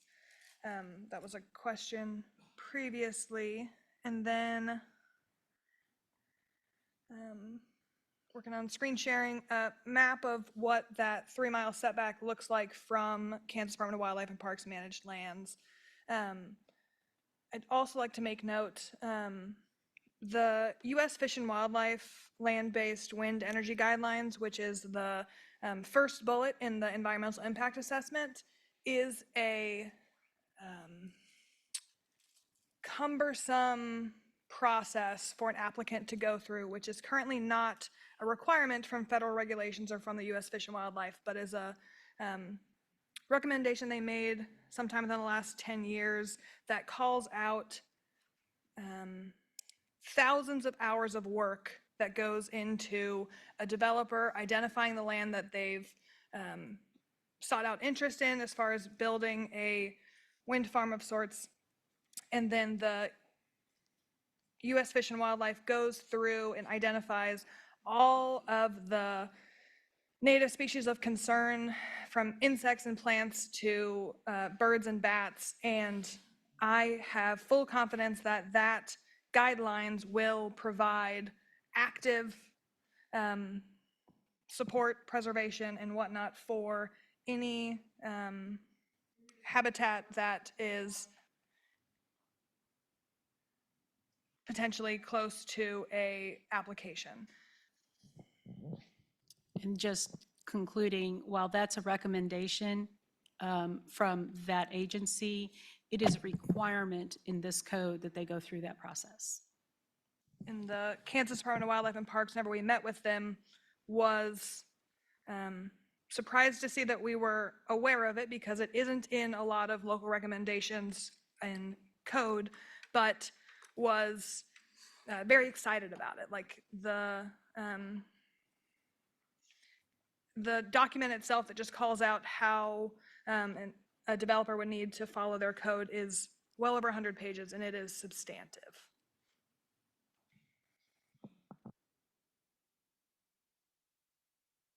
One of the questions I raised in the work session was, the regulations for wildlife and parks, if we knew what was behind those, and then why or why not that would be why Lone Star Lake was not included in that. So I understand it's not part of Kansas Department of Wildlife and Parks, but habitat-wise, is it comparable? I don't know that we can confidently answer that particular question because we haven't either received or done any kind of assessment like that.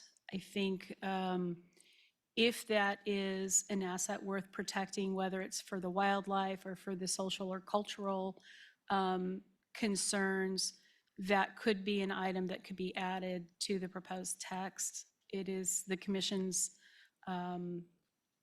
it's your option to add that, either add it at the full 3 miles or to add it at some additional or different buffer, if you will. Commissioner, did you have any follow-up on that question?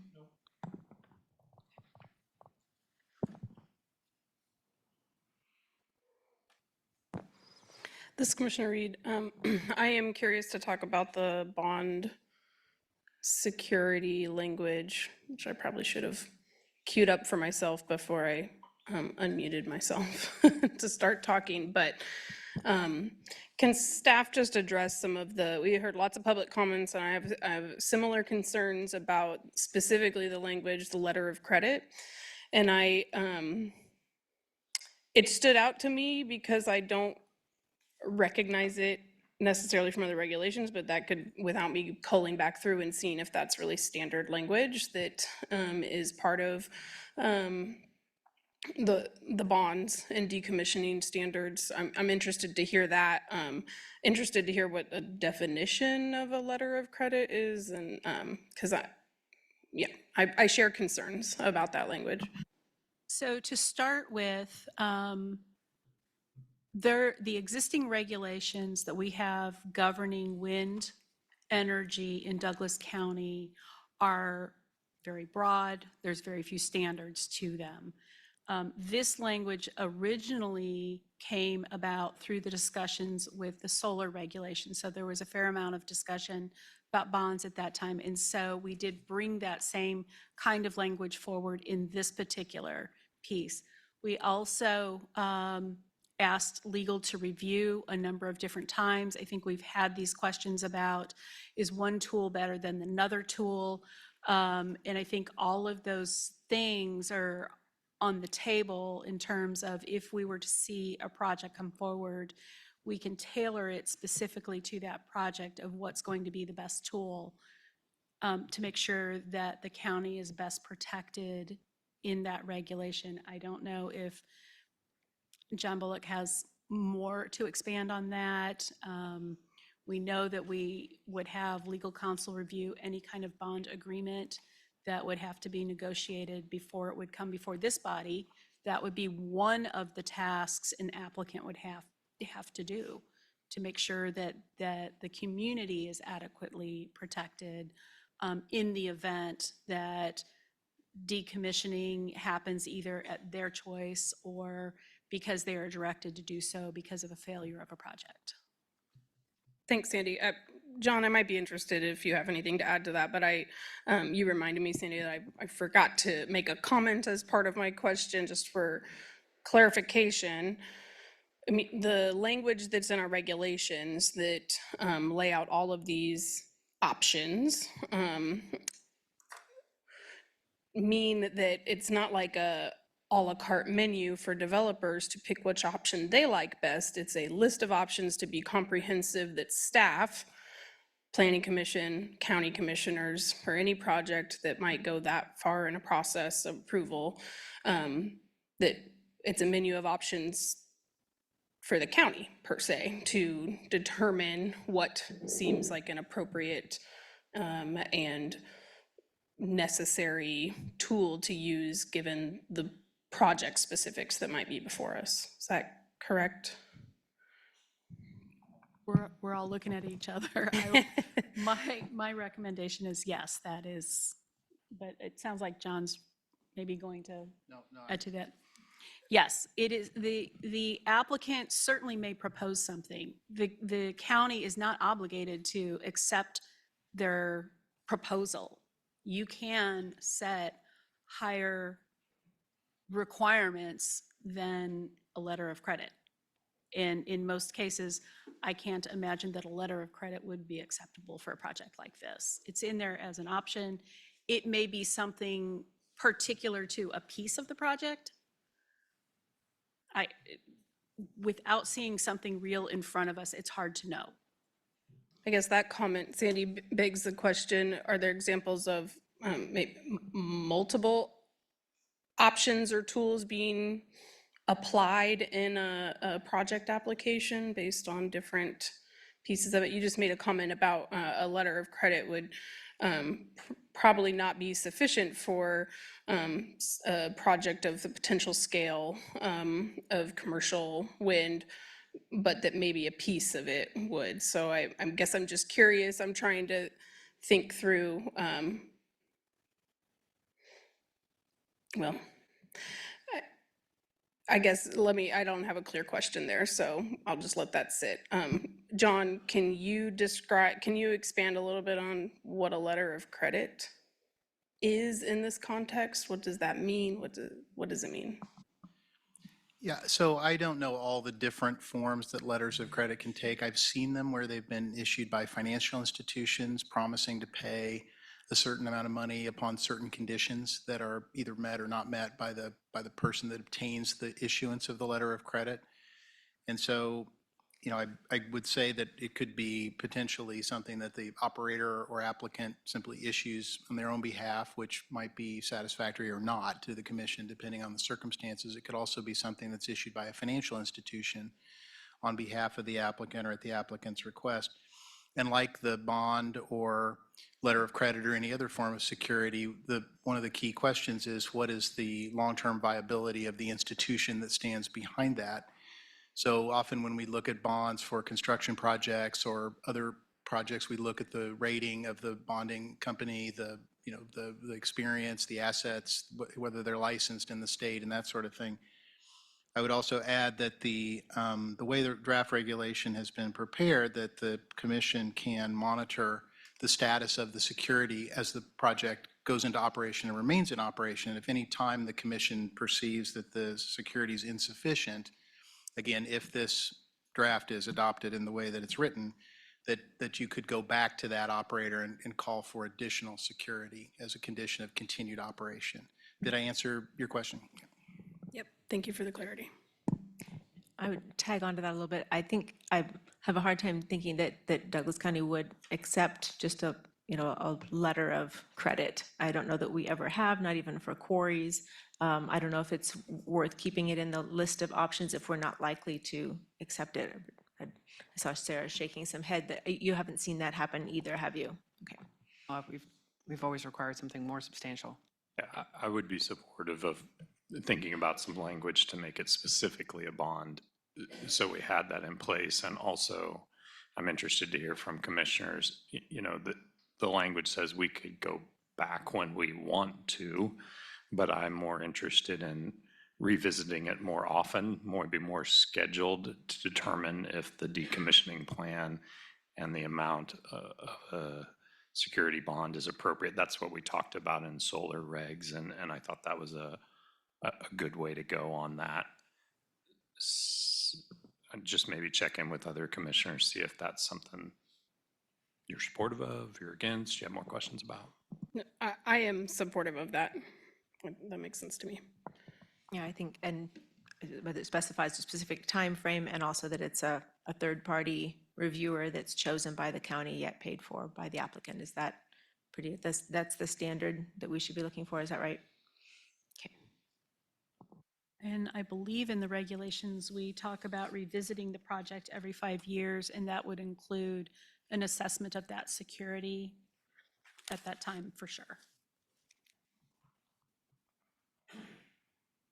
Commissioner, are you looking for some draft language for that, or just that we would strike that the letter of credit? I personally would be supportive of striking the letter of credit. I think I don't have another recommendation. I guess I'm curious to pull on Commissioner Kelly's thread a little bit more. Is there a wording that you think could be changed other than the striking of a letter of credit if other commissioners are supportive of that?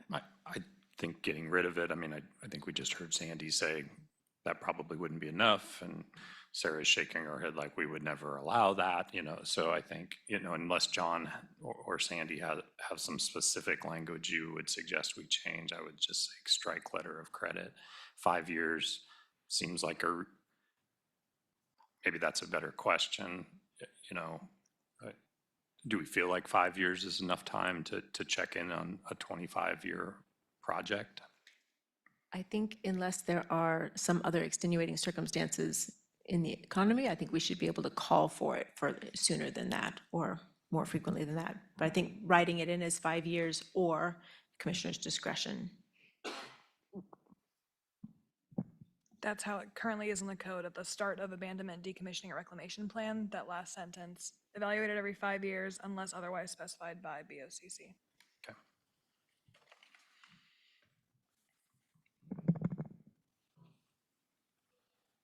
Other topics?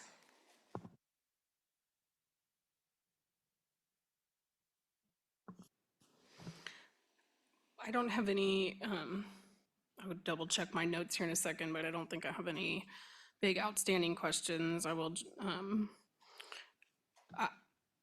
agree that the 2,500 foot setback is reasonable given the totality of circumstances. I think that everybody can find evidence to support one way or the other. That's something that we know well as commissioners, that there is information out there that can support arguments in every direction. But I feel that the path and the reasoning for getting to that 2,500 foot setback was responsive to the community stating that as a significant value. And as has been noted by many folks here tonight, this process has been underway for years.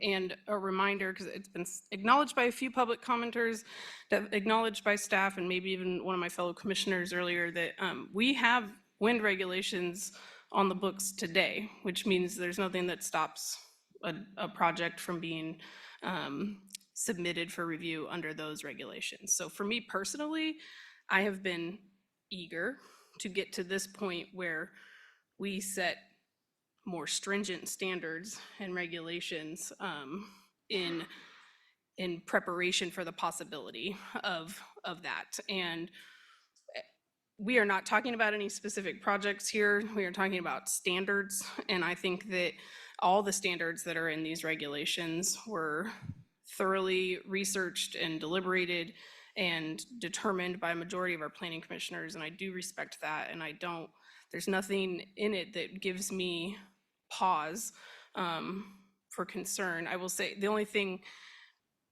just because I've mentioned it to a few folks in individual conversations, and I mentioned it during last week's work session, so we'll say the one part that I get a little stuck on, but I think it's pretty inconsequential, is the 2,500 foot setback from a county line.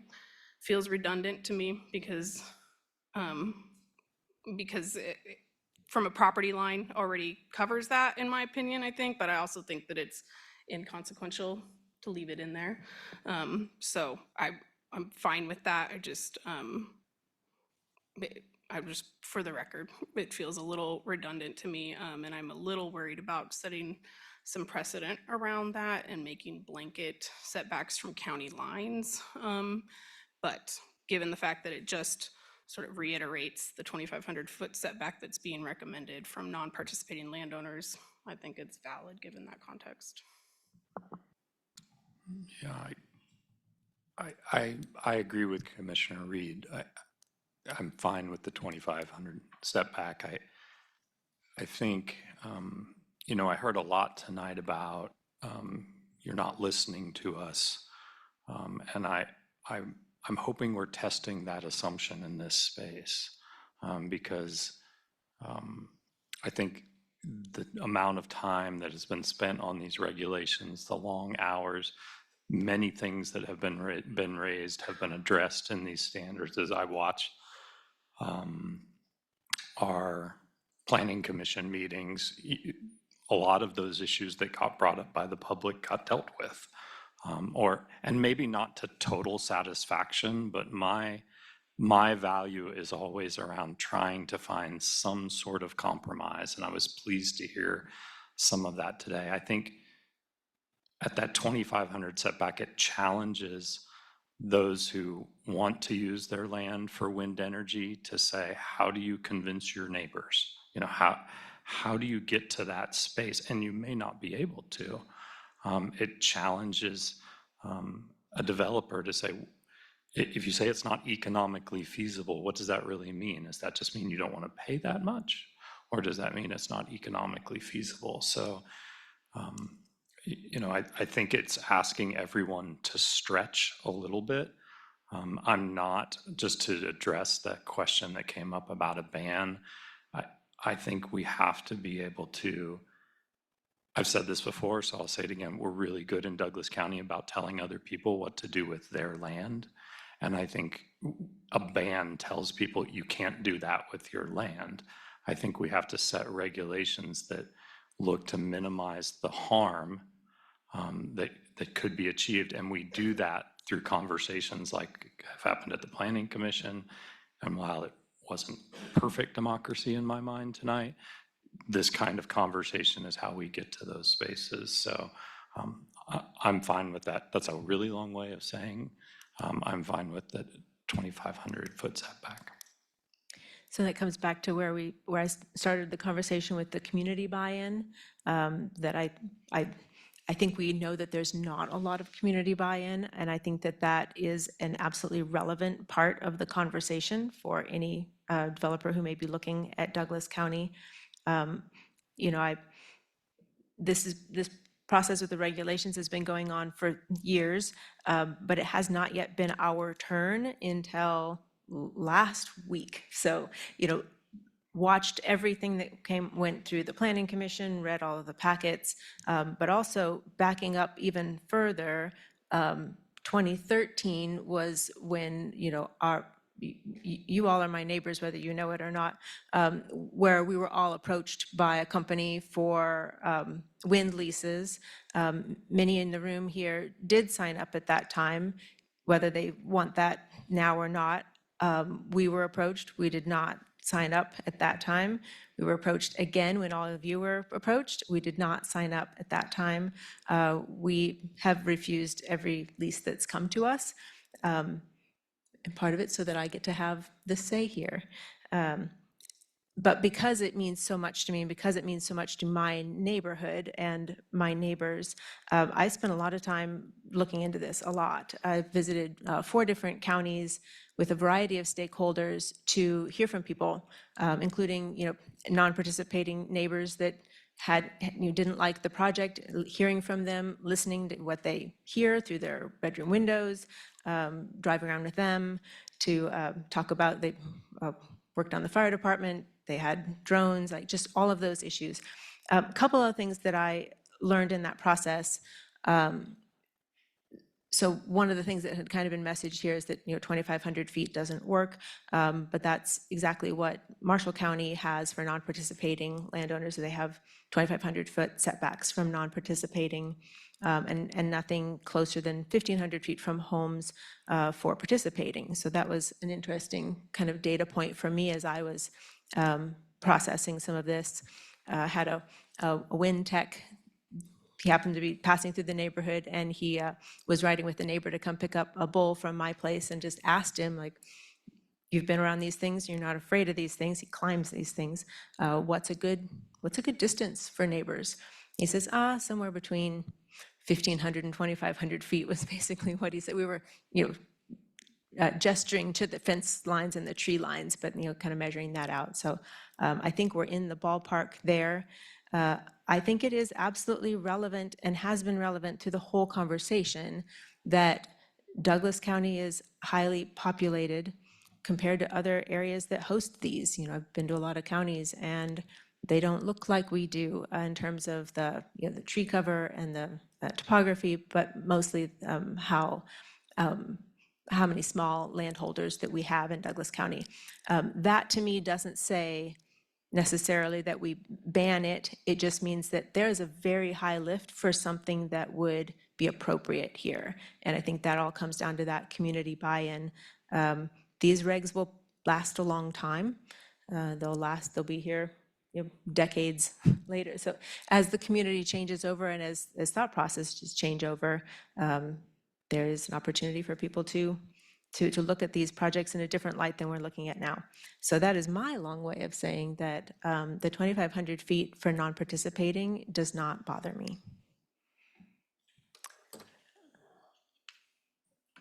Maybe just one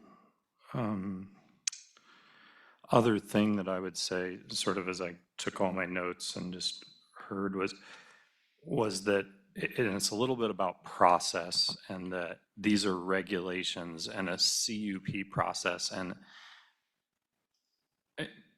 again, I've said it before, CUPs are tough, right? Because they often involve additional conditions that aren't in the regulations but come down the line later. They can be applied by the Planning Commission. They can be then voted on by the County Commission. The County Commission can add some. It may be through a bit of a negotiations process with the planning staff saying to the applicant, like, we got to really think about that. So many of the issues that were brought up tonight are valid issues, 100%, and really need to be considered. I have confidence that they're in the regs in a way that we can deal with them when we get an application before us. And I know and I recognize that for some, you want more security in exactly how every application works. And while I don't live in the unincorporated areas, you all love to point out, right, I do know that every piece of property is a bit different, right? The topography is different, the wildlife is different. Every piece is unique and wonderful and awesome. And I hear that in your voices. But that does mean that when the application comes forward, we need to think about it very uniquely about that application and condition it for that application. The conditions may be much more stringent than what we're thinking of tonight, but it will depend on that application. So when you think about a cemetery, or you think about a church, maybe you think about Lone Star Lake, that's required to be talked about in the application, and then that whole process will go through the Planning Commission, and we can all sit up till 2 a.m. in the morning talking about it, right? And then they either approve it or not, or make changes, or go back to the applicant, and then it comes up here, and we can stay as long as we need to here to talk about it until we get to a vote. That's how the process works. We all want perfect security, that everything is the way I want it, but I think the regulations that we have here address the conditions, many of the conditions that were brought forward this evening.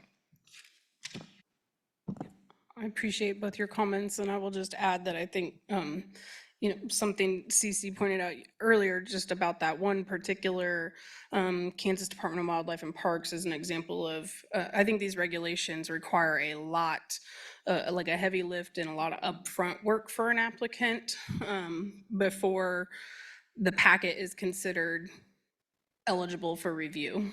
And so that gives me some comfort. I think that there's significant levels of assessing and scrutinizing, and Cece's point just a little bit ago was just about one piece of that specific to the Wildlife and Parks Department, that is a very specific and stringent sort of requirement about one piece of it. And so that, I guess I just wanted to illuminate that point, because I think as I read through these regulations, and just like fellow commissioners have watched and listened to the progression of the conversation and the regs over the past couple of years with planning commissioners and lots of individual conversations with constituents, that I think that these regulations have really front-loaded, for lack of a better phrase, a lot of detail still. And then to your point, Commissioner Kelly, there will be more detail to come and more specificity with which we can dig in on, because we will have specificity from the applicant about what they are proposing, and addressing each of those standards point by point and scrutinizing them. So I'm grateful for that. I think that, to your point, Commissioner Rowley, we are our county does not look like other counties that have wind projects for population density alone. And so it makes absolute sense to me that our regulations would be more stringent and might look a little different than some other counties, but also, to your point, there are counties that have setbacks just like ours, even if some industry folks say that that makes it undevelopable or impossible. I don't buy that. And I think that we should have high standards in our community. And we will see what comes before us in terms of any theoretical project applications that folks are anticipating or that we don't know yet about. But I feel pretty confident that this has addressed largely a vast majority of the concerns that we have heard from the community over the years, and that it is a reflection of mitigating and reducing harm for those concerns that we've heard about. My long list of questions that I'd put forward last week, and many of those, going through those and recognizing that there's enough of a placeholder in here that we get to pick on that with an individual application. Like all of these things there, I get to ask those things. If we were to have an application, I would get to ask all of those things in much more finite detail, because we would have an application that could answer those questions too. So I do think that these are incredibly stringent regulations, not unlike our solar regulations. Then that's not out of line with who we are. Commissioners, if there's nothing else, I'll go ahead and make a motion. Did we have any other language changes that needed to Well, I be think we just had the caught? cut letter of credit, right? Was there any other language changes we wanted? There was a small addition on the infrastructure impact language.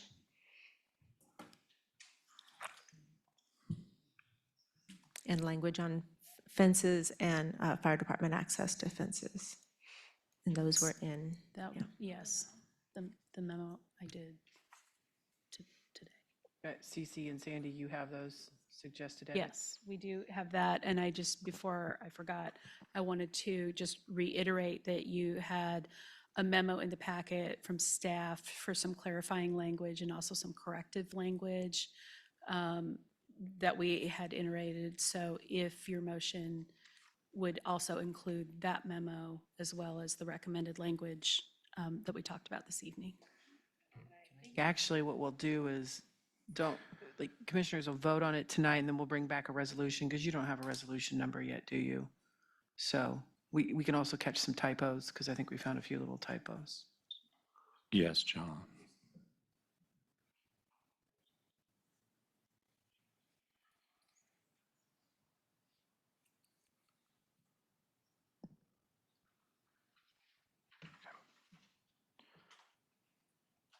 Sandy, can you say what you said about the memo one more time? My mind may have wandered just a second there. I'm sorry. Grace, say that again. Okay. The memo that we provided last week, is that what we're talking about? Or are we talking about the language from tonight? The language from tonight. I'm just trying to get my Okay. motion correct. Yes. Is there some, Yes. we have a recommended motion here. Yes. And it includes the staff memorandum dated April 24th. Is that what you were looking for? That was the one. And then the thing that I talked about very earlier this evening was in section 12-306-44.04E1A, to change that language to say the operator will be required to mitigate anticipated and actual impacts to the transportation network. That was one change. And the other change was in provision, in section O, the provision, so like the notes on the face of the document, and that would be any fences with restricted access gates, providing emergency access for fire and/or emergency medical services, shall be coordinated with the local jurisdiction to ensure access. So those were the two other text changes.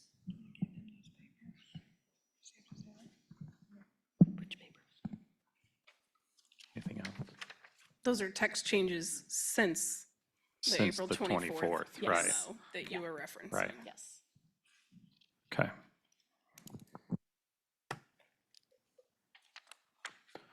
So before I make a motion, I want to say something about how we conduct ourselves in meetings. I know it's hard. I know you're passionate. I know you care, and that's really important. I do think there's a way that we can have dialogue about things that we disagree on, or values that we have, or values that compete with each other, in a way that honors that these are tough decisions to make on behalf of our neighbors. That our neighbors are human, that they can hold two things to be, I heard somebody say today, it's either right or wrong. I don't agree with that. I believe that two things can be true, and that sometimes it's okay to say two things can be true. We have to think about how we want our community to see how we talk about tough issues.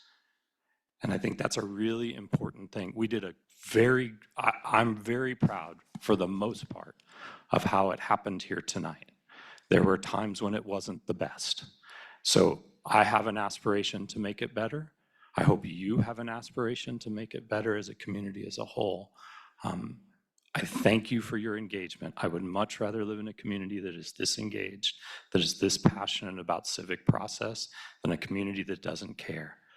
But sometimes that means we have to manage ourselves just a little bit when we're feeling really amped up about something we care a lot about. So I just wanted to say that before we move on, because we've heard a lot tonight. It's been a long night, a lot of emotions in this space, and just ask you to think about that a little bit. Commissioner Kelly, may I? Yeah. So I've absorbed a fair amount of hatred from a community and a neighborhood that I very much love and serve you as a firefighter and have for a dozen years. I'll have you know that that does not impact the love that I feel for my community. There are a lot of falsehoods that were said about me. If you would like to ask me anything and know the truth, you're very welcome to, and most of you know how to get a hold of me. So with that, Commissioner Kelly, I would accept a motion.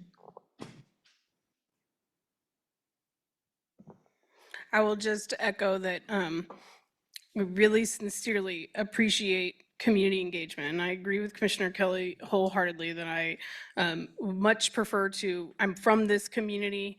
I grew up here, and quite frankly, it's why I'm a commissioner now, because I was raised to be engaged in my community and pay attention to what's going on and speak my mind about things. And so I really respect that everybody has that right. And so many of you all are familiar faces that I've had the pleasure to go out and visit your property, have coffee conversations with you, have phone conversations with you, and I really appreciate that. And it means a lot to me that folks have stayed engaged in this discussion.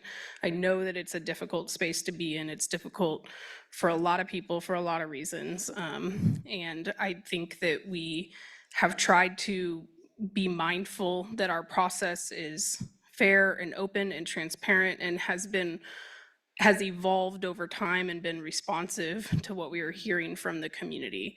Obviously, it doesn't leave everybody happy at the end of the day. Some folks' requests are not what the result of this is. So I can appreciate that hurt and upset. It's not easy to sit with that, and it's part of the job, and it happens almost every week. Sometimes it's just a little bit more palpable. But I just sincerely appreciate everybody engaging, and I hope that you will continue to stay engaged, as I expect that you will, if and when we ever do see wind project applications come forward. We obviously still need your voices in that, and your perspective and your unique knowledge that is going to be specific to your experience and your place in the county, if and when we have a project proposal before us that we have to consider. So please stay engaged, and thanks for sticking it out with us tonight. Make a motion to approve the proposed text amendment TA 220031, Section 12-306-44, including the changes described in the staff memorandum dated April 24th, 2004, and the changes articulated by staff during this meeting. I think that's probably enough, isn't it? Second. A motion and a second. All in favor? Aye. Aye. Motion passes. That is our last regular agenda item. We might take a small break while folks file out of the room before we have commissioner and/or administrative miscellaneous, unless, Sarah, you think it is a short memo. Okay, why don't we go ahead and finish this out? If you all want to stay with us for it. Commissioners, I did send you some information about appointments.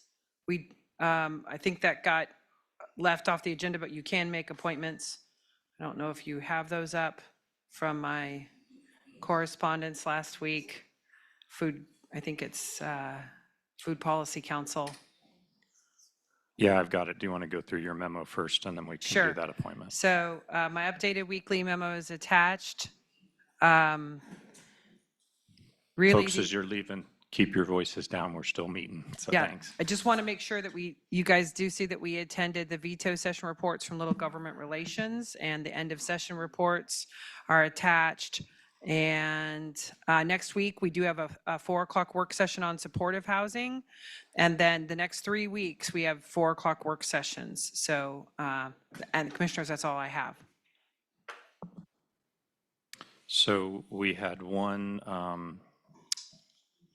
recommendation for the Senior Resource Center, I believe is what we had. Is that the one you were thinking We about? had one for Senior Resource Center, and then we also had one for Food Policy Policy. Council. Okay. And I will find it for you. Oh, here, I've got that one too. Okay.